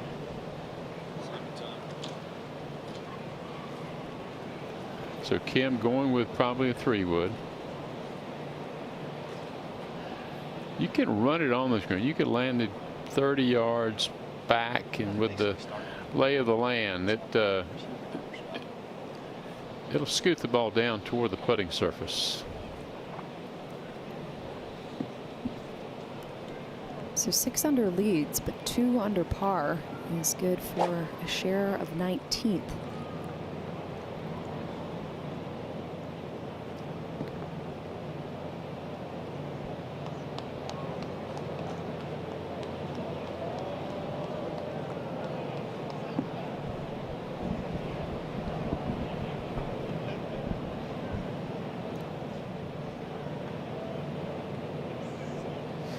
This is the second easiest hole at Quail Hollow Club.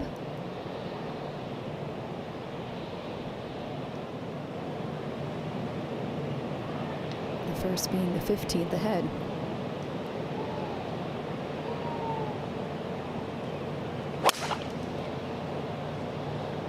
It's going left. That's got to be careful. There's water there. Ooh, that has found the water. Yep, those ripples, not good.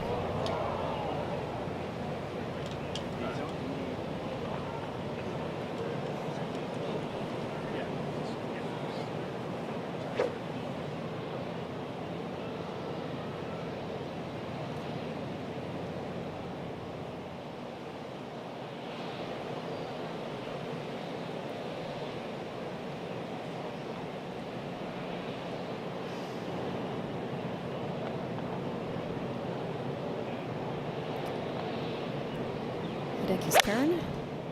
Going with an iron. You remember the 8th hole? He laid up with a 3-wood. He's laying up here with an iron. And it's going to be, oh, that's okay. First cut. That's fine. Rely on his wedge game.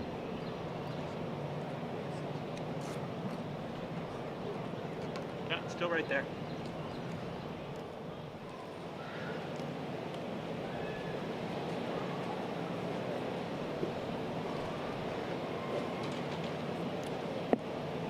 Ten balls have found the water at this hole, and one of those is Tom Kim's. Wyndham's turn now.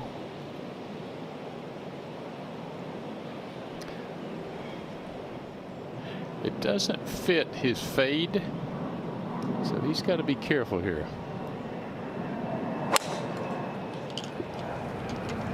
Yeah, he lost it right. It's amazing how many awkward shots that you hit when a hole doesn't fit your eye.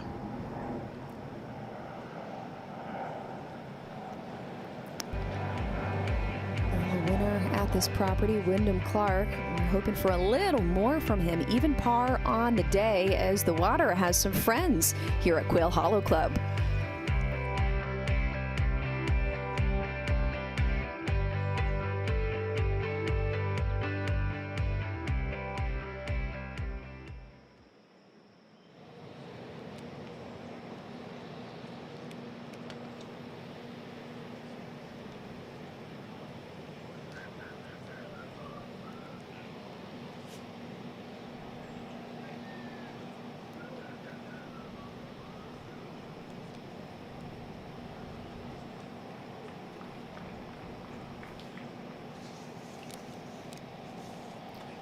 One, two, three. 1, 2, 3, 4, 5, 6, 7, 8, 9, 10.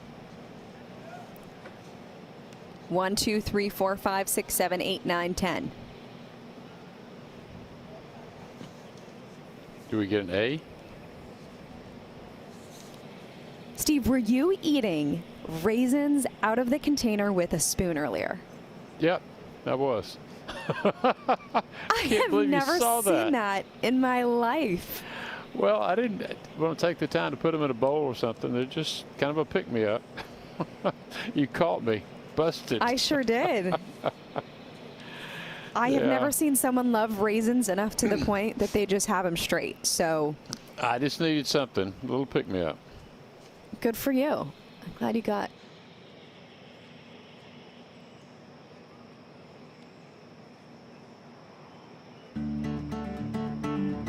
The course doesn't move. The opponent does. Ahead, behind, around the course, up and down the leaderboard. Both are the enemy. Not either or, yes and. To win a major, you'll have to beat the course and your fellow competitors.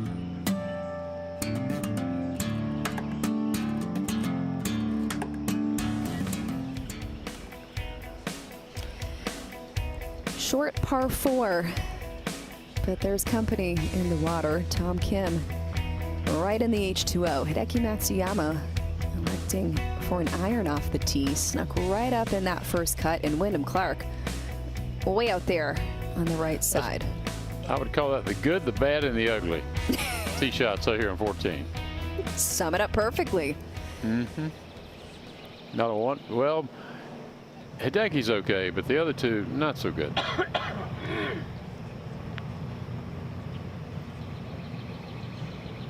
Just figuring out where it crossed before the drop here for Tom Kim.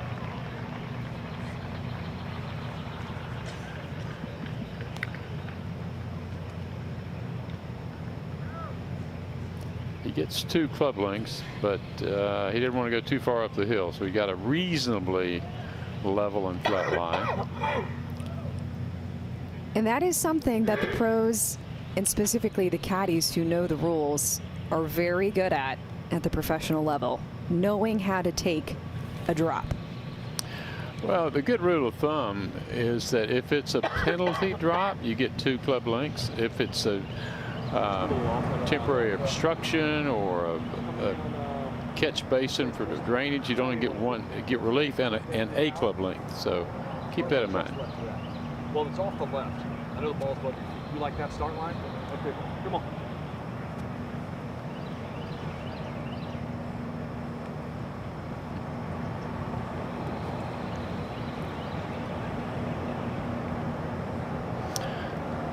My guess is he's going to play out to the right. If he goes at the flag, there's no way he can stop it. He's certainly set up that way.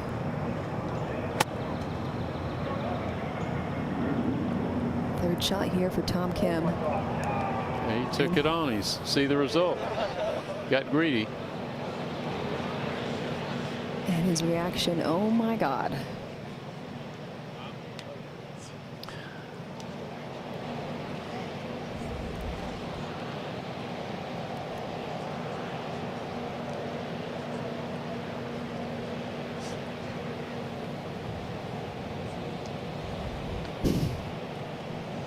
Now Hideki, second shot. It's going to be a little right of the flagstick. 53 yards to the hole. And you see how difficult that was to try to go on that line.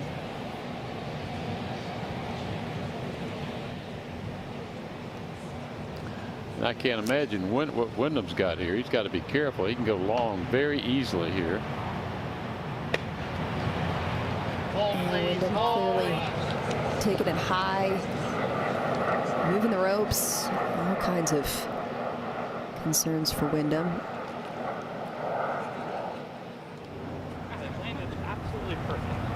Well, they have certainly mucked up this very relatively simple drivable par 4 here. And the par 5 7th they made a mess of, and here at the 14th they're not producing much in the holes that you'd like to see some opportunity. He's in that large drain there to what we just mentioned. He gets relief and a club length. And I'm guessing he's going to putt it from here just to be safe. Yeah, for a guy who we've outlined the imaginative mind around the greens and how he plays his shots a little different than others. Playing it safe with that water lurking, not a bad idea. All right, Tom Kim from the greenside bunker. Fourth shot.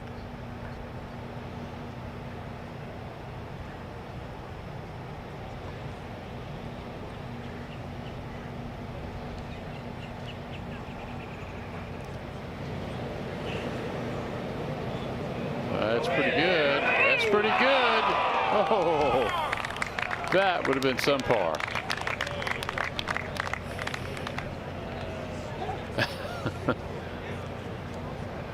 Take your medicine. Beware of the early celebration. Yeah.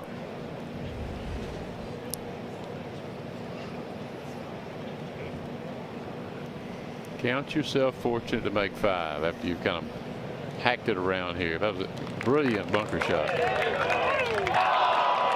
That'll be a second bogey in the last 3 holes after making bogey at the 12th. Gosh, 3 under through 11. Yeah, they're kind of spewing oil right now, Chantel. And they got one more gettable hole. Then the rest, 16, 17, 18, anything but.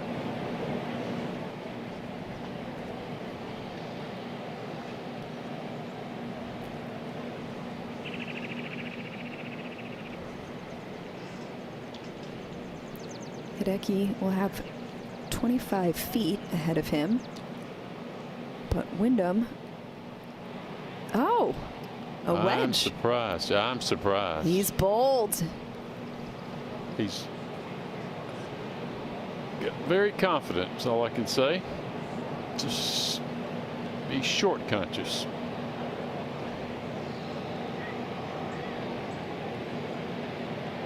What percentage of players do you think would use a wedge here? 10% maybe. It's not a bad play. Pretty sporty. Yeah, you're pitching off this tight Tahoma grass we talked about earlier. It's a good play. That's why the higher handicapper, loves to putt it, or a great choice of clubs is to take a hybrid and use a putting stroke with a hybrid. It's an easier shot rather. Yeah, my problem is I don't practice that, so I'll just resort to putter. Wyndham 5 for 8 scrambling today. You hate to hear 8 scrambling opportunities through only 13 holes. That's not good. Definitely not good. So Hideki, 24 feet here. He's gaining almost 2 strokes on the field with the putter. How about that?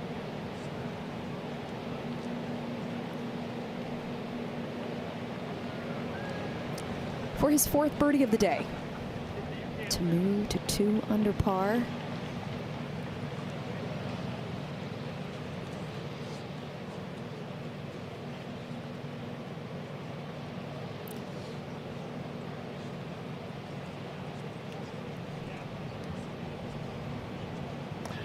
And Wyndham's got a little bit longer than I thought. He's got about 5 feet away here for par. Yeah, the camera angle made it a little deceiving. So at best, this group's going to play the hole 1 over.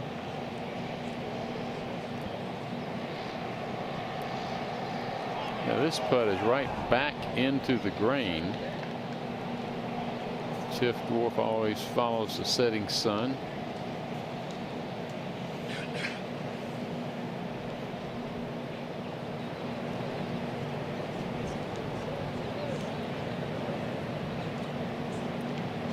Well done.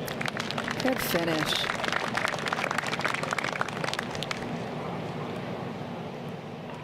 Well, that confidence paid off. I'm impressed.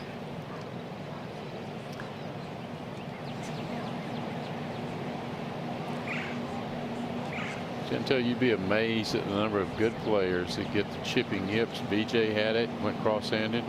Matt Fitzpatrick went cross-handed, all stemming from maybe little jittery hands around the greens. All right, good par there, Becky.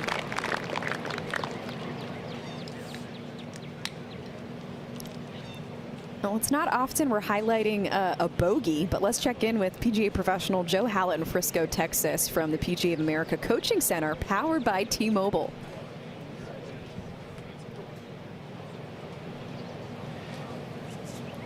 Chantel, Steve, I just saw 2 shots. I saw Tom Kins. I saw a shot I don't have the skill set for, and then I saw another shot I don't have the guts to hit, but I'm going to try and show. You want to just control your follow through, but you got to be aggressive while you do it. So Kim played kind of a unique shot for viewers out there. If you just get up here, You can pop the ball out. It's not going to have a lot of spin on it. In case you have the flag stick real close to you, control your follow through, and you're going to control how far it goes. And someday I'll get some guts to try that other one. Joe, good advice. We appreciate that. Thank you. Yeah, well said. We've got to see this again. Got right to the hole and decided it didn't want to go in, but watch that swing. All great bunker players have fast hands, and that's what he did just then. He did it beautifully. Not the exact result he was hoping for, but a heck of a shot nevertheless. Yes, it was. In the water off the tee, but to finish like that, a bogey, you can walk away with at least a little smirk. Gary's back with us, and we're at the 15th for Hideki. A little left to right wind here, so it's pushing it towards the bunkers. So you've got to take it a little bit closer to that tree than maybe you want.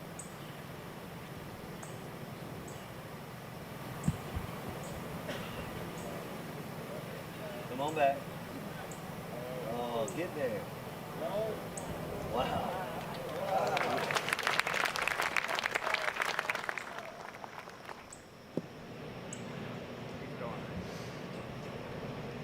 Gary, would you ever take a 3-wood, maybe close the face a little bit if you're Wyndham, and hit a low hook down there to just kind of run it with the slope of the land? Well, that's certainly, you know, with the shape that he has and a driver and having to take it so close to that tree, that's certainly something that will possibly be a shot, but I think he's just got to go with what his strength is and just take it right down that left side. That's where he's aiming. We started actually over the edge of the lake. It looks great in the air. Well, kudos to him. That's actually terrific. Good play. You gotta play your shape, don't you? I mean, yeah, you do. The way they train themselves nowadays, modern players, it's a very one-dimensional game off the tee. And you know, maybe back in the days of wound balls and different faces and everything, it was easier to work it anyway. But yeah. I think you just, if you know it's moving back to the right, man, just go play it. I remember JT at the 72nd hole of the Players played that 5-wood back in his stance and just hit a sharp hook out there. It's a gutsy shot, but he pulled it off. And now Kim. So the distance Tom's been hitting it today, that right bunker at 315 may be in play. 298 is average driving distance today.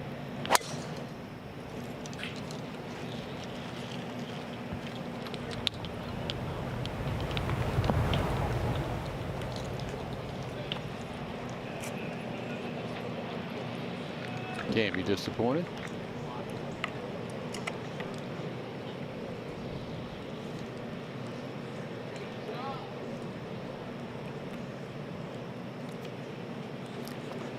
We'll hit the green at the PGA Championship with ESPN Bet Sportsbook. Start off the tournament with $100 in bonus bets when you make your first $10 wager. Download ESPN Bet app and sign up with promo code BIRDIE. Get started today.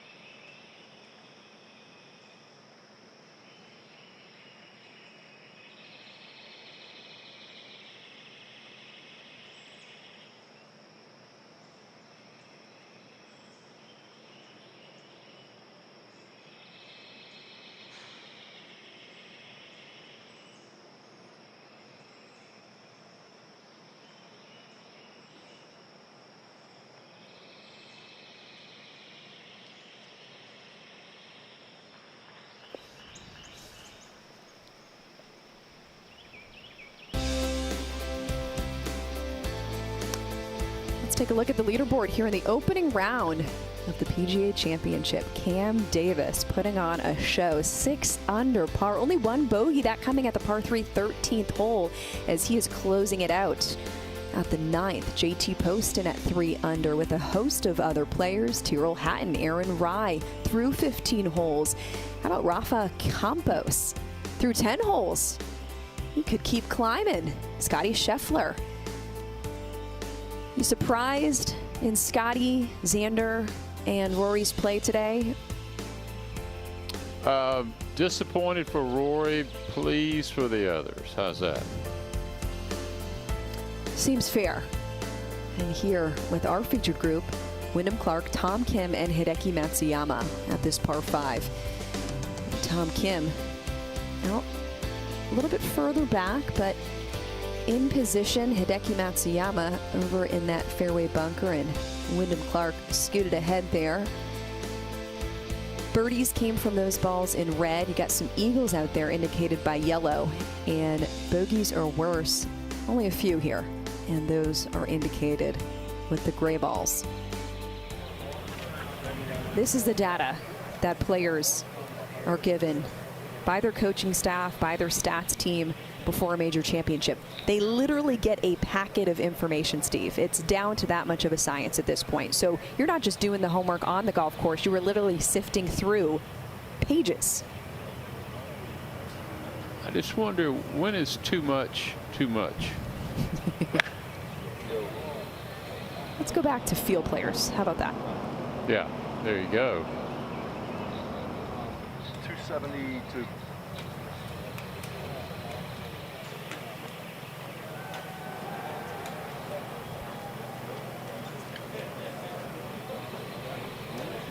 Hideki got out of position in the bunker. All he could do is lay up, and now what became an easy par 5 is not so anymore.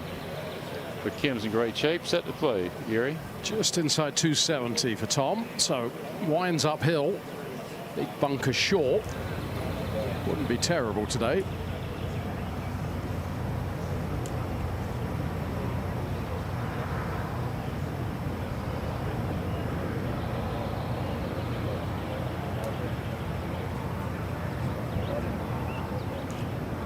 Wind just into left to right. So Tom's got to have his Sunday best up there. That's short right. That should be really good. It's a great leave. Could not have left it any better. Good play. Yeah, I've been doing all kinds of shit. Yeah. They're working, but I saw what they've been doing. Yeah. I was just, nah, they're framed. So 99 of the top 100 players in the official world golf ranking in the fields this week.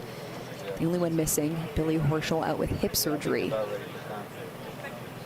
Here's a little fun fact. 9 of the last Wanamaker Trophy winners have been earned by American players. Does that trend continue, Gary? Well, the law of averages have said no. It's time for the rest of the world to step up. Look at what you did with that. I like that. Ryder Cup year. Yeah, this is it. We're going to turn it all around. Yeah, the Europeans have eaten up PGA Tour wins, including last week with Sepp Straka. Sepp from Valdosta. Come on, Chantel. So you're saying we can use him at Bethpage this year? I wish. Born in Austria, came to Valdosta. He speaks South Georgia, okay?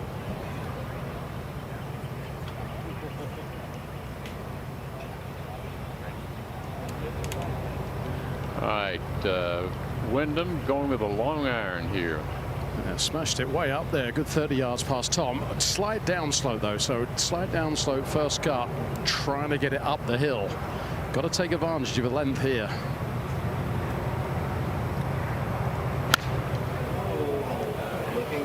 It certainly is impressive to get it that high from that lie.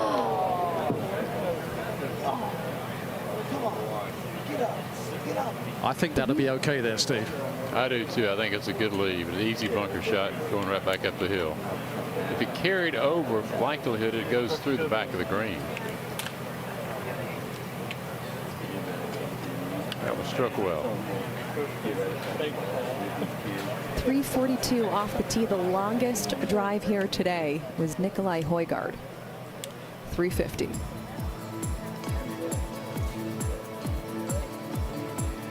And to Gary's point, he played his typical left to right shot, took the lake on, faded it back over the trees, and got rewarded with a good tee shot. Hideki, meanwhile, taking his time to get to the screen, should we say? Yeah, was not rewarded with his tee shot. If he's in the first cut of rough, it'll be hard to spin it. Hence, hard to get it close to this front hole location. He's actually a relatively thick lie here, Steve, so missed the fairway and then missed the fairway with the layup. It'll suddenly make this hole a lot harder. I'll say. Oh, wow, we can't even see the ball. Well, he gave that everything he could, and that's not going to get to the green, but that was pretty impressive to move it that far.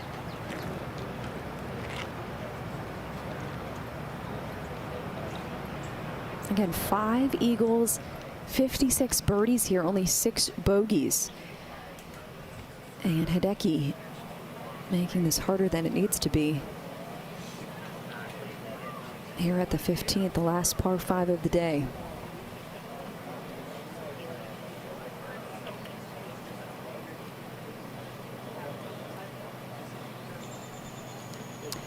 Talking about 9 of the last Wanamaker Trophy winners, American players. This is more of a realistic stat, though. Each of the last 8 PGA championships were won by someone who already had multiple major championship titles. Speaks to experience, not afraid of the big moment or the big stage. That's good. I like that.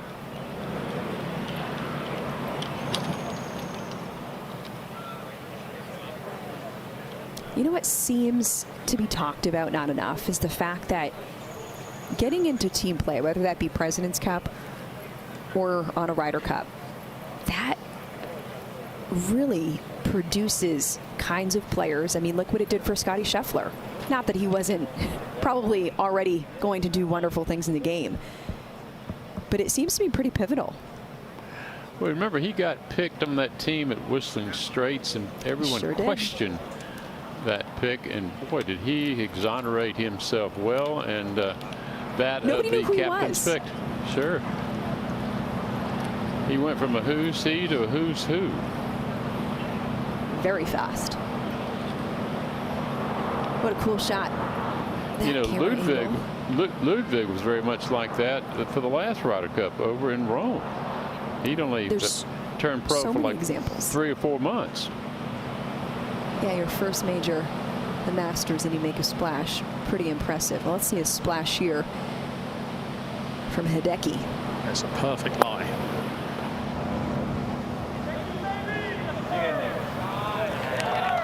Aha. Just what we'd expect.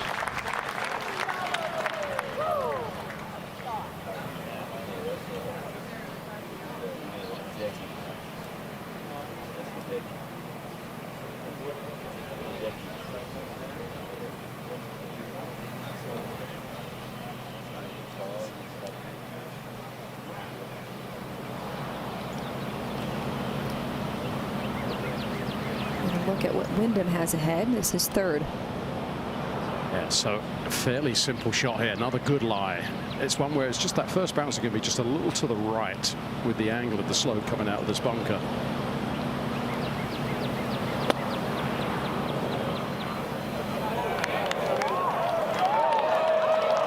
That is superb. Good play, good form. Steve, it's amazing. The trajectory he has, but the spin he gets on it, it really is spectacular how he plays these shots around the green. We're watching it again. Angle.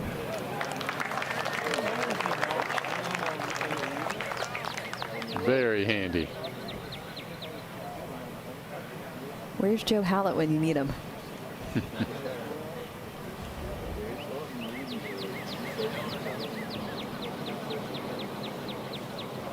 So Gary, this is the 4th longest layout in PGA Championship history at 7,626 yards. Does it feel every bit of it?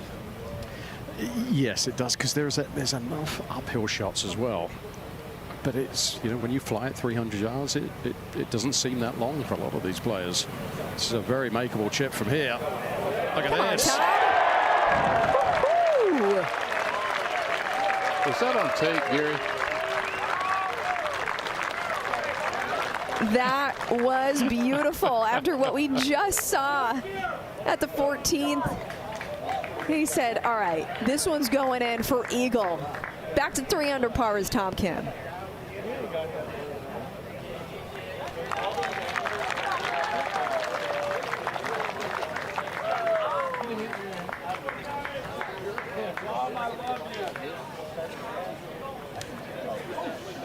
Well, Hideki tapped, not his best showing at this par 5. One more look at the magic in the hands here. Tom Kim. Gary said it was makeable, and it was.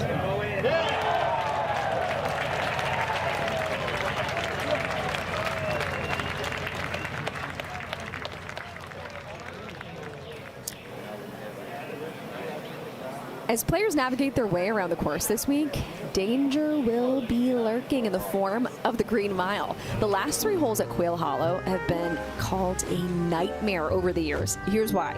In the PGA Championship in 2017, there were more double bogeys or worse on these 3 holes than there were birdies or better. Okay, so of those, 12 were triple or quadruple bogeys.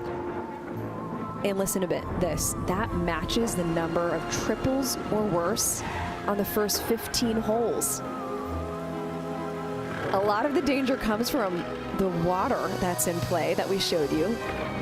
And since the PGA Tour returned here in 2003, more than 1,800 golf balls have found the water in this stretch of holes. So all that to say, in recent history, no finish in major golf has been more treacherous to navigate than this one. Not Winged Foot, not Kiowa, and not Car Nasty.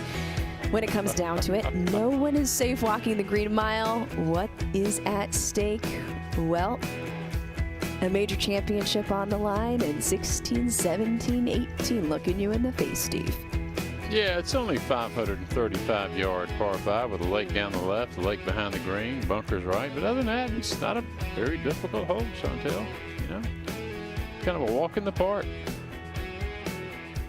We've seen so many balls find the lake long and left. Scotty was there earlier, which was a real shocker. The stats to back it up. So, yeah. 3 birdies all day long.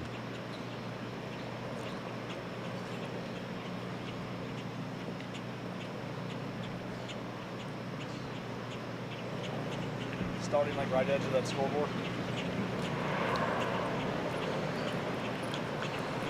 Exactly.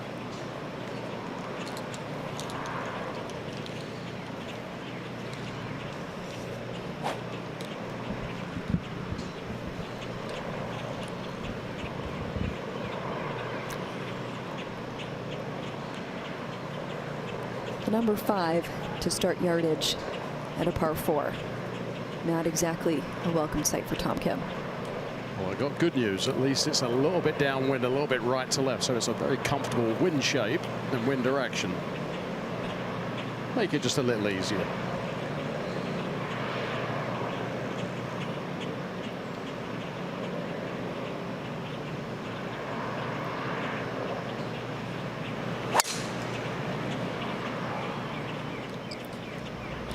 I missed it. Okay, nice soft bounce. That'll be fine. Just be a long way in. Yeah. Oh, you mean like stay short? Yeah. Oh, I see what you're saying. Yeah, I get that because then I have to thread it. Yeah. Okay. That's 311. 311. Yeah. I'll just hit the lower one. Yeah, right? You feel comfortable with that? Yeah. I really like that. Right to left. So this is one of those cases that, you know, Wyndham doesn't have to smash this, and he'll still have a very comfortable shot in. And so this wind is a comfortable win where you can just hold it up a little bit with that cut and still have a relatively short club in.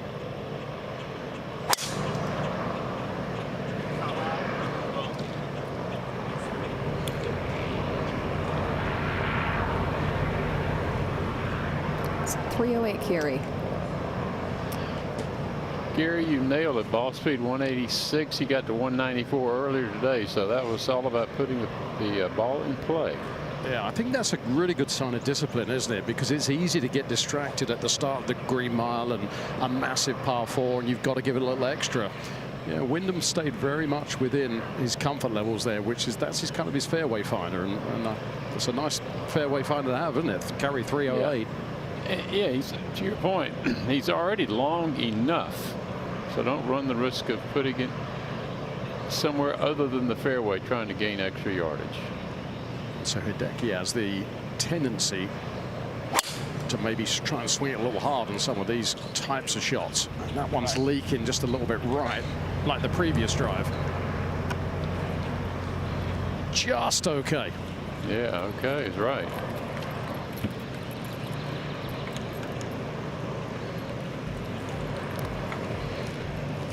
The Green Mile continues as we track this featured group from start to finish here in the opening round, the 107th PGA Championship. We'll be right back here on ESPN+.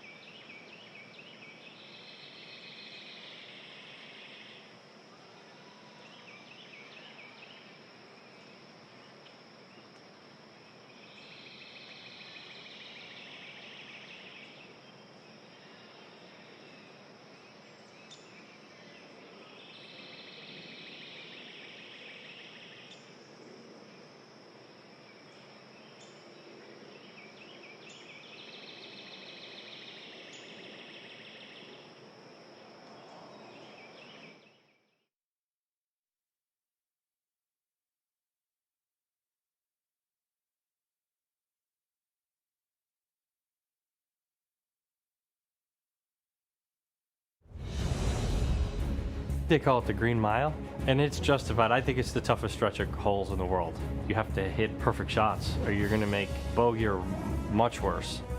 You're trying to sign for 3 pars. You know, if you get to sneak a birdie in, that's an advantage.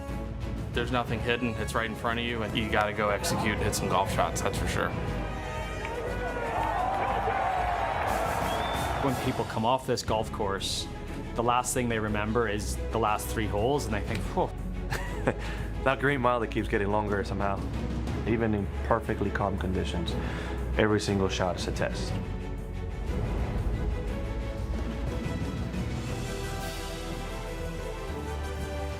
Well said by John Rahm. The Green Mile somehow keeps getting longer. It quite literally has, backing up to the 16th. Well, it's hard to imagine a par 4, 525 yards.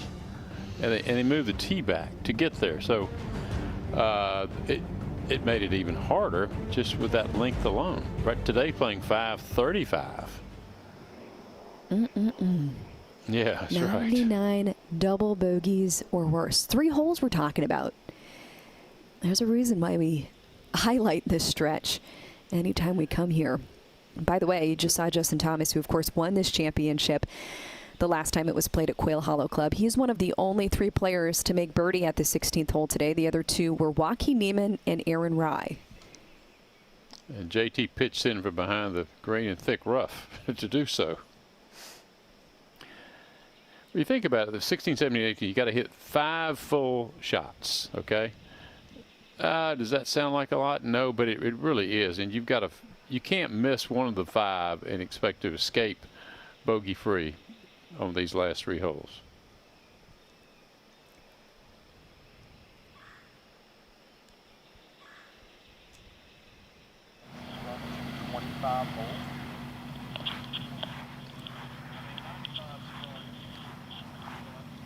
What do we have? What does Kim have left out there? Well, he's got 232, and it's a completely blind shot, so not exactly ideal. There's a tree above this hill, and it's about 15 to 20 yards left of that. That's basically the only landmark you have up there.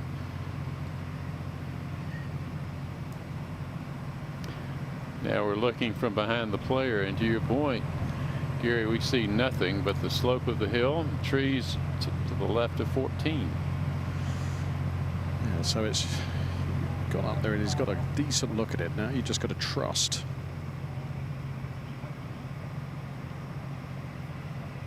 Yeah, Steve, you and I have played enough links golf where sometimes you get your best shots, don't you? Because you're not distracted. You're hitting to a very specific target instead of avoiding something. Sure.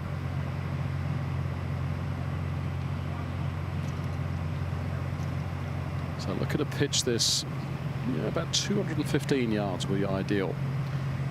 The whole field was hitting a lot of 30 and 40 foot lag putts yesterday from the middle of the green up to this back left. Wind is helping from the right.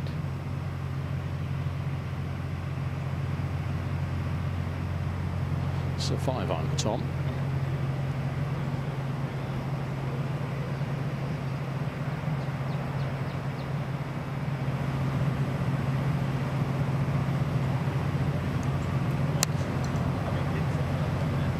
Started at that right bunker, and it's staying there. The tree moved. Must be it.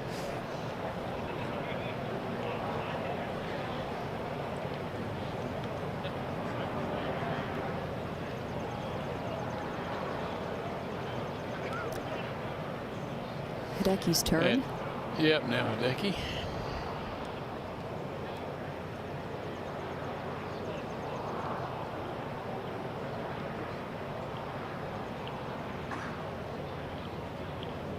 So Hideki always been a very good long and mid-iron player. I think this is one of these shots that I wouldn't be surprised if he hits a decent one here, because this sort of just look, it sets up really well. Everything sets down below you. The wind coming right to left. You aim this right in the middle of the green and just let it just drift over there and just get a little bit of release.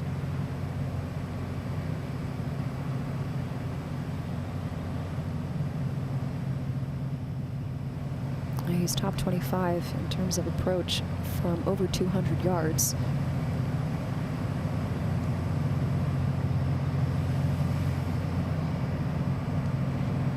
.212.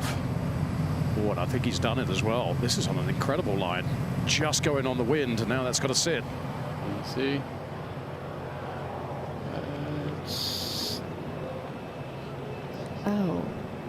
Oh, got right up against the thick stuff. What a bad break.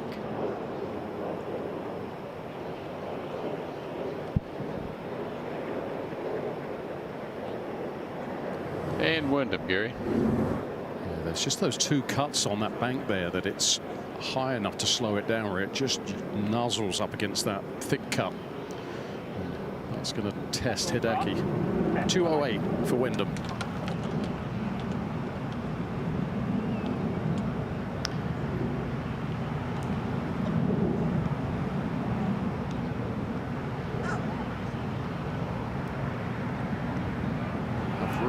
Enjoyed watching Wyndham play today, with all the power, the ability to hit different shots. Gary, distance measuring devices are legal this week. Is anyone in this group using a rangefinder? I haven't seen anyone. Okay.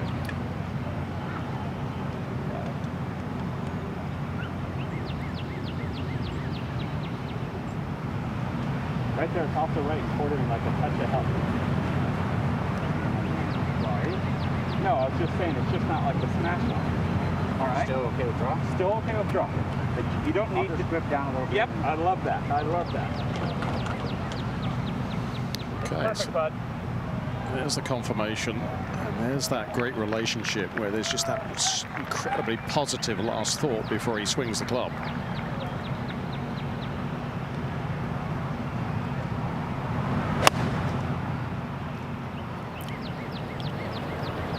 It's just waved out a little to the right there. That's fine though. To get it on the top level, that's a very, very good shot. There you go. 7th green found today. Might as well be here. All right, so that's 2 of the 5 full shots he's got to hit. Give him an A for both.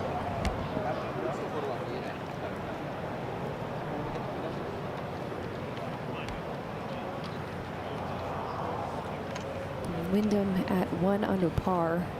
That's good for a share of 29th right now on the leaderboard. There is company at the top. Pair of 66 shot by Ryan Gerard and Cam Davis. We got Luke Donald in a share of 3rd. Ryan Fox, Alex Smalley, Stephen Yeager, Aaron Rye in a share of 8th at 3 under par. Alex Noren, JT Poston, Ryo Hitsutsune, Nico Echevarria, Matt Fitzpatrick, Robert McIntyre. He's still got Ben On finishing his round. Tyrrell Hatton, Colin Morikawa, a Wanamaker winner, and of course in our group, Tom Kim. Scotty Scheffler with the 69, Adam Scott. And plenty of company in the 2 under party. Anything par or better today is good. Rory's got some work to do tomorrow, being 3 over. Jordan Spieth is struggling, made some late birdies, but he's a couple over, I think. I haven't checked his card lately, but 2 players who probably have a lot on the line. Spieth, in this case, could join Rory in that major Grand Slam category. Yeah, Jordan's at 4 over par right now. Brooks Koepka at 4 over par as well. Justin Rose at 3 over.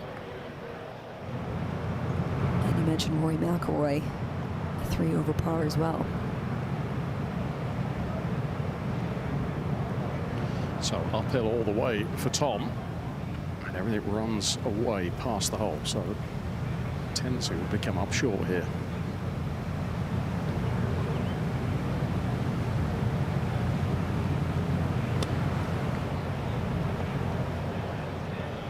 Steady, steady. Not bad though.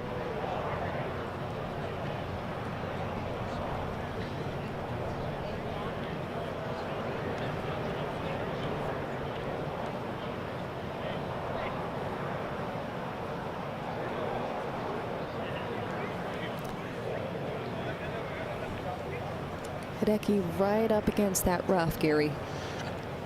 You watch players' body language, and there's not too much messing around and looking and re-looking and trying different shots. So I think it's one where it's just laid up enough where you can slide that club under, just pop it up there.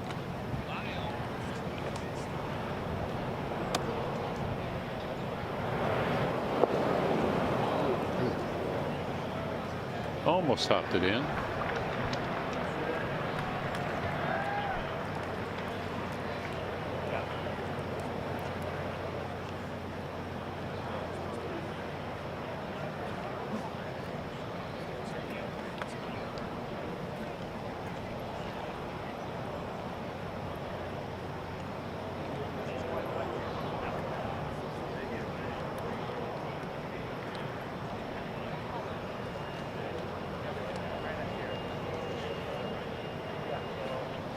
Well, Gary, we were talking about the resume of Hideki Matsuyama a couple of holes back. Of course, he won the Masters in 2021. But are you surprised we haven't seen him in contention more at major championships?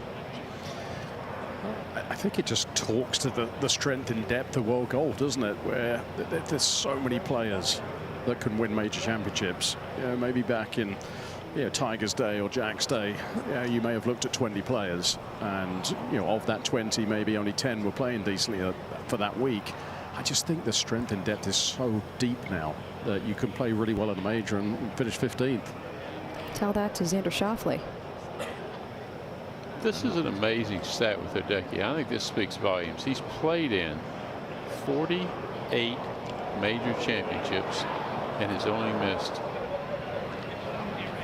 5 cuts.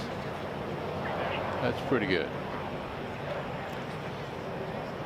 That is a badge of honor, just like his consecutive made cuts at majors that you outlined earlier.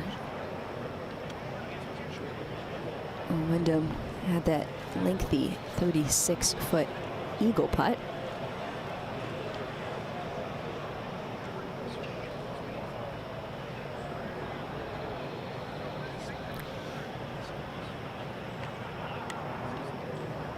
There it is. Longest active streak, which is not a surprise.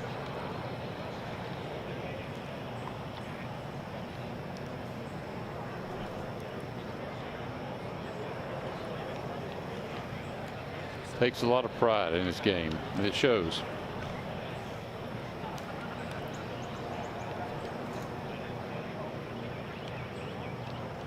You said earlier on, Steve, he almost carries the weight of a nation, doesn't he? There's so much expectation and so much scrutiny on every part of his game.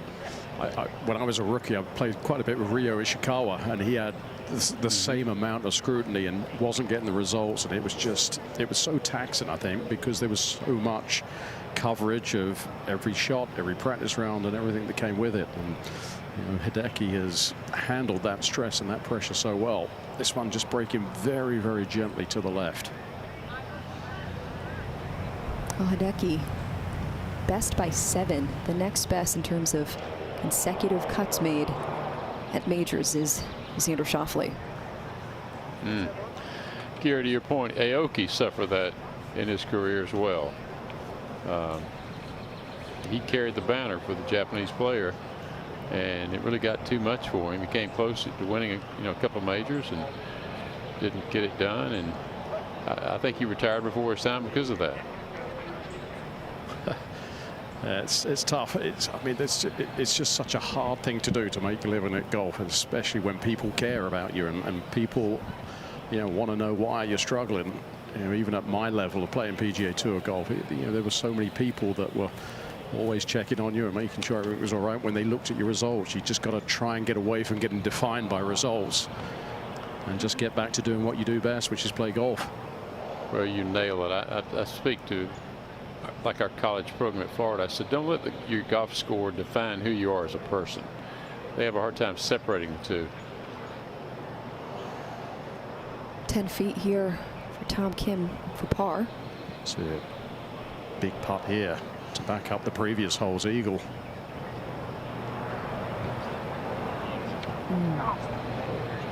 That's 3 bogeys in the last 5 holes. Yeah.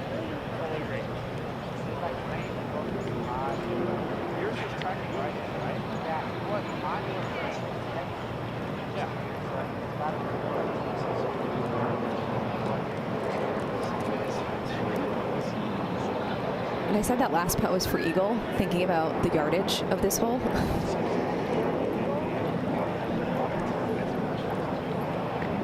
In fact, you've got 3 feet left here for Wyndham. And of course, this just for par.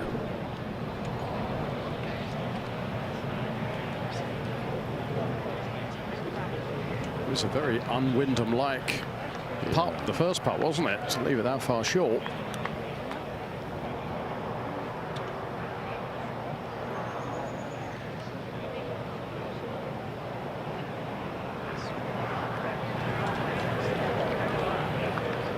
Mission accomplished. Par at 16.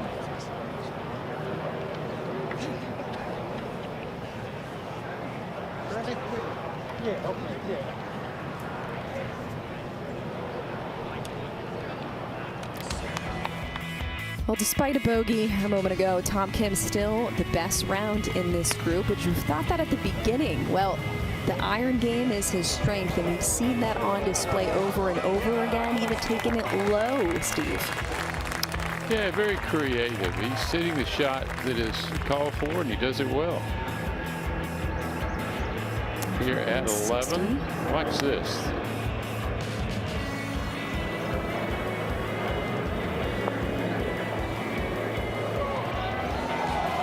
That close for eagle.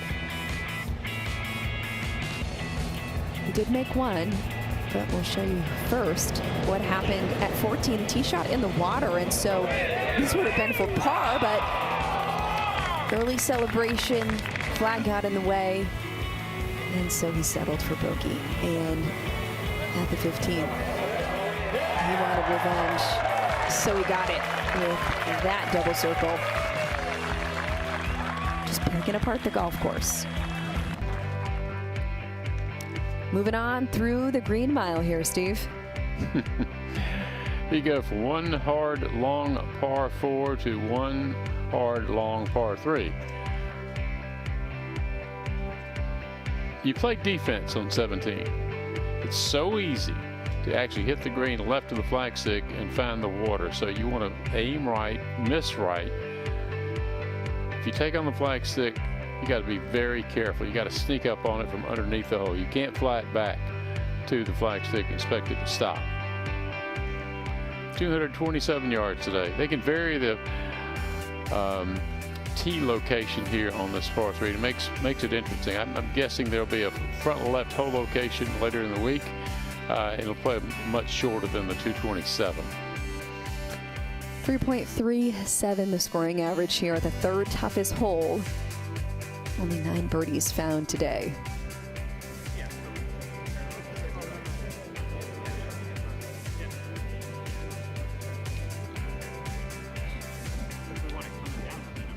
Yeah.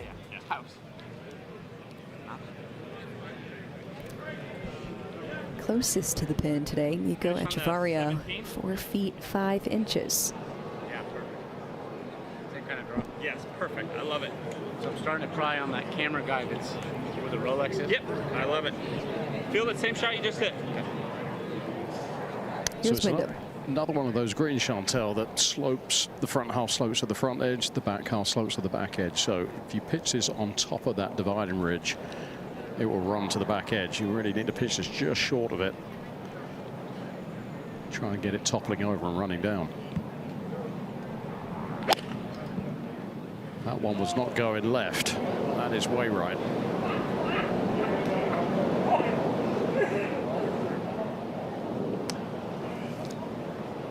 That was both hands on the wheel, 1 foot on the brake swing, Gary. It's amazing how that wobbly blue stuff left gets in your head right on the way down. This will be the 10th time we see him scrambling in this round.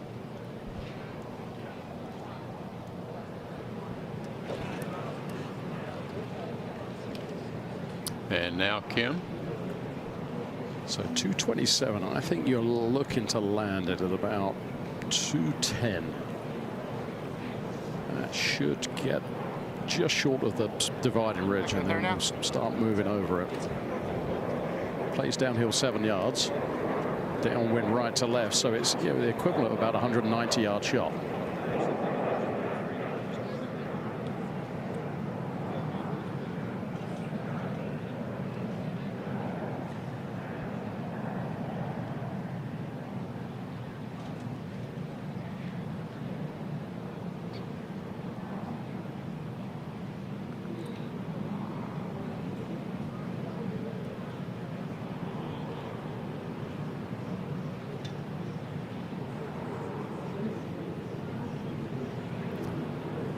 He's found half of the green so far today, Tom Kim. Bing bong! It's a really nice balance finish there. Ooh. A miss hit, you think? Well, undoubtedly, yeah. I mean, they missed his landing spot by a good 15 yards there.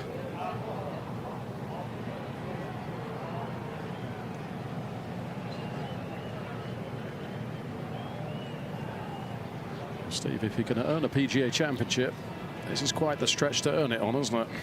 Is it ever? This is not bridge you can't pass.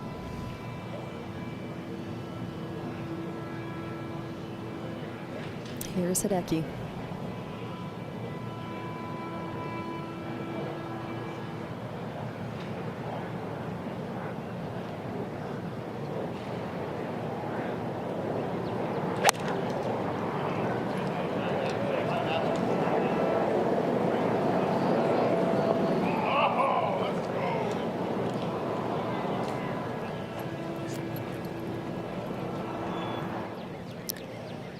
The Green Mile has certainly earned its status and title. We are back with our featured group coverage in just a moment.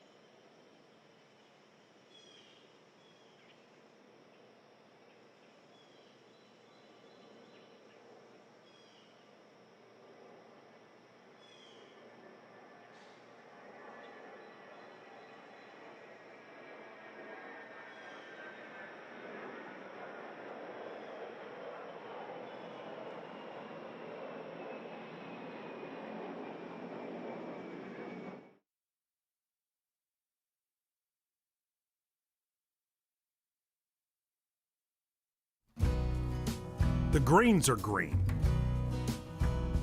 The fairways are green. The jacket, for a few of them, is green. The mile is green. 16, 17, and 18 at Quail Hollow. The money they win for hitting a tiny white ball is green. The losers will be green with envy, and the winners will leave the green expanse of grass behind the gates of this place, reflecting in the mirrored sterling silver of a trophy strapped into the front seat like a friend.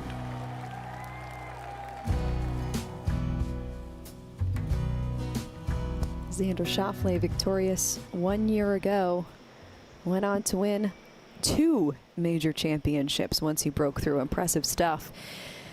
Speaking of green, this is that Green Mile stretch, and at the 17th hole, only 35% of players who have come through have hit the green in regulation. That's 49 of 135 players, Steve. That does not surprise me, Chantel.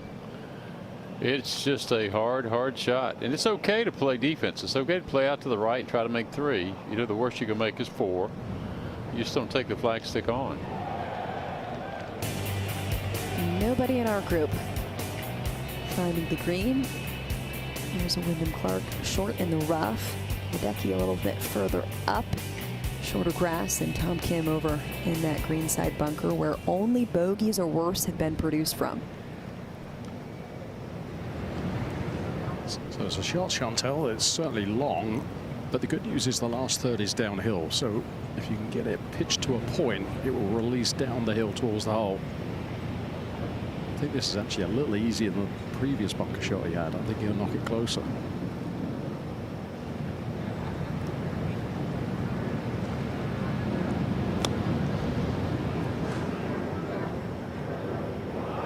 Gary, he's gotten a lot of practice from bunkers today.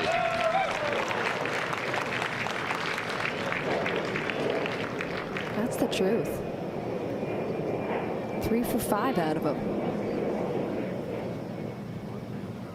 That was his 6th attempt then.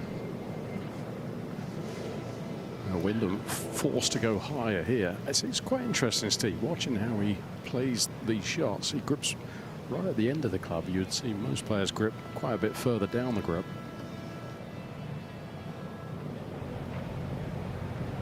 So he can slide the club head underneath the ball easier, and this is special. Whoa, now. Isn't that Excellent. impressive to see the different types of shot he plays around the greens? It's so multi-dimensional. It's very, very impressive up close.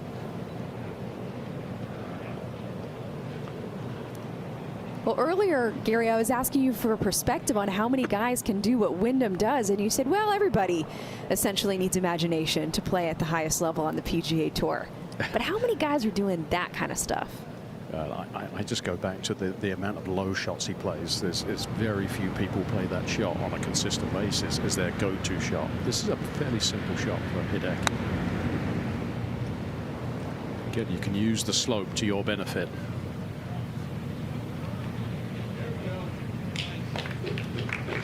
Well, Hideki, 7th best on the PGA Tour in par 3 scoring.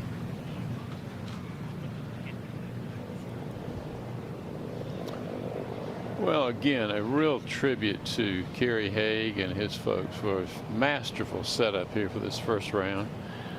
I don't think there's been any hole locations that you would call patently unfair or inaccessible. It simply challenged the best players in the game to respond to them.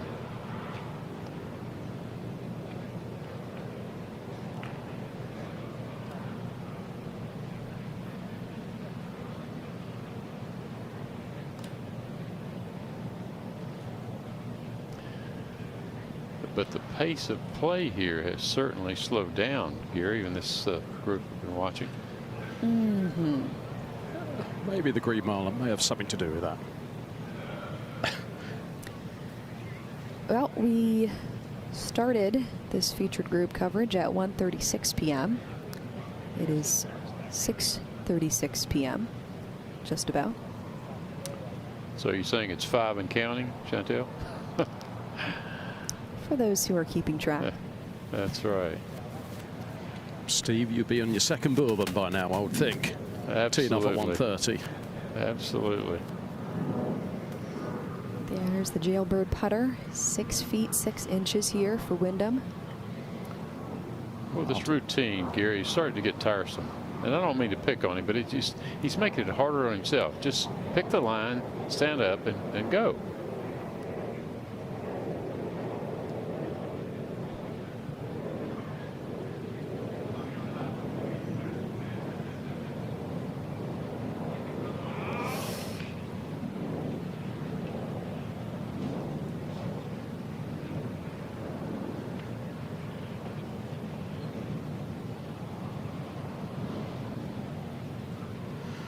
It's certainly not a disaster of this hole, but after that great second shot, you would have expected to knock that one in and give you that little momentum boost, wouldn't it, going down 18, Steve? Yeah. Making it difficult on himself. And he's at odds with himself as well, with the most difficult tee shot of the day coming up next.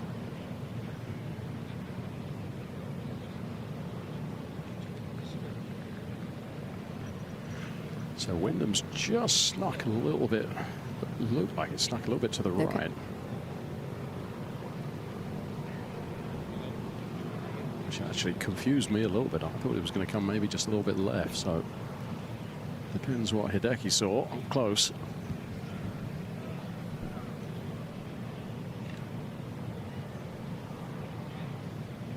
Not outside the hole, this one.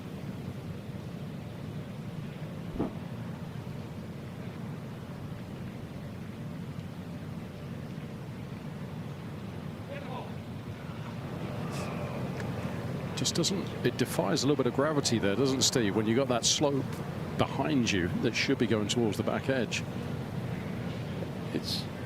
I agree. I just think it's one of the most difficult greens to read on the back half of the green, to your point.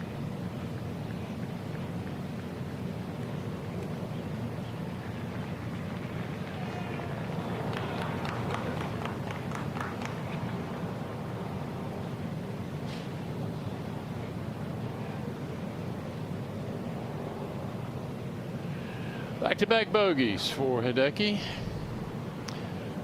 Hit it over 16.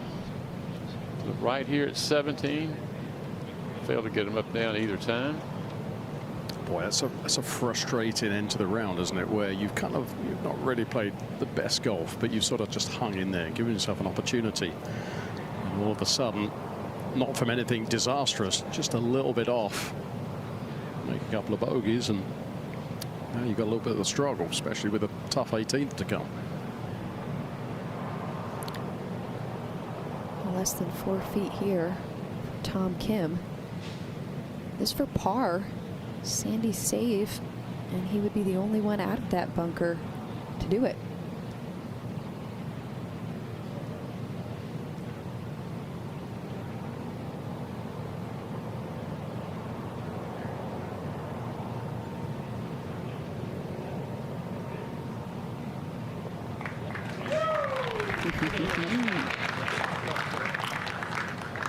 It's been an animated round for Tom Kim.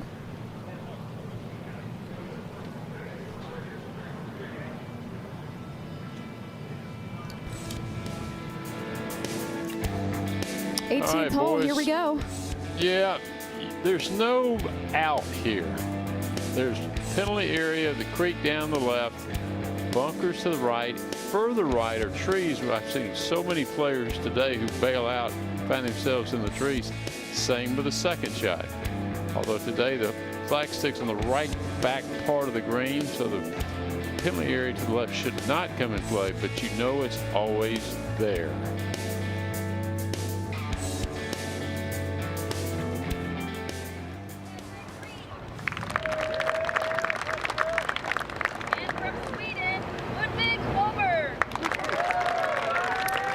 Birdies at this par 4 closing hole. 4.3 the stroke average today, 6th toughest on property.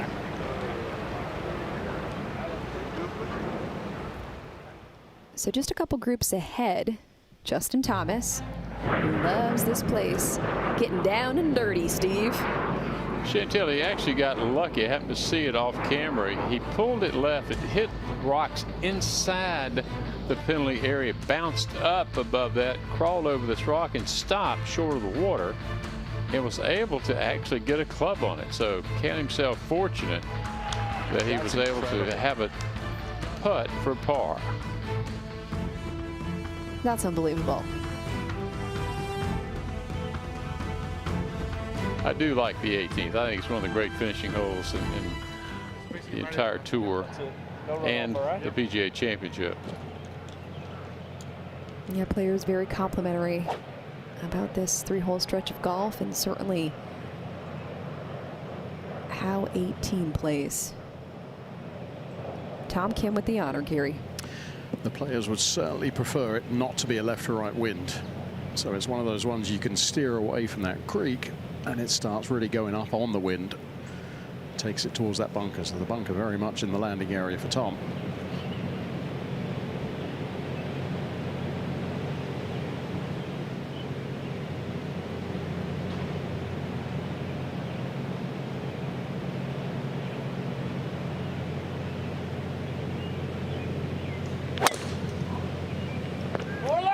Just looked a little bit more static over that one, didn't he, Steve? It was a longer look.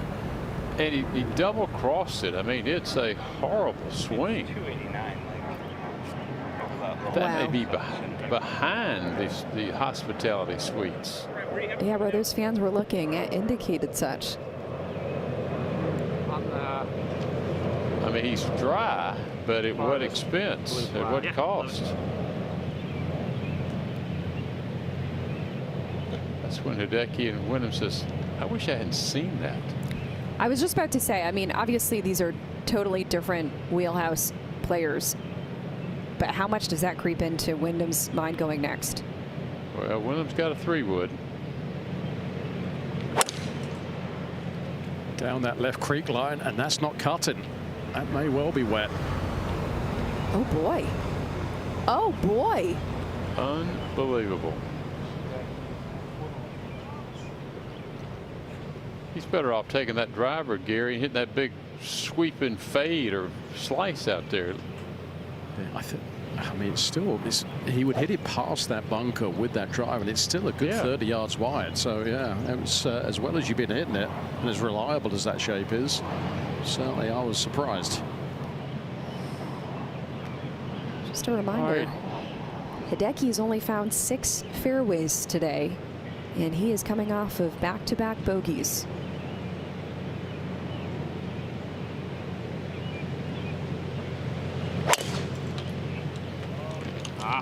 And that's maybe going to hang in there. Needs a soft bounce.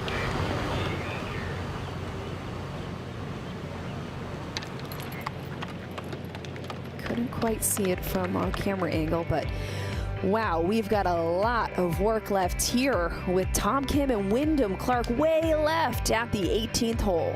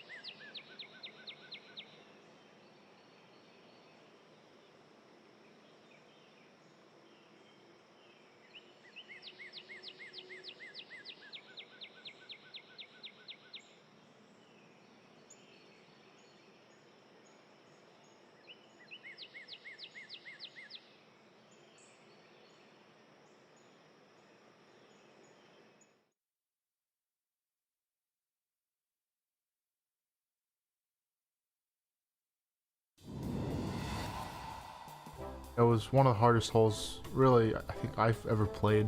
You know, I missed in a very popular spot, and I was trying to find my ball and caught myself kind of swimming a little bit. Tom Kim. Oh, geez. Oh, no. Oh, no. Oh, it's all gone wrong. So I was told that my ball crossed the water. It was just in the mud over there, and as soon as I went in, it was kind of sketch. Once my foot got in, I was like, there's no looking back. I went full in, and it just got my shirt and everything, and there's one point where I couldn't get myself out. I think for the first 3 minutes, it was all right. Like, I'm trying to find this ball. I'm dirty already. And the last 8 minutes were just, okay, how can I get out of here alive? I smelled for a little bit. It got bad. I was excited to shower. That's a first, seeing a golfer take a bath in the creek. Oh, God, don't hurt yourself. Someone help Tom. He's gone missing in Alex Creek. Where is he? Oh, there we go. All right. Okay. It was really late in the day, so the whole group thought maybe there was no cameras up there. Seeing that many cameras on me, I knew something was off. As Amir's Joe Scarborough looking straight ahead, seeing a camera with a red light on. They know they're on television right now. I definitely went full in, but it didn't really help when I didn't find my ball, and I went through all that. So no, but it was a great experience. That was a lot more entertaining than what we just saw from Justin Thomas at this hole. What you saw from Tom Kim came in 2023 at Oak Hill, and he had 3 holes left to play after that. So it wasn't just the fact that he opted to go in, literally getting down and dirty, taking a little bath after to get as much of the mud off as possible, but he still had to finish the round. That was Thursday to kick off the PGA Championship. So meanwhile, here at Quail Hollow at the 18th hole, we got a situation, Gary. Well, Tom has taken TIO relief from behind the chalet up there on the left.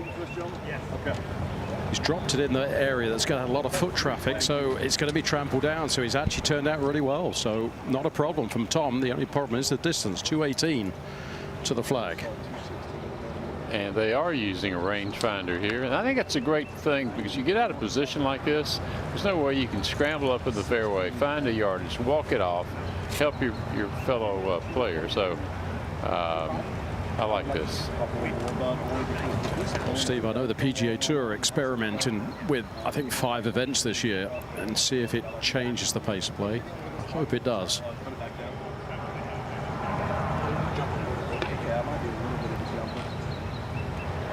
Gosh, people were so critical, saying that that might slow down pace of play because guys would confirm their numbers. But to your point, Steve, that's the first time we've seen anybody in our group have it out, and that was because he's out of position. Yep. Straight left to right. Normally we can't get quite the speed. You want to take a couple off? Does that make you feel better? Okay. Start wise, buddy. Like that white flag, like 4 yards left of the hole. In between the blue ones, that's perfect. The right-hand bunker is not a bad play. That bunker's doable back in the way.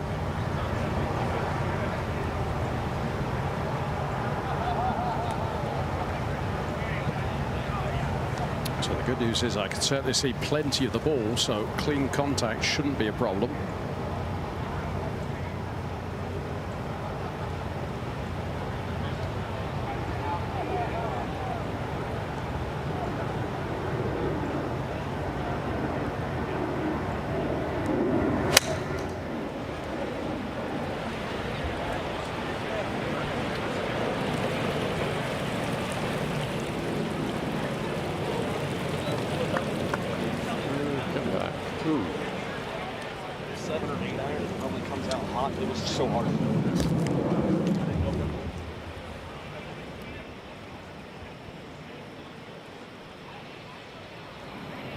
And now Wyndham Clark is, I guess, Hideki's first to play. Yeah, Wyndham hit it in the water, so he's taken a penalty drop. Hideki from just inside 200 yards. So he can finish with a two good swings back to back here.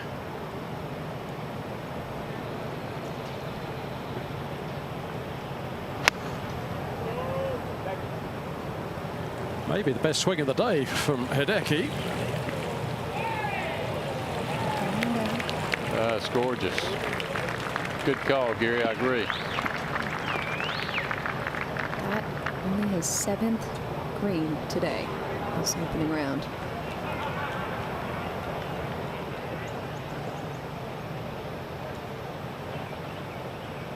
So Wyndham Clark is going to have a pretty significant hanging lie. All going to depend on the quality of the lie when he drops it.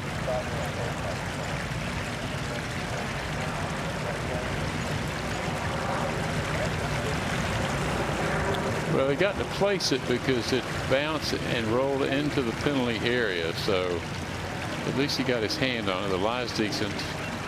Trying to make no worse than 5. He might have a putt at par. It's now just about mitigating the poor shot off the tee and not compounding it here. Right.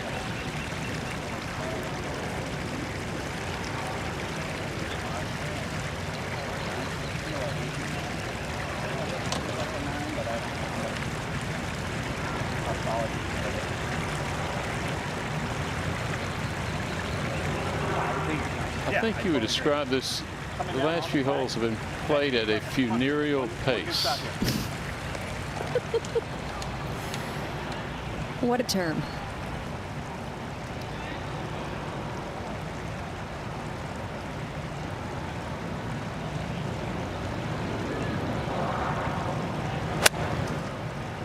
Started left.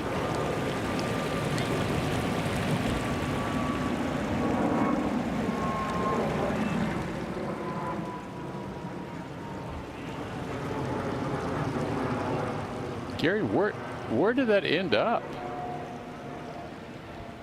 Actually, I'm getting a point from a member of the spectators.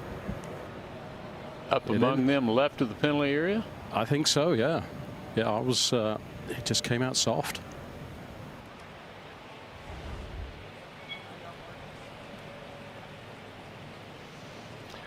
Well, the final 3 holes here at Quail Hollow are certainly living up to their reputation, and not in a good way.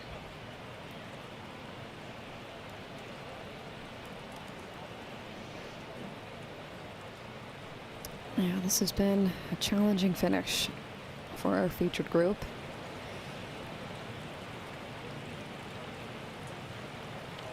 Crazy to think that Tom Kim, 2 under par with Wyndham Clark and Hideki Matsuyama at 1 over. Nobody has played out of this bunker today but Tom Kim.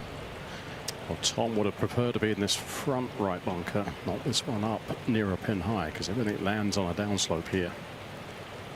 So he has a perfect contact. Needs that first bounce to be soft.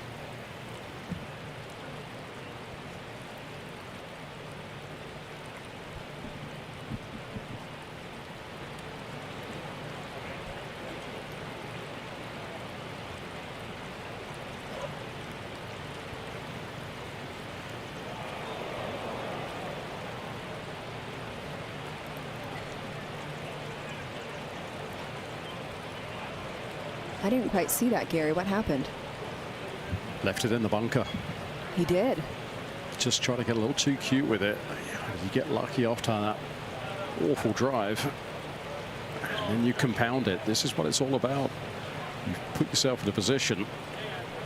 The last thing you want to do is turn a what would be a bogey. Wouldn't be terrible. Take double bogey here. It's going to you're kicking yourself. So same for Wyndham. So Wyndham with a good 60 yards or so.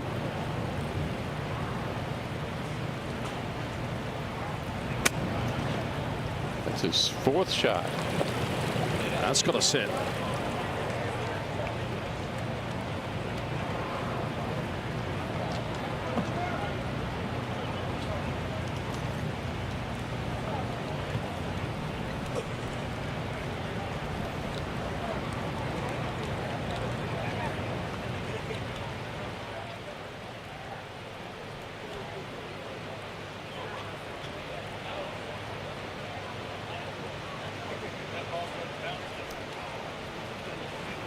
Tom now with his 3rd, once again, from this greenside bunker. This is his 4th, Chantel. Excuse me, yes.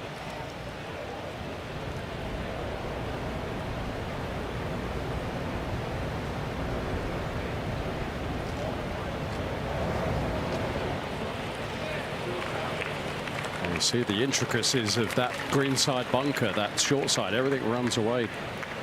It's almost impossible to stop it close to that hole.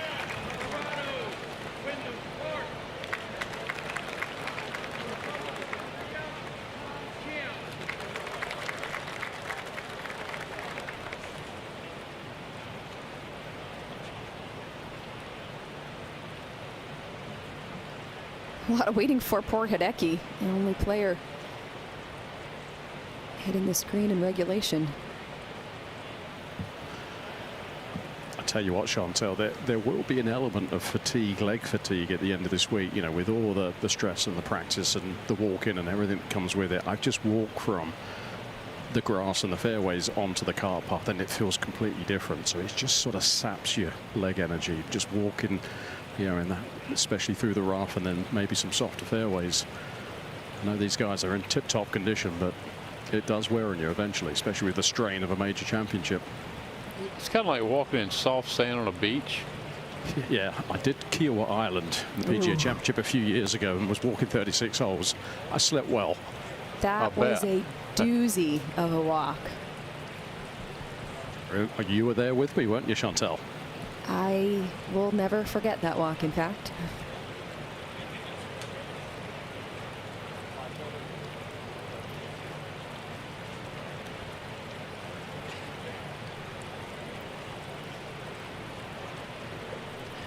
So 2 longish putts for bogeys here for Wyndham and for Tom.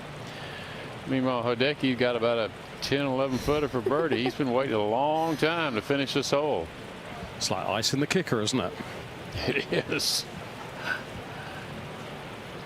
Very appropriate. Over 22 feet here to avoid double for Wyndham to finish.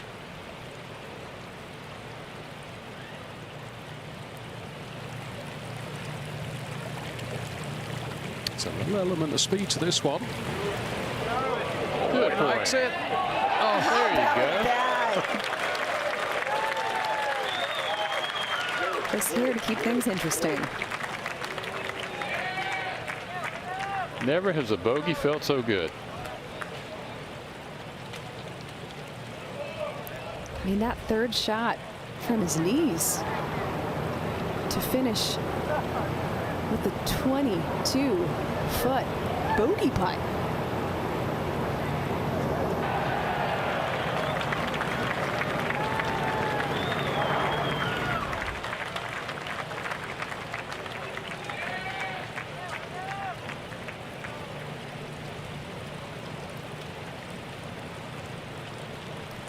We've got great news for you, Hideki. It's your turn. Finally. Okay, let's make the weight worth it. It's coming just a little bit to the left down that hill.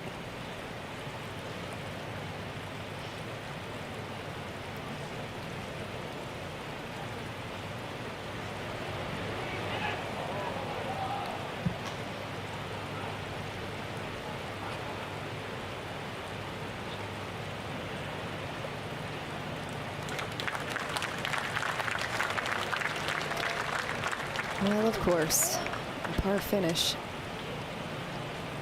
2-putt par from 12 feet.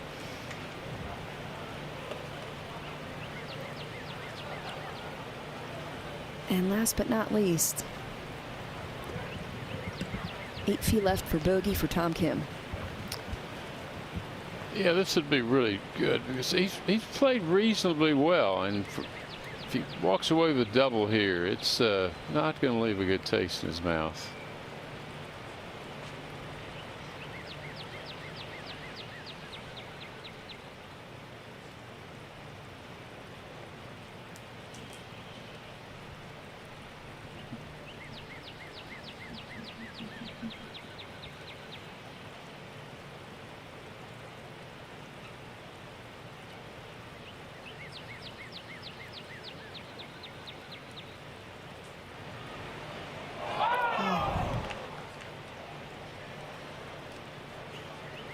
Quite the tale of the nines. Tom Kim bogey free, the only player in this group to do so on the opening 9, and 3 bogeys and a double to finish this green mile. 71 is what he will sign for. Such a promising round to start. Mix in an eagle. Man, he took us for a ride. So Wyndham Clark, 1 over par. Hideki Matsuyama, 1 over par. And Tom Kim heads into the second round, even par. Thanks for watching our ESPN Plus feature group coverage of the 2025 PGA Championship from Quail Hollow. We'll see you tomorrow. Thanks for joining us. It's the PGA Championship, a tournament where legends and long shots both have shined. Can it be?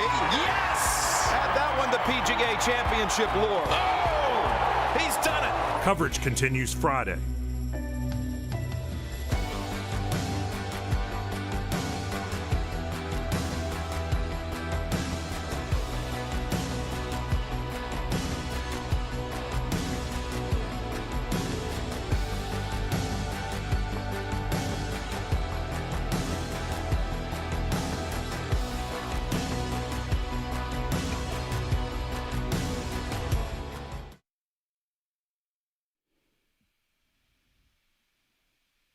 Gary, good job today. Great job out there. Sorry about your equipment issues.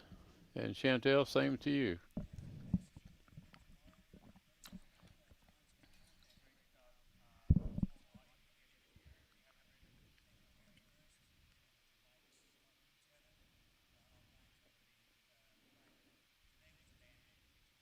Gotcha. Okay. We appreciate it. Thank you. Yeah, no worries. There's a lot of moving parts, so thank you for working to fix it.